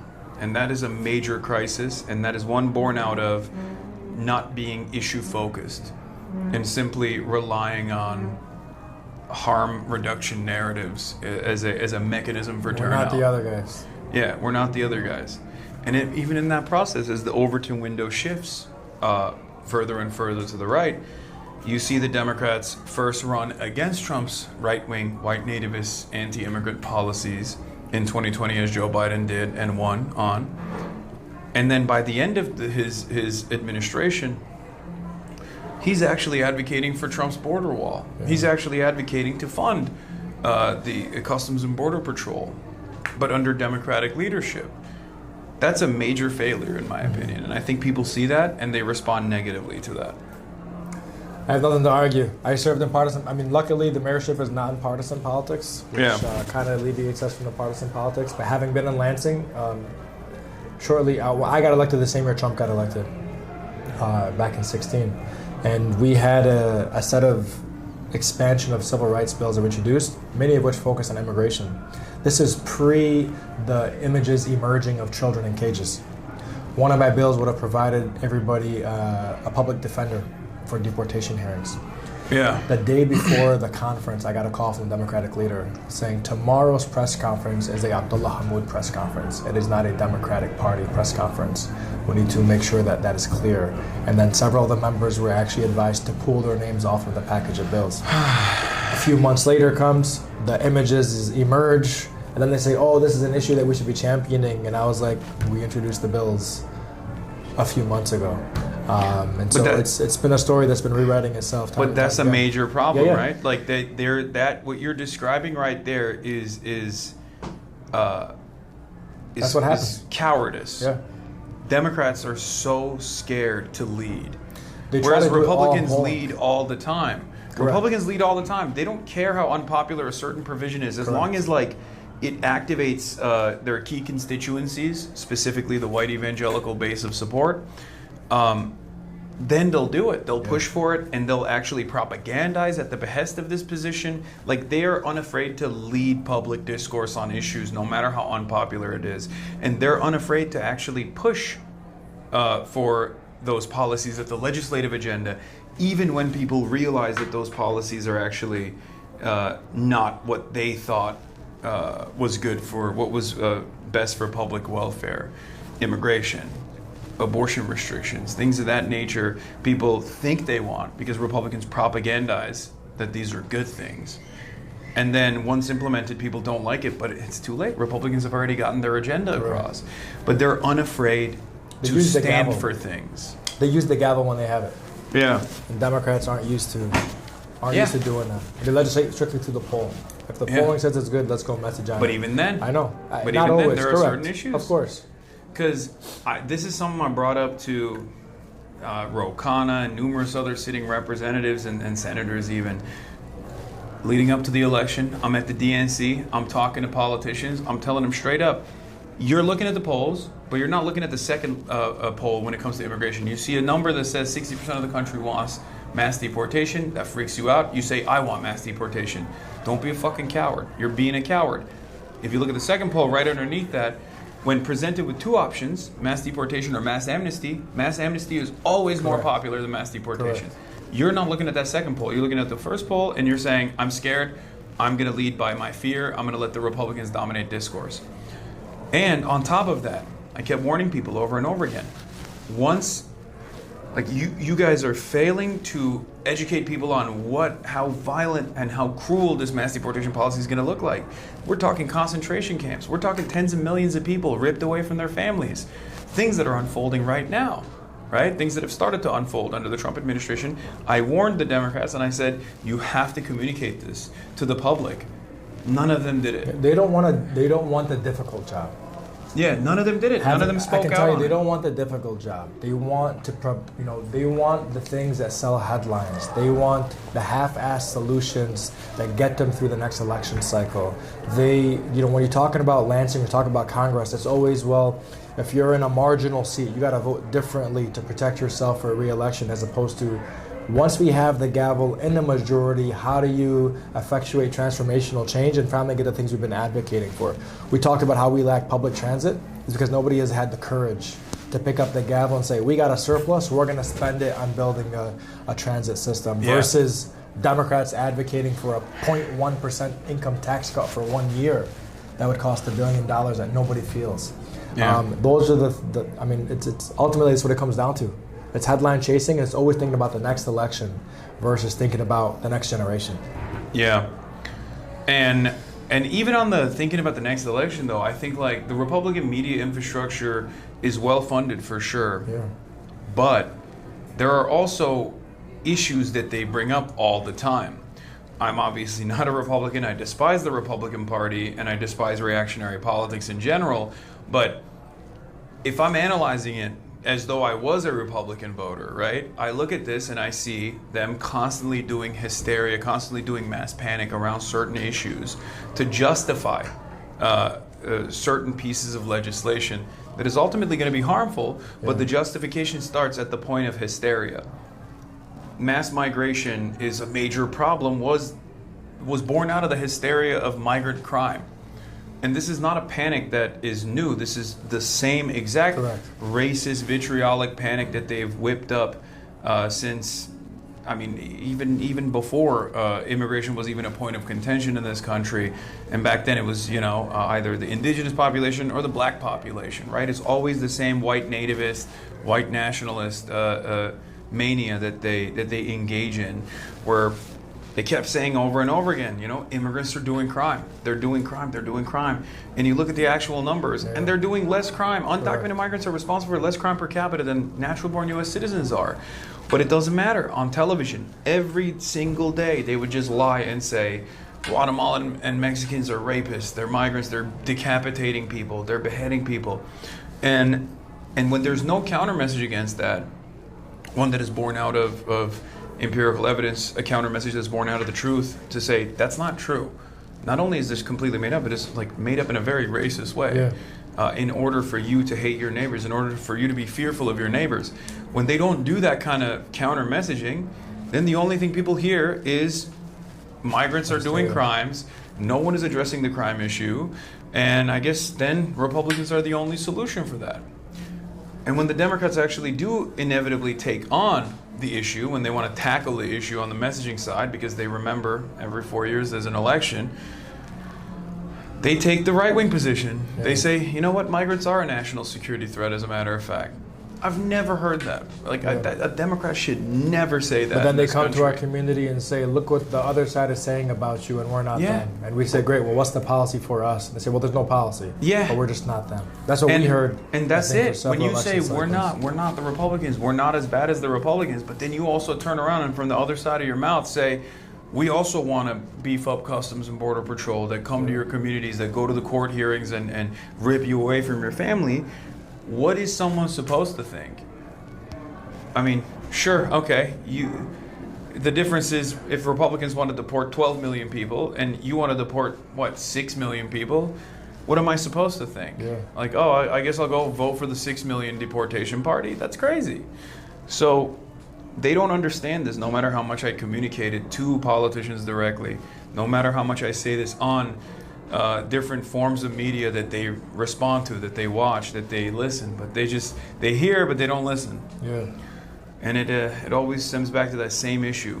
I think we're on the cusp of change. I really do. I think as Zahran, God willing, as Zahran win in November, there's really something transformational that the Mayor of America has taken the stances that he's taken, and it's shattered a lot of the conversation across every single type of media stream we're seeing out there. And I think we're a generation away of hopefully changing the whole system. I really do. I hope. Inshallah. Inshallah. That's it. But I'll keep pushing for it no matter what. And there are, candidates all around that I try to offer support to because I feel like they have that progressive fighter instinct.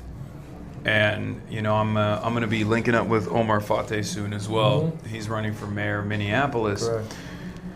And hopefully people can start believing in their politicians again. People can start believing in the Democratic Party again. Because it's clear to me that no disrespect to this great state, but the Elisa Slotkins of the world they're not moving the needle in the appropriate direction. They're unafraid to lead, or when they do lead, it feels like they're leading in unpopular territories because their corporate benefactors or their donors or their lobbyists are telling them to refuse to listen to the public's demands. And we can't have that. In order to save democracy, if we're going to talk about something even far broader than like fixing potholes, even though that's very important, in order to preserve democracy, in order to save democracy, in order to stop our fascist ascent, we have to make people believe in the true left flank once again, the counter to growing fascism in this country. And if the only game in town is the Democratic Party and they're unable to deal with the task at hand, and they are actually being punished for that right now, you see the popularity of the Democratic Party broadly is underwater.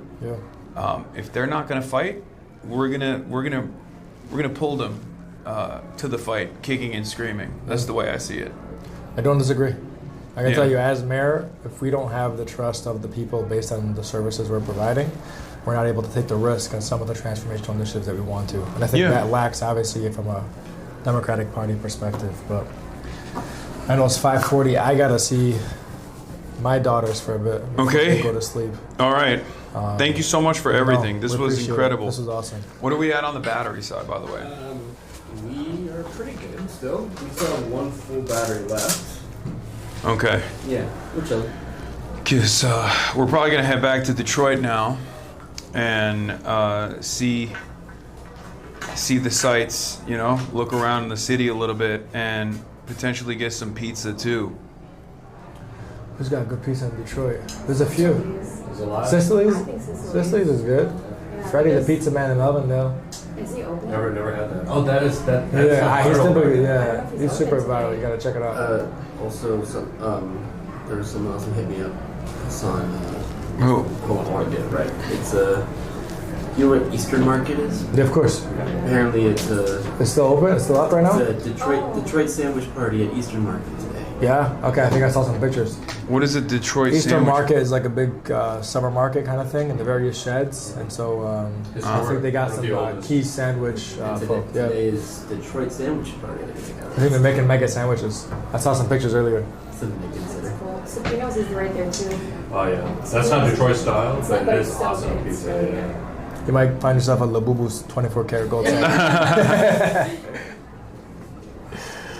Yeah, you really hated that, huh? You were this had major impact on you. I saw. I've eaten the way I've eaten for so long that I just, I don't digress. I stick to the basics. Yeah, you were suffering. That was my favorite. The Labubu was good. No, the cake. No, the basbousa. I like that. Basbousa, yeah. Yeah, basbousa. All right. Kind of like Hamura. Yeah. Anything you want to tell the people before we let you go? No. We appreciate you all joining us for City of Dearborn. Hope you guys come check it out for yourselves. I think to a point earlier, Dearborn's always in the media for some false negative reason, and I always challenge everyone to come out and see it for themselves. And hopefully we showed you a little bit of that love today. Oh no, absolutely. And we appreciate all that you do. And it should be in the media for good food. Yeah. And the 24 karat gold Labubu. More than the Labubu and the good food and the people behind it. Yeah. That's what we want to be in the media for. All right. But we appreciate it. Thank you so much, sir. Thank you. All right, I'm worried. Oh wait, we got the baklava in your car. We gotta get it out. We'll walk out together. And then I'll call the Uber right now. Oh, okay. Thank you. Are you heading back that way? It's up to you. We can always. I'm at your disposal today. So. Okay, thank you. Perfect.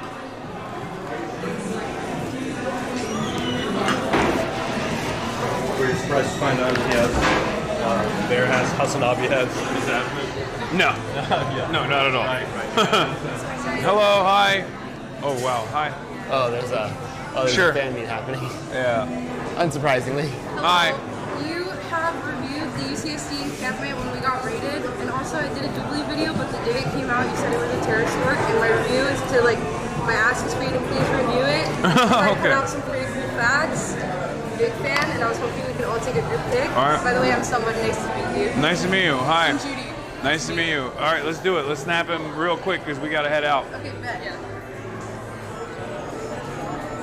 Can we take a selfie? Yeah. I'm gonna take a selfie of your guys' selfie. if you don't mind.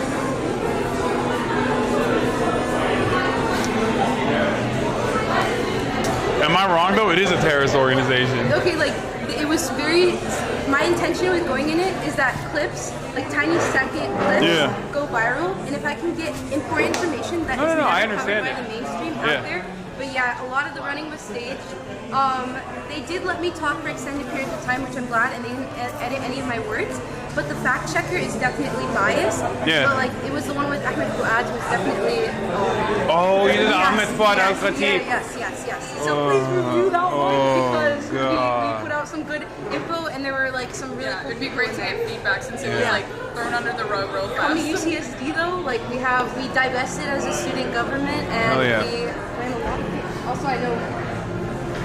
What's up? You don't want to take a picture? Nice to chat. Nice to meet you. 61 months up. You want to take a photo? Let's do it. I would love that. All right. I just want to say thank you, and I love you so much.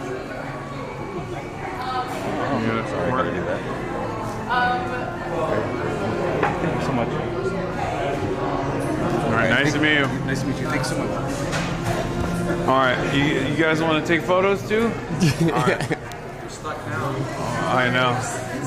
It happens. It's part of the job. Hell And yeah. I see you like in Bahamas. I'm like, should I know? I don't know you. I'm sorry. No, it's all good. Don't worry about How are it. you? Not hard enough. She doesn't know who I You're in am. this one, chat. Look, you're in this one. Smile. Well, Thank you so much. Nice to meet you guys. So, like, there's a few coming out of film. What? But I just want to say hi, but I don't want to be Oh, okay. Hi. Yeah. All right. Don't. She doesn't want to be filmed. She wants to say hi. Hi. I watch your videos all the time while I'm at work. I'm like one of your biggest fans. Nice to meet you. It's nice to meet you too. Yeah, all right. so you're stuck with me. Yeah. Thank you so much. Sorry about that. I'm just not really online. That's why I No, it's all good. Don't worry about it. It's probably gonna be a second. If I just take one more. Okay. Thank you so much. All It was right. nice meeting you. Nice to meet you as well. Yeah. Let's do it.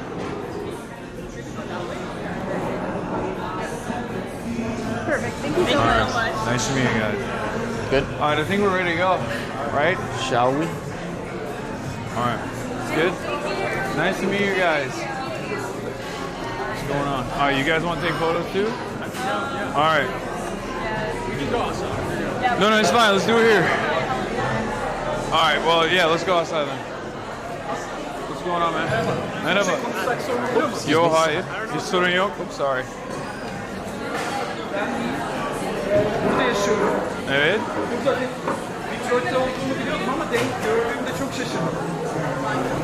Yok işte Mayor'u görmeye geldik. Okay. Yeah, we've had a few people suggest that one. You got me flowers? That's crazy. Okay. All right. Thank you. Of course. Oh damn. That's insane. Oh, damn, we got a lot. Okay. Oh. Oh, that's right there. Thank you so much. Yeah. Said about you. Do you want to take a picture of yours? Of course.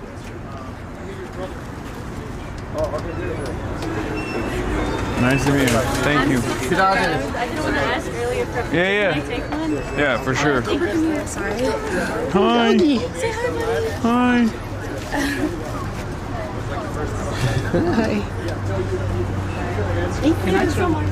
Hi Hasan. I'm like been your fan since you were roasting Tommy Lahren. Oh wow, that's a long time. That's OG. Get a pic. Get in there. Nice to meet you. Eyvallah, sağ ol. Hi. Let's do it. I got you. Yeah, I got Thank you. you so much. Cooper, sit please. Cooper. Moment of truth, Cooper. Don't fuck this up. All right, 3, 2, 1. Got Thank you so much. You're awesome. Nice to meet you. Nice to meet you. What's going on? So fun. Yeah. All right. Hey, what's up? Hello, Hasan. Hey, what's going on? I just want to tell you, I've learned so much from you, and I don't know if the online stuff gets to you at all, but as you can see, the love is real. You get real love in real life. Yeah. So all those internet trolls, all those internet comedians, you're nothing. the love is real. We love him. No. Okay. Thank you. Thanks. Nice to meet you, man. Nice to meet you. Thank you. Are those Issey Miyake? They are. I love Yeah. Yeah. Look at him. He's got the tabbies. Oh, I didn't even realize. Damn. I saw the shirt. I was like, this is dripped out, but damn. You know. All right. Hell yeah. Nice to meet you guys. Nice to meet you as well. All right. Who else wants photos? For We gotta anybody go wondering, chat, what I'm before- wearing. Yeah. Hello.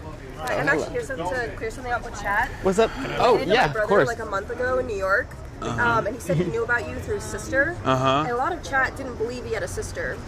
Wait, That's what? me. What? That's a no one is gonna remember that. That's crazy. Okay, thank you for clarifying your brother's honor.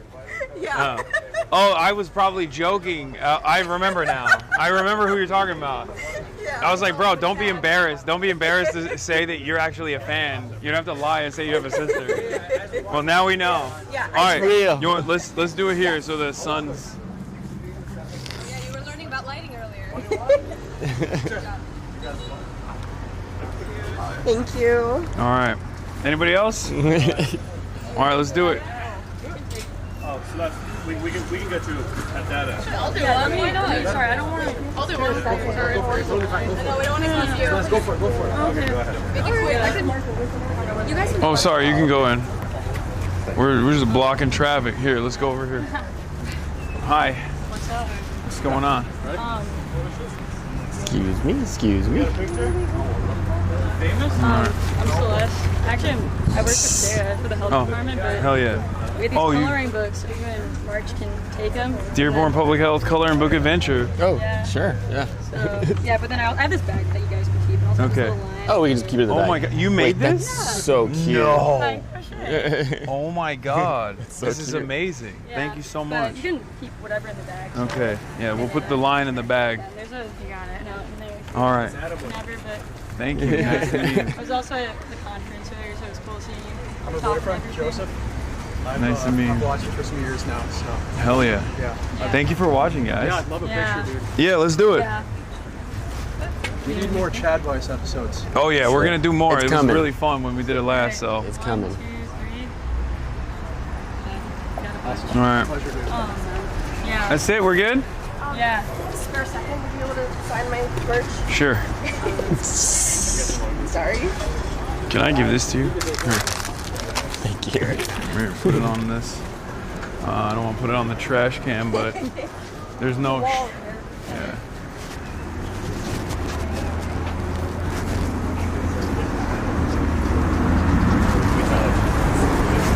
There you go. Thank you so much.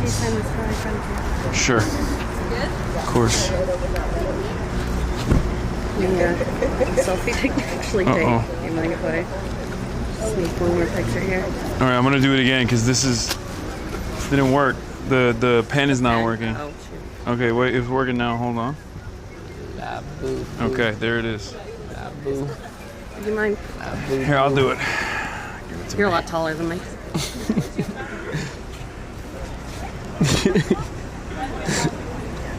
All right, here you go. You guys good? You want one? All right.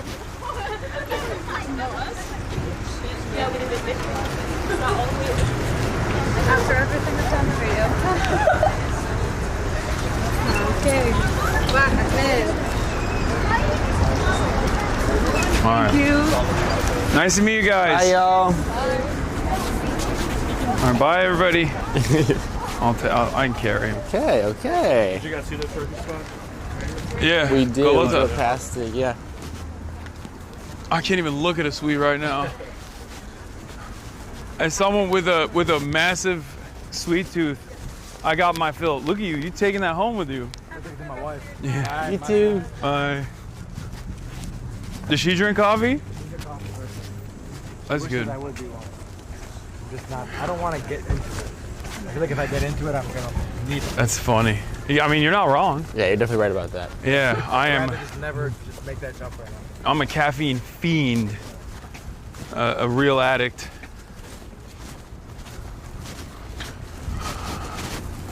You guys have the same black and yellow custom license plates that we do in California, right? Or is the normal Michigan plates black and? That's a regular Michigan plate right Yeah, that's a regular one. Custom as you want. Yeah. Eyvallah Yiğit. Meat West beğendin? Evet. East Coast'ta yumuşaklar. West yumuşaklar. Buraya taşın. İnsanlar çok iyi. Yeah, no, it's nice. Hey, what's going on, man? Nice to meet you. How's everything? He said, it rhymes in Turkish, but he said it's softies on the East Coast and legends in the Midwest. I don't disagree. I think Poles would say that's right. Yeah. Oh, look who it is. Yeah.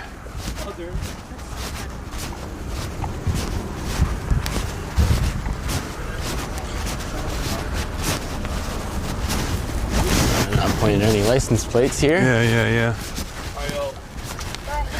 You guys say bye? Okay. Nice to meet you. Nice to to meet meet you. you. Yeah. Nice to Been meet watching you, you my for man. a long time. Yeah. Hell yeah. You guys do great work. So. Thank you. Yeah, absolutely. So it was an honor. Glad it worked The out. honor's mine. This was amazing. Yeah. Where are you guys gonna go? We're just gonna go to Detroit, maybe to the sandwich thing, possibly. I don't know. We'll see. I'm seeing. I'm trying to link up with Mosab Abatoha. He's Pleasure.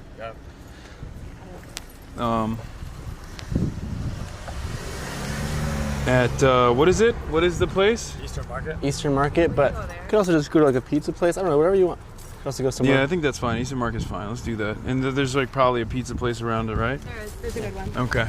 All right. Wait, let me get the baklava from your car. Yeah. Let's do it. Man, you really want it. Well, I feel bad. The chatter gave it to me. You want to take it home? No, I'm You want to take it home to your wife? You can take it home to your wife. We got 2. We've had enough. You can keep one of them. No, No, but me and March will share. Every Arab household already has a pot at home. No. Me and March will share one. We just promise you're good. no. Give me one. Here, take the other one. Take the other one. No, for real. Take it to your wife. All right. Thank you. This was great. See you, man. Thank you. I'll be back. I'll hit you up. Bye.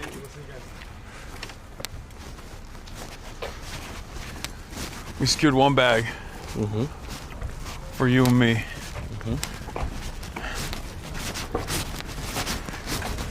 You can do shotgun if you want, whatever you're feeling. No, I'll sit in the.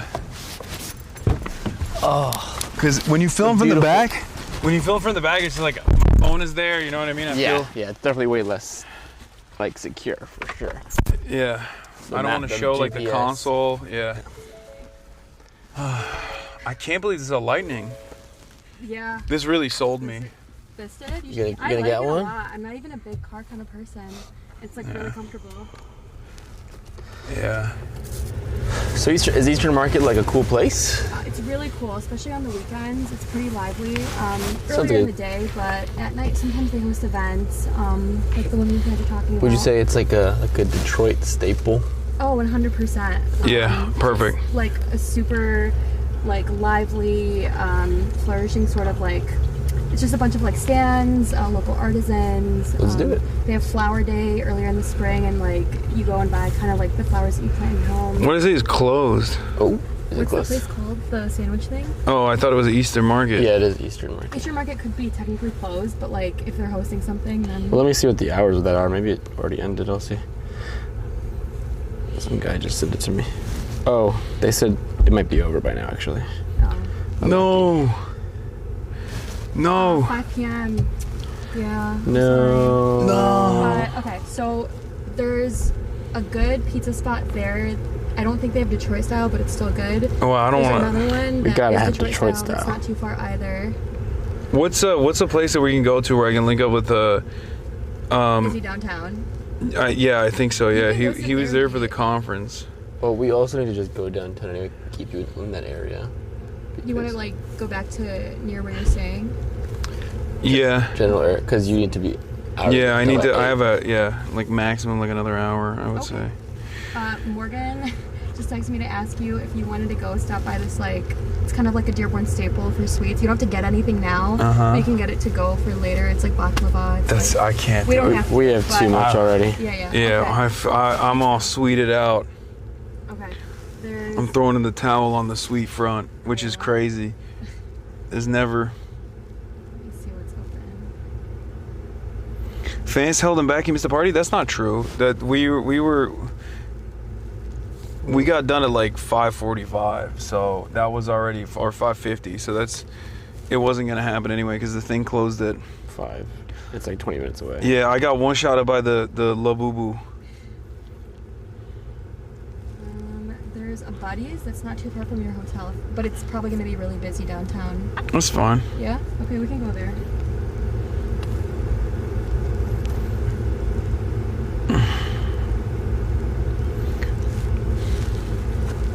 No buddies, yes buddies. Yeah, I'm gonna tell them. Wait, who are we meeting up with? It's Mosab Abu Toha. He is the Palestinian poet. Oh, the guy you're talking about, yeah. Yeah. Do you want to see if you need a reservation? Wait, really? Well, I don't know. It's downtown on a Sunday night on Labor Day weekend. It's a pizza shop. We're gonna need a reservation. I mean, you might. That's crazy. There's one over here. We could go. But I can't. But I want to meet up with. And he has a hard out at 8 from the hotel, so we have to be downtown too. Let's just go back. Let's just go downtown. Okay, we'll see what happens. Yeah.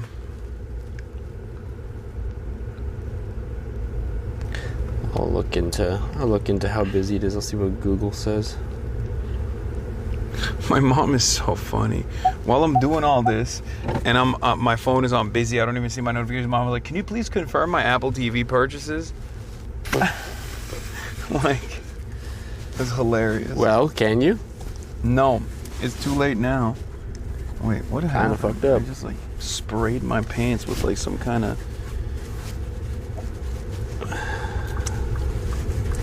spilled some sugary goo on myself. Sugary goo, you say? The sugar follows me everywhere I go now. I'm haunted by it. Oof.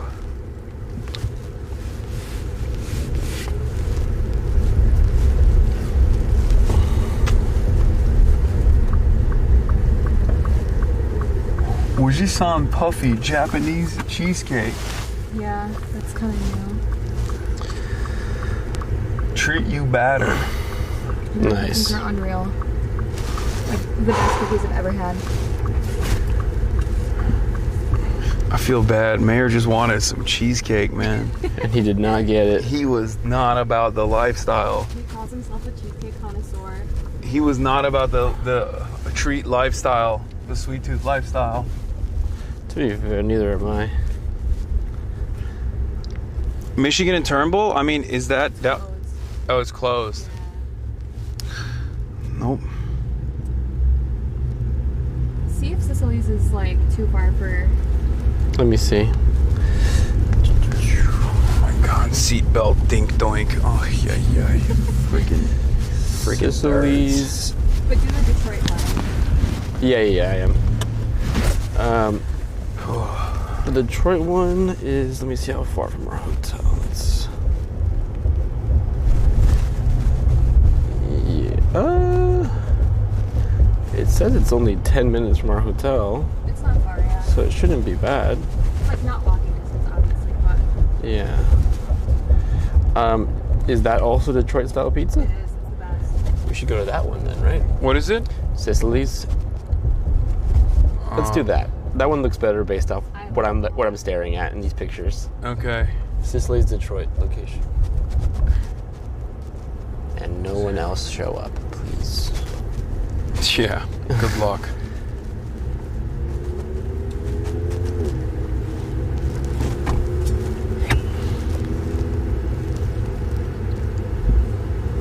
What is going on with my phone, man?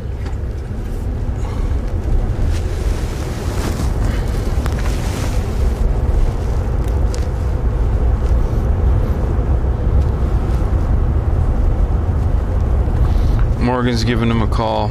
Let's see if we can. Well, we're going to Sicily's, not Buddy's. Yeah, I told her. Sicily's. Okay. Instead. I live in the area, but I'm too lazy to snipe. That's good. That's fine. That's fine, totally chatter. fine. There ain't nothing wrong with that. Next time. Yeah. Oh my god.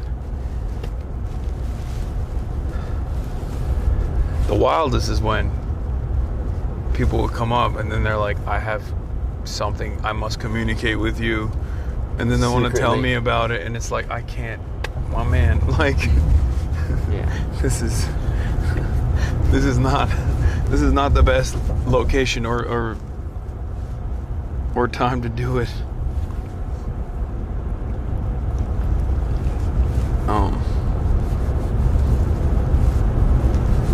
City, yeah, I can't be bothered. Good. Yeah, put the selfie in the bag. Rudy Giuliani is seriously injured. No. Okay. I mean, isn't he already? I feel like when you're 80, that's your automatic predisposition, right? You're just kind of seriously injured all the time. This is the Ford World Headquarters on our left. Where is it? To our left? Yo, show that. Ford World Headquarters. Wow. That's where we work. Cool. Dearborn Initiative Center? Yep, that's us.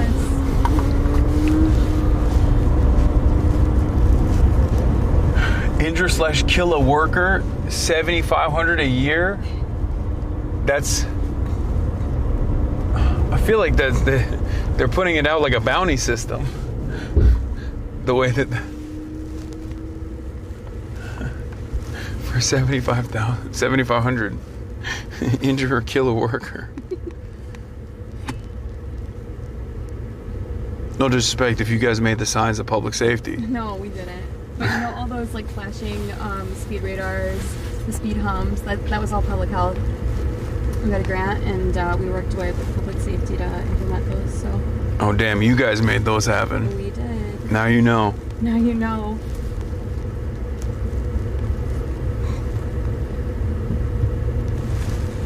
He's retiring?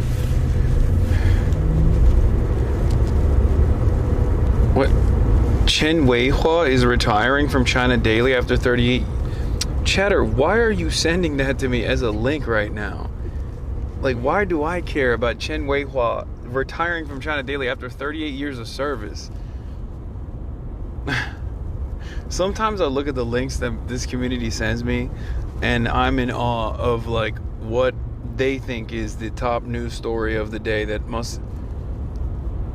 I must hear about, you know?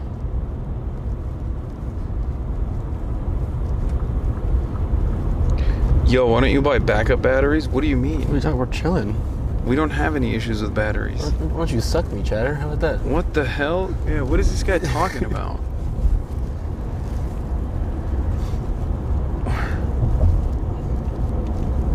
What?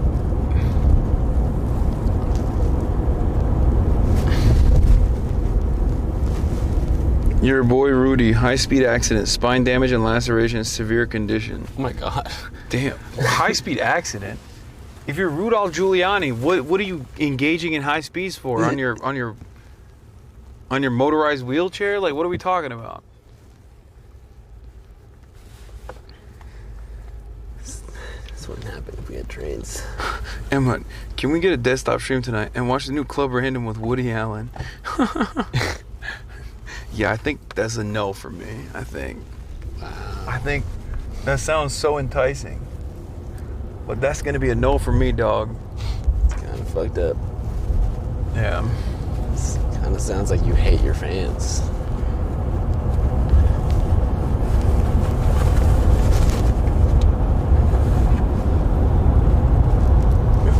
Come to Royal Oak Arts and Eats Fair today. What was that? Where is it? It's like 20 minutes from the train. So we can't do No, that. we can't do that. It's too far.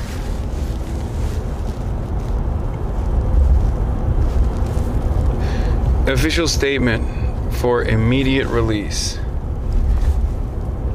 On the evening of August 30th, 2025 in New Hampshire, Mayor Giuliani was involved in a motor vehicle accident. Prior to the incident, he was flagged down by a woman who was the victim of a domestic violence incident. Mayor Giuliani immediately rendered assistance and contacted 911. He remained on scene until responding officers arrived to ensure her safety. Following this, while traveling on the highway, Mayor Giuliani's vehicle was struck from behind at high speed. Wait. What? Why did they add the first part into that? That has nothing to do with, like, he got rear-ended? He was transported. But he's also a hero. Yeah, like, okay, he got rear-ended, and now he's in the hospital. I don't know. You have to say the first part, though. That has nothing to do with the situation. I thought, like, maybe he was on the side of the highway and he got hit by a car or something. Nope. He just got into his car after that event ended. If it happened at all. I feel like that didn't happen. If it happened at all. His business partner and medical provider were promptly contacted and arrived at the hospital overseas care. At this time, no further updates are available. This is the only statement authorized by Mayor Giuliani. Signed, Michael Ragusa, head of Mayor Giuliani's security. I mean, he wasn't doing his job, let's be real. He wasn't making Giuliani very secure. Following this, while traveling on the highway, Mayor Giuliani's vehicle was struck from behind at high speed. He was transported to a nearby trauma center where he was diagnosed with a fractured thoracic vertebrae, multiple lacerations and contusions, as well as injuries to his left arm and lower leg. Okay. Did you guys know Chen Weihua is retiring from China Daily after 38 years of service? Isn't that crazy? Shouts out to the legend.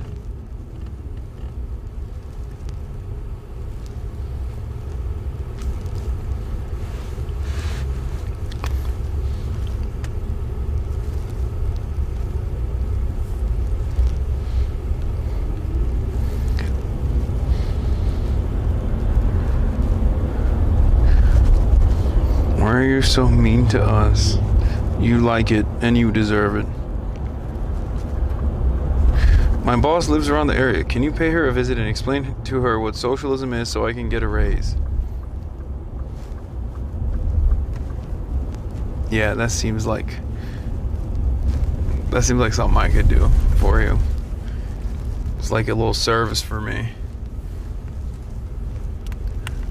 Instead of salting a, oh my God, there's, hi. That's crazy. Hi. God, that just gave me horrible flashbacks. No, that's fine. No, I know. That's not like the other I know situation at all. I know, but still, just the feeling of feeling trapped in a backseat. Yeah. Hey Hasan, what do Joe Budden, Richard Gere, and Mohammed bin Salman have in common? It's their birthday today. Oh, wow. They have a lot of other stuff in common too, including gerbils. HasanAbi, the parent company of where I work at is based in Detroit. Could you go tell them to stop exploiting us, please? You got it. I can tell them about... Cut it out. I'm going to go to your global headquarters of your company and tell them Chen Weihua actually retired from the China Daily after 38 years of service.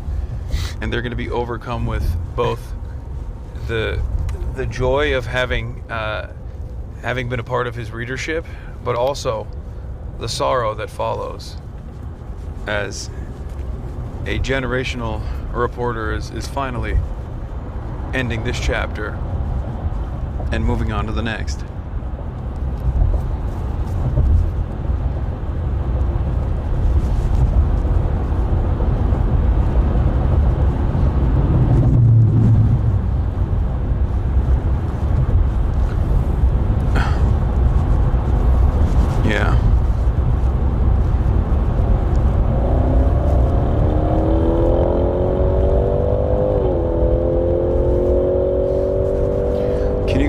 Across the border and tell my old manager how to run the import office and everyone what tariffs really are? No. You know we're like right by the border. Like where we're going, actually you'll see it. Like it's one exit is towards where we're going and then the other exit is towards Canada. Wow. Yeah. So people in Michigan just like go to Canada casually all the time? Yeah. Like Windsor is right there. When they wanna see the good life. When they want to get a taste for what socialized medicine could be like.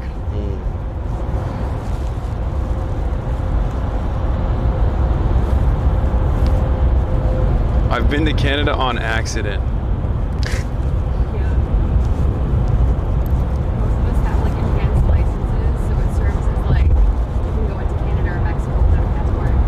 How does that work? Like if I pull up to Canada and I go to a hospital there, do I get treated for free? No, they spit on you. As a foreigner? They're like, you're American, eh? Get out of here. Get out of here.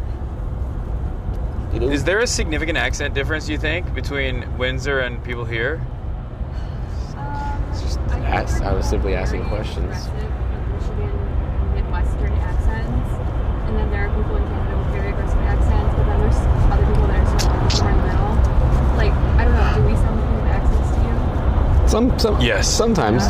Everyone has a Frogan accent. Everybody does have a Frogan. Everyone from Michigan sounds like Frogan to me. I'm not even kidding.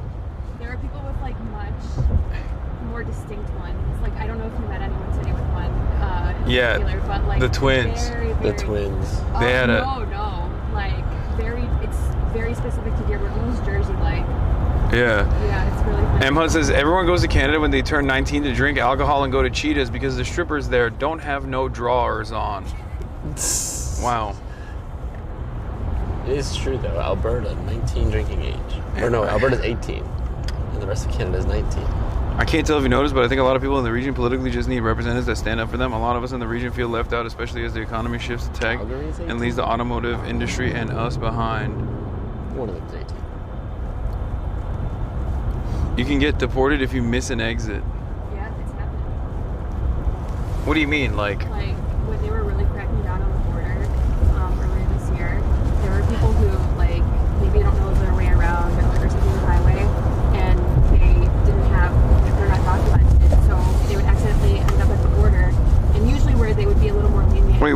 Canada right now.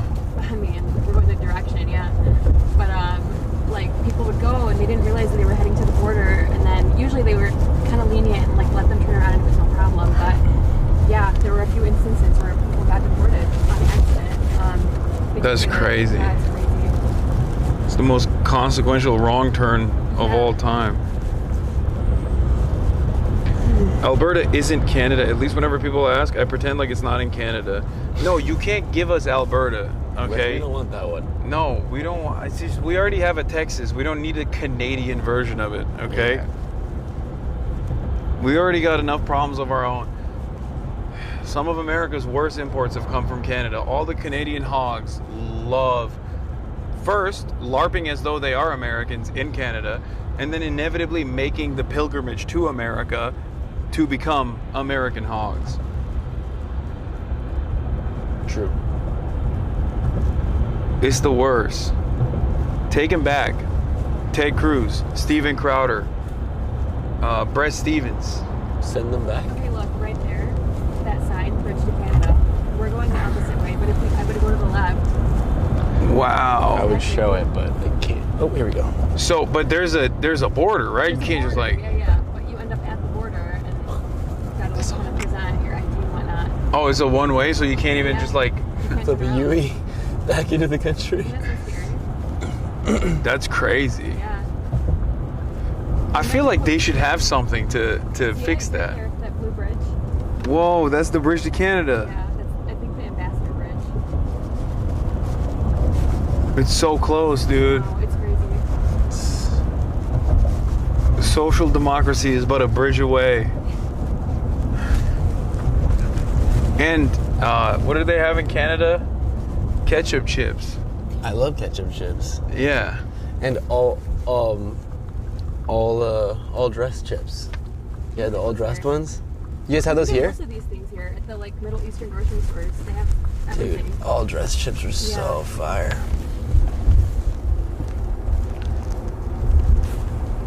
And poutine. And poutine's also yummy. Come to Toronto, brother. Canada is not social democratic. It's libtard as hell. No, I know. But it's, you know, in comparison to the United States, oh, we're here. Oh, we're here? I don't even have it in me right now. Wait, hold on. To have a slice? A single slice? Oh yeah, maybe they will. Well, we're meeting people here. No, he's not coming here, I don't think. Wait. Oh, so we're just getting a slice of pizza. I do not do anything here. Let me know if it goes to the conference venue. Okay. I could crush a slice. I mean, you're about to leave Detroit. You gotta have one.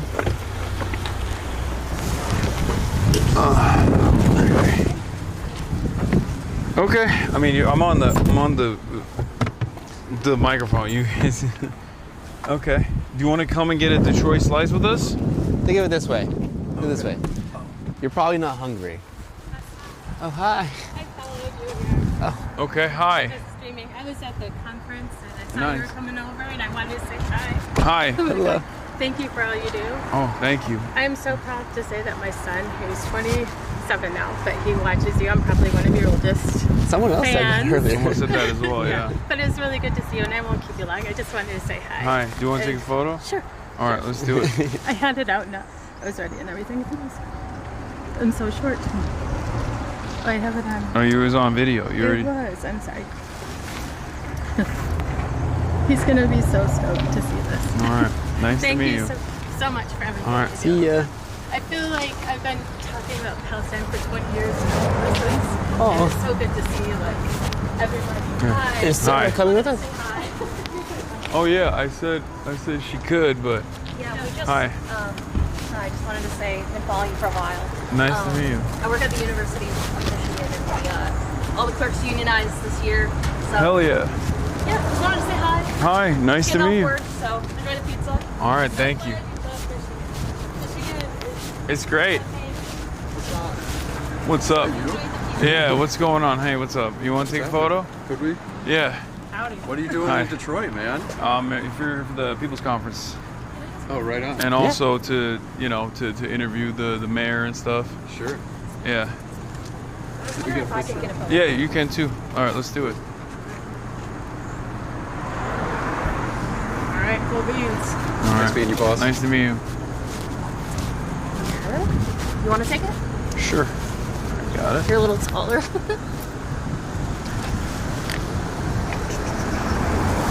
Thanks. All right, have a good one. Yeah, you too. Oh, she's coming. Sarah's coming. Scare you. No, it's all good. Nice to meet you. Take care. You too. I was gonna say though. What? You know how? There's plenty of space here. What? Say, you know how you're probably not that hungry right now, but you know if you leave Detroit without trying to start chat, how annoying your chat's gonna be forever. I know. So I need you to find the fire. No, I got it. Don't worry.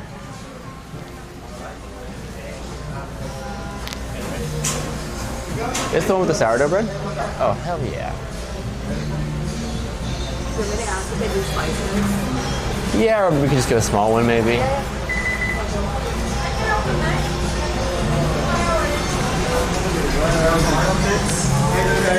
What's going on?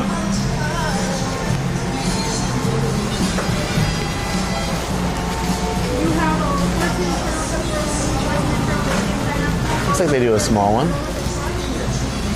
Yeah. Where's this shirt from? It's the Crash Dummies guys. Oh, this is their... It's their brand. He said he was gonna send me some stuff and he never did. Oh, he sent you one T-shirt. And you just never told me. No, he just sent it, and I forgot. Does he have my address? No, to me he sent it. For Oh, you. so you did just forget. And Yeah, I forgot to tell you that I have a shirt for you. It's fucked up. Is it the same one? No, it's a large T-shirt though. It's sick. It looks cool.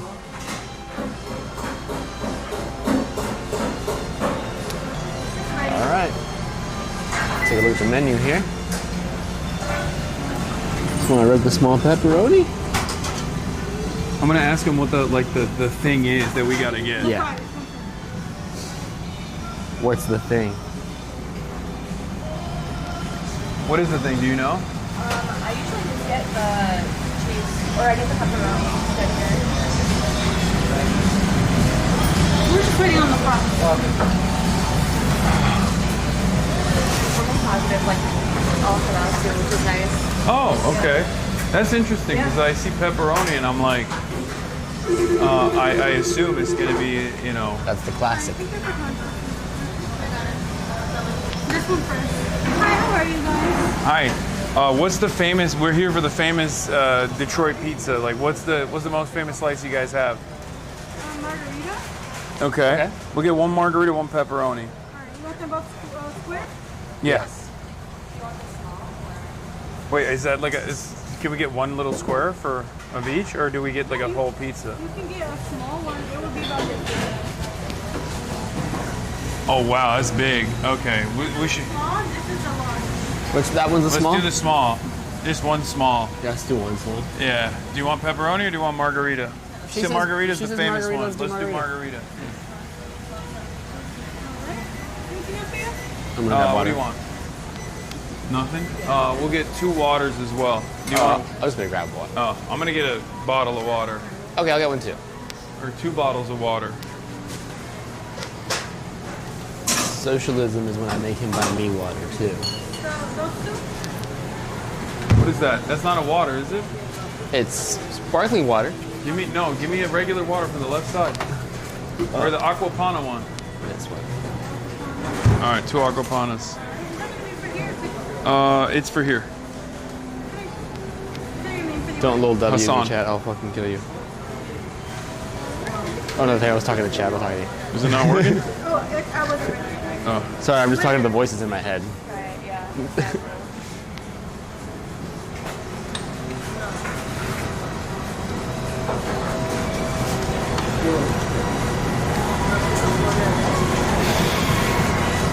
You're all too. We'll just figure it out 200 minutes. Thank you. I wanted a Topo Chico. Should we sit outside or should we sit in here? We can just sit right here, no? Or no, there's someone there. We do outside. It's nice. Yeah. It's a nice Detroit day.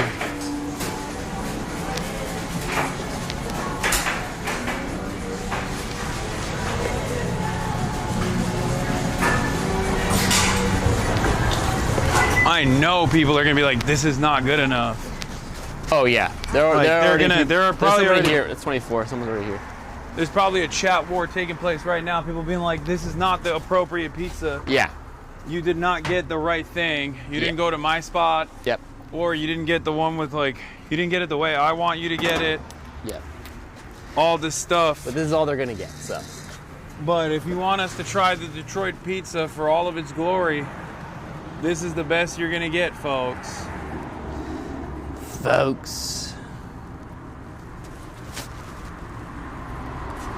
But like I said,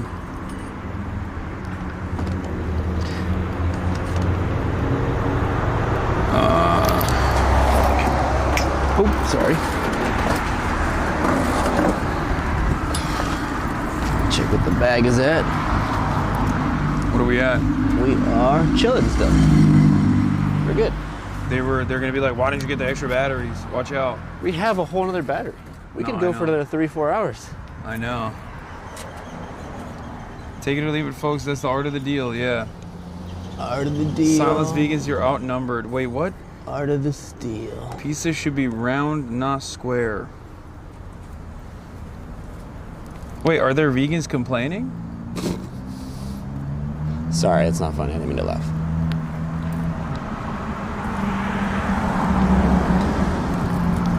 Hi, chat. Finally. March, drive Stuff, west man. on Windsor to go into Mexican town after this. They keep trying to get me to go there. Yeah. I don't like. I grew up going to Mexico in a Mexican household. Yeah, bro. In Los wherever Angeles. I March's think at I've is seen Mexican Mexican. town. Yeah, I've seen Mexican town. Yeah, we're from a Mexican town. It's called Los Angeles. Los Yeah, I'm Angeles. from a Mexican town. I currently live in one.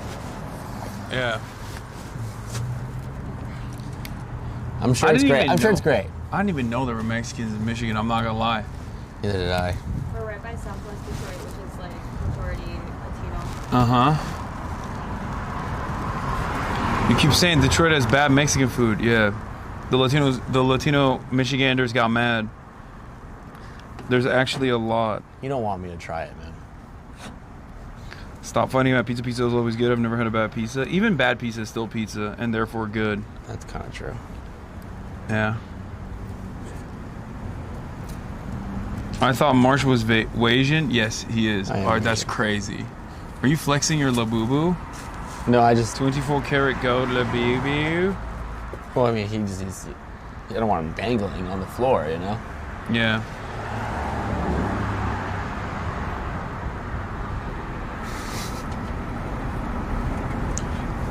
Sorry, could you move 24 karat gold speed frame more if you could move the things. Yeah. Appreciate it.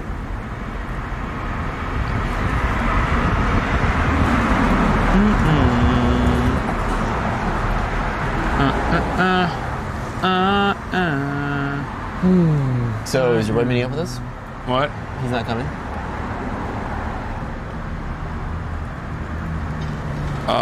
I don't know. He just threw me a heart. Okay. When I said I'm getting a slice, a Detroit slice.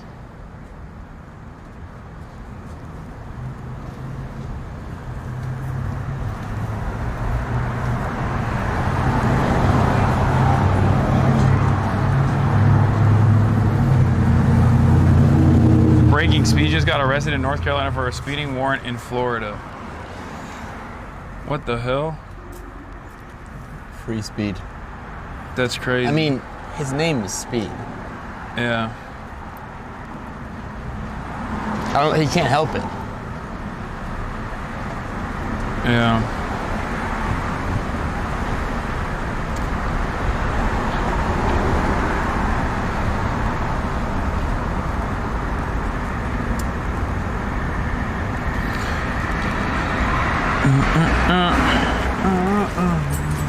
That guy has your merch on. Not that guy, the guy who just walked in. Does he think we're in there? Maybe. He just rolled up. Thinking that we're in there. He's gonna figure out that we're not. He's gonna come outside.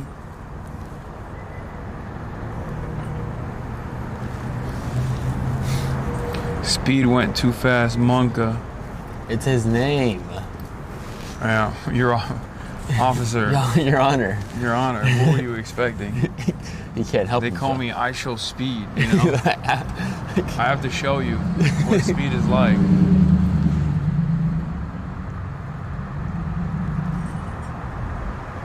Easy. Thought you were an old married gay couple. Midwestern stream snipers driving across multiple states because it's only a 4-hour drive. That's true. It's true. I show speed is live right now. What do you mean? I don't know. I got fake news by one of those like TikTok blue check mark. Okay. Power. Just friendly reminder. You have a hard out at 8, and you still need to pack. That's true. That's true. That's true. Just putting it on there. No, I think we eat the pizza and then we end it and then that's it. What a fitting way to end a Detroit arc. Yeah, we get a little slice of Detroit. Yeah. Half day. Oh, Mr. Beast was pranking him. 5.5 hour stream, half day. Oh, Mr. Beast was pranking him and sending him to prison for illegally trespassing on his property. No, go to Mexican Town. Does Mr. Beast have actual cops on his payroll? Like, I'm so confused. I wouldn't be surprised. The Mr. Beast secret police?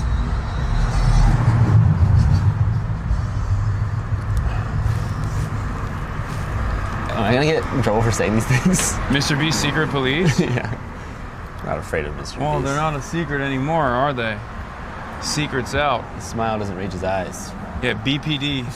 Beast Police Department. Oh. Look it up. I mean, I guess technically we are in Mexican Town, right? So many people are saying go to Mexican Town, bro. It's because like one chatter. By the way, 17% camera batter, 16%. I'm watching. Okay. I know. I know how long. Playing a dangerous I game. mentally know how long 16% lasts us. Okay. It's like 20 minutes, 25 minutes. Okay, because like I'm looking at your phone and your phone's at 10% too. It's at 20%. And it's making me feel like you just live life. You would miss your flight if it wasn't for me. Okay, stop trying to be the responsible one. It's also true. I'm just saying. You like to live life at the edge of danger. A little gamba's never hurt anybody. Yeah. Venezuela invaded? I don't understand this. Every day people are like, what do you mean? Like Trump is just like casually invading Venezuela? I don't understand.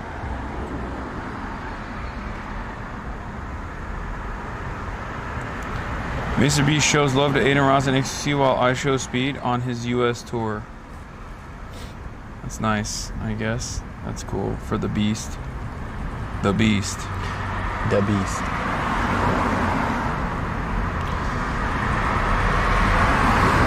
We are on the internet, watching people watch the internet. What do you mean? That's literally every desktop stream. That's 15% now.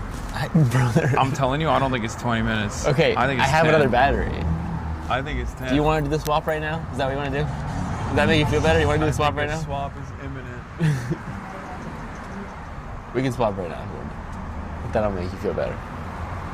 You can also plug it to the battery. No, that cable doesn't work.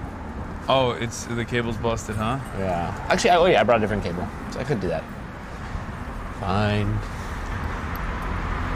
Speed travels around China, enjoys hospitality and freedom. Speed travels around the U.S. a little bit, immediately gets arrested by cops on the payroll of a billionaire as a prank. Yeah, police working at the behest of a billionaire is not. We should go to China. What do you mean we should go to China? We are going to China. Are we? I just never know what to believe anymore. Do they bring it outside or do we have to go inside the? Yeah, we have the number.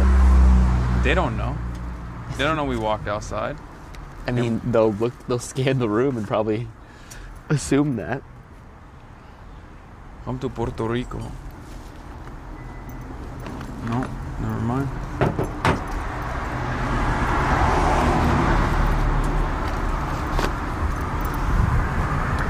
Mr. Beast. Someone said Mr. Beast is spiritually Israeli. I don't think so. Like, I think we say that for everything, but I don't think Mr. Beast is spiritually Israeli at all. I think he's just a product of the algorithm. He's spiritually just the algorithm more than anything else. He's not as hog-coded, if that makes sense. Feel better now?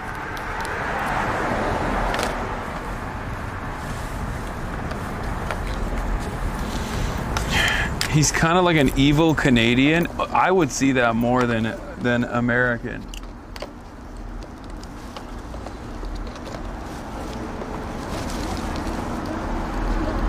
You say he would 100% build settlements in the West Bank?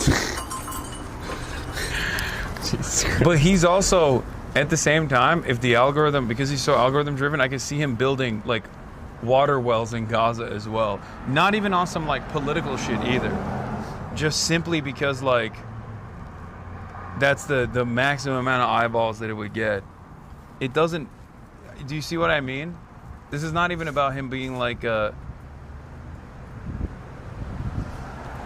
he does both. I can see him doing both actually. I'm glad that I'm here for this clip. Why? I'm glad that I'm on the camera for this one. He's the eyeball maxer. So I can get disappeared by the Gestapo.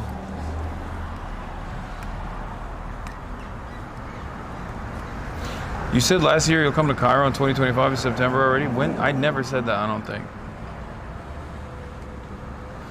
I would say Mr. Beast is more spiritually Dubai than spiritually Israel, if we're thinking of a country or a city. Yeah, it's pretty accurate, I'd say.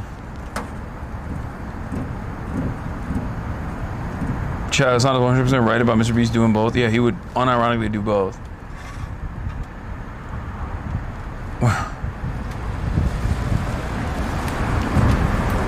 Enjoy the pizza, brother.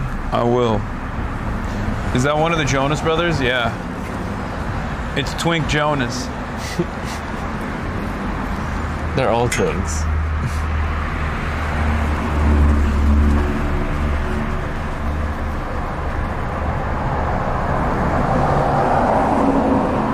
So just the Jonas brother. Thank you. It's the bonus Jonas. The one that nobody... I cannot get over the Scooter Braun, Sydney Sweeney relationship. That relationship is spiritually That's Israeli. so crazy. Oh, yes. That relationship is spiritually Israeli. I just don't understand, like, how you do that. Like, is she just into schlubby guys? Like, is that what it is? Wait, Wasn't Glenn Howerton was, like, hot, though? Like, because she was, like, dating, like a director or something. Or, like, an associate director and, like, got married to some, like, random dude. Florida girl behavior. I mean, she's not, like, this is one of the clearest examples of someone being just, like, not a good person, I think. If there's, like, an objectively bad Glenn Howerton Lamau. What was it? Who's Glenn Howerton? Did I just make up a name and you guys are laughing at me? Glenn Howerton is fucking Dennis. It's Dennis. No, not Glenn Howerton. No. The sexy one. Glenn Howerton's sexy too. Not Dennis. Glenn Powell. Glenn Powell. Yeah. Okay, I meant Glenn Powell, not Glenn Howerton. Anti-white racism cinema? Okay, calm down. Your driver is a Swiftie? Ask her. Are you a Swiftie? I am. How do they know? Wait, how do they know that? Probably one of your friends in the chat. That's weird. I am. Yeah, how do you feel about this relationship? Oh, Ribolito said your driver. I mean, it's probably it's got to be one of your friends. I mean, I guess. How else would they have known? One can assume. No, the relationship between Sydney Sweeney and Scooter Braun. Oh, freak. Yeah. Freak. She's been being weird. I don't know. I liked her, but she's been moving very odd lately. I feel like this time last year, everybody liked her. Who, Sydney Sweeney? Yeah. When she was on White Lotus, I was like, And she was just like boobs, you know, and it was cool. Like everybody was like, the Republicans were like, "Oh, you're showing titties. That's actually that's an admonishment of woke." And every woke person was like, "No, we like tits too. Shut up." And it was cool. And then they really, yeah. Get in there, stand up, brother. Oh yeah, sure. Thank you. Ow. Bro, you have like the toe shoes almost, but it doesn't fully commit. It's like, barefoot or yeah, like no soles. Thanks. Oh.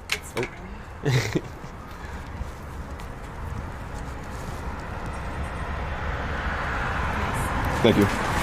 Thanks for all you guys do. Yeah, appreciate it. Nice to meet you, man. How come he got his pizza before us? What the hell? Did they forget? All right. No, it's fine. I'm sure they'll come out. They didn't forget us, I don't think. You did kind of give her weird vibes because you just walked to the counter. And you walked to the counter and you said, which one's the famous one? What do you mean? I'm sure that this is a famous place, right? Thank you. Oh, hell yeah. No. No, that'll be all. Thank you. Okay, we got the classic Detroit style. Oh wait, but it's Sicilian, but they cut it in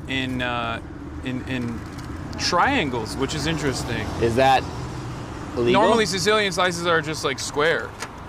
So from what I understand, what they call Detroit style is just Sicilian. Yes and no. The raised corners, you see how it's like kind of melted? Yeah. Raised corners are kind of melted, yeah. Well, that, but I guess where the name Detroit style came from is that they used to take the oil pans from like the factories and bake bread into it. So it gives it this unique kind of like bread crust situation. I don't know. So they would make they would take the oil cans from the factories and bake the bread into it, so that pans, and it made this like risen crust on the side. Okay. Risen. Oh. Not even a question. Hands down, better than Chicago. Deep dish. Not even a wow. Okay. It is for sure. 100%. You want a slice? Yeah, but I guess no. Please eat one. Yeah. Oh yeah. I'm not a thick crust truther, but yeah, this is better than Chicago for sure. Sorry. Oh. Chicago cheddars. Okay. With thick crust. The reason why this is really good is because the crust is fluffy on the inside, like the bottom is fluffy on the inside, but it's so perfectly crispy on the outside of the crust. It's very crusty on the outside, and that makes up for an incredible mouthfeel. Oh. Taste-wise, though, I do feel like I need to drown this in red pepper flakes. Is that illegal? I'll be alright. Okay. Wait, do they have other stuff that you can put on it, like garlic? I'll check. Probably. Do you like ranch? Would you take ranch? I do. I would never put ranch on this pizza. Are you serious? But I would put garlic powder, red pepper, and Parmesan, or whatever kind of like sauce. Is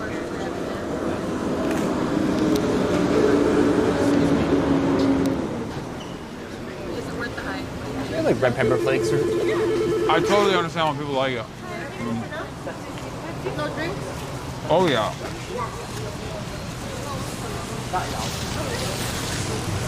Can I get a name? The cheese fried corners are an excellent touch. Thank God this mic is off of me. I'm gonna go take a piss now. This is very good. Nobody can hear me.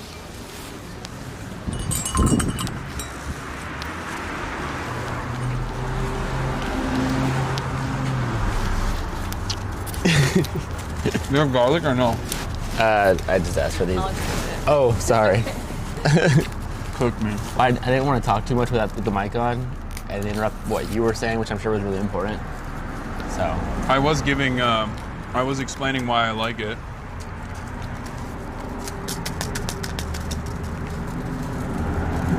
Okay, this, without a doubt, and as someone who has eaten the Chicago pizza, the deep dish pizza, without a doubt, this is my preference. I totally understand why Detroiters have consistently advocated for Detroit style pizza.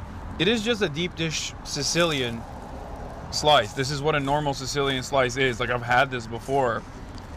But I will say, it's not deep dish, sorry. It's a thick crust, Sicilian. I've had versions of this in New Jersey. But I think, like, I guess the difference is that Omega Law Rage Bait? No, I don't think deep dish is that good. I just don't think it's that good. I've had it. Rare Hasan vegetarian moment? Yeah. She kind of flexed on me with that. Oh, damn. Bro, you got nothing, dog.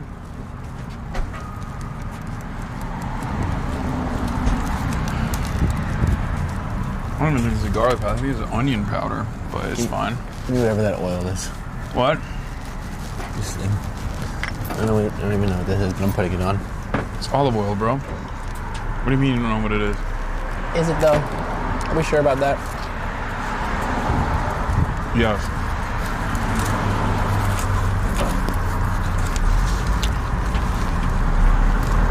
Yeah, this is fire.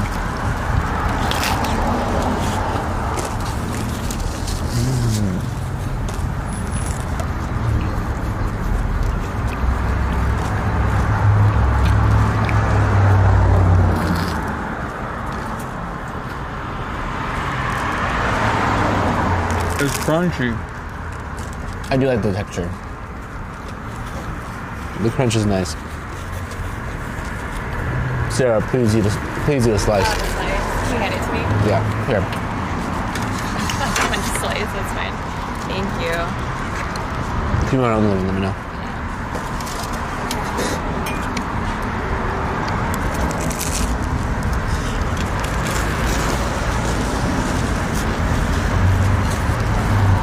What? Hasan eats the same food every day, so we can't take his food critique seriously. It's so crazy.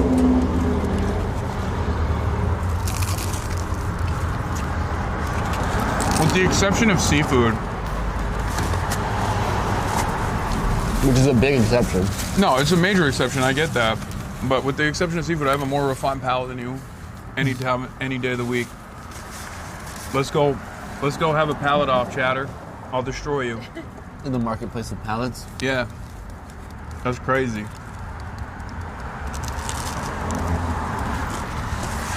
I know my food, man. Don't come for me. I'm a fat boy for life.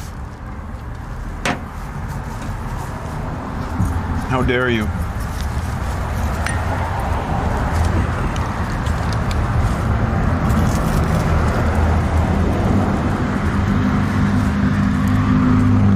Let's go tongue for tongue. You know what I'm saying? As a neutral third party that didn't grow up in a pizza city, New York clears.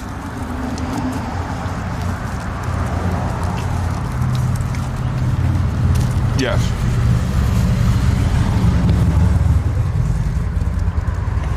I mean, yes, for sure, but that's not even a... That's all we're I didn't even know debating. that was like a part of the conversation. It's not a part of this conversation, I know, but still.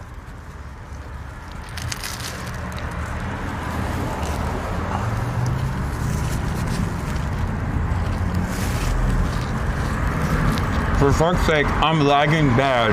This is bad. Okay, chatter. Just let him crash out, man.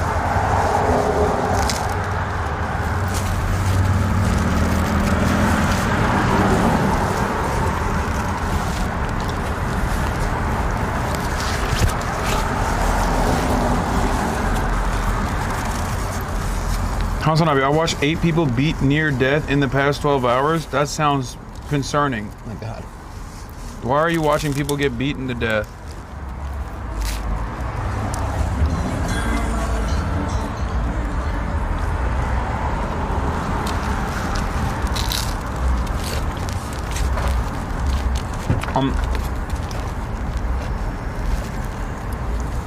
Detroit style is different than Sicilian.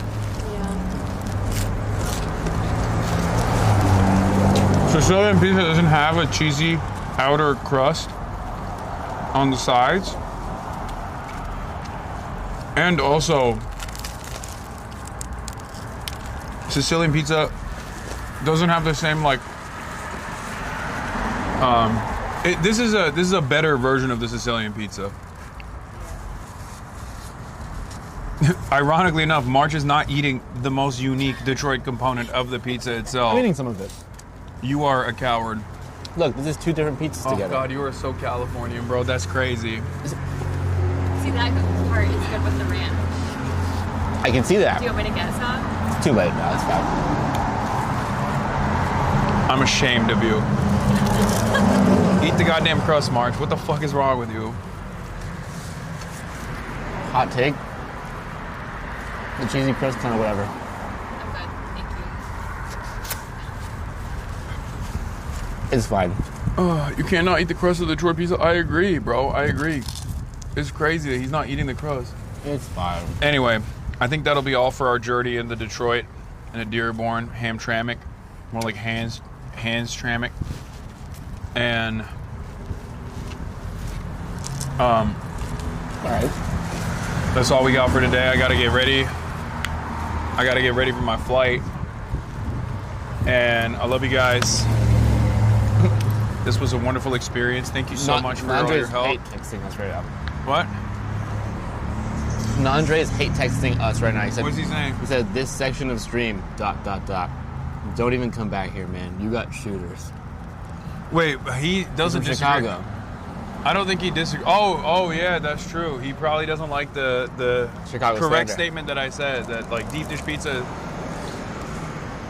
Dude, I've met Chicago people that also agree that deep dish pizza sucks. So I don't know why some Chicagoans like, it's like if you rode for Malort, you know what I mean? Well, obviously it's not as bad as Malort, but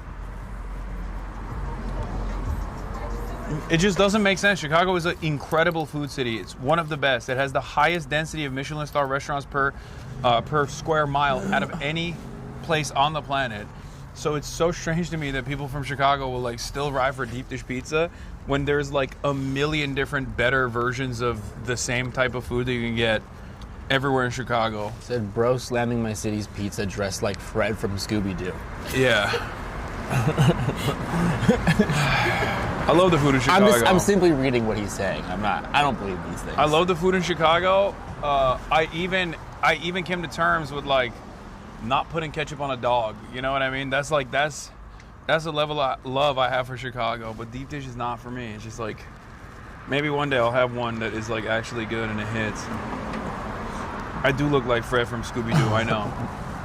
Anyway, we got a boogie. Let's do it. Like I said, love you guys. See you tomorrow. Obviously back in LA. Gonna do regular news stories from the command center as always. Thank you for everybody for tuning in, and thank you to everybody who helped put all this stuff together. It was an incredible experience overall. Really fell in love with Detroit and Michigan in general. And that's it. We'll see you.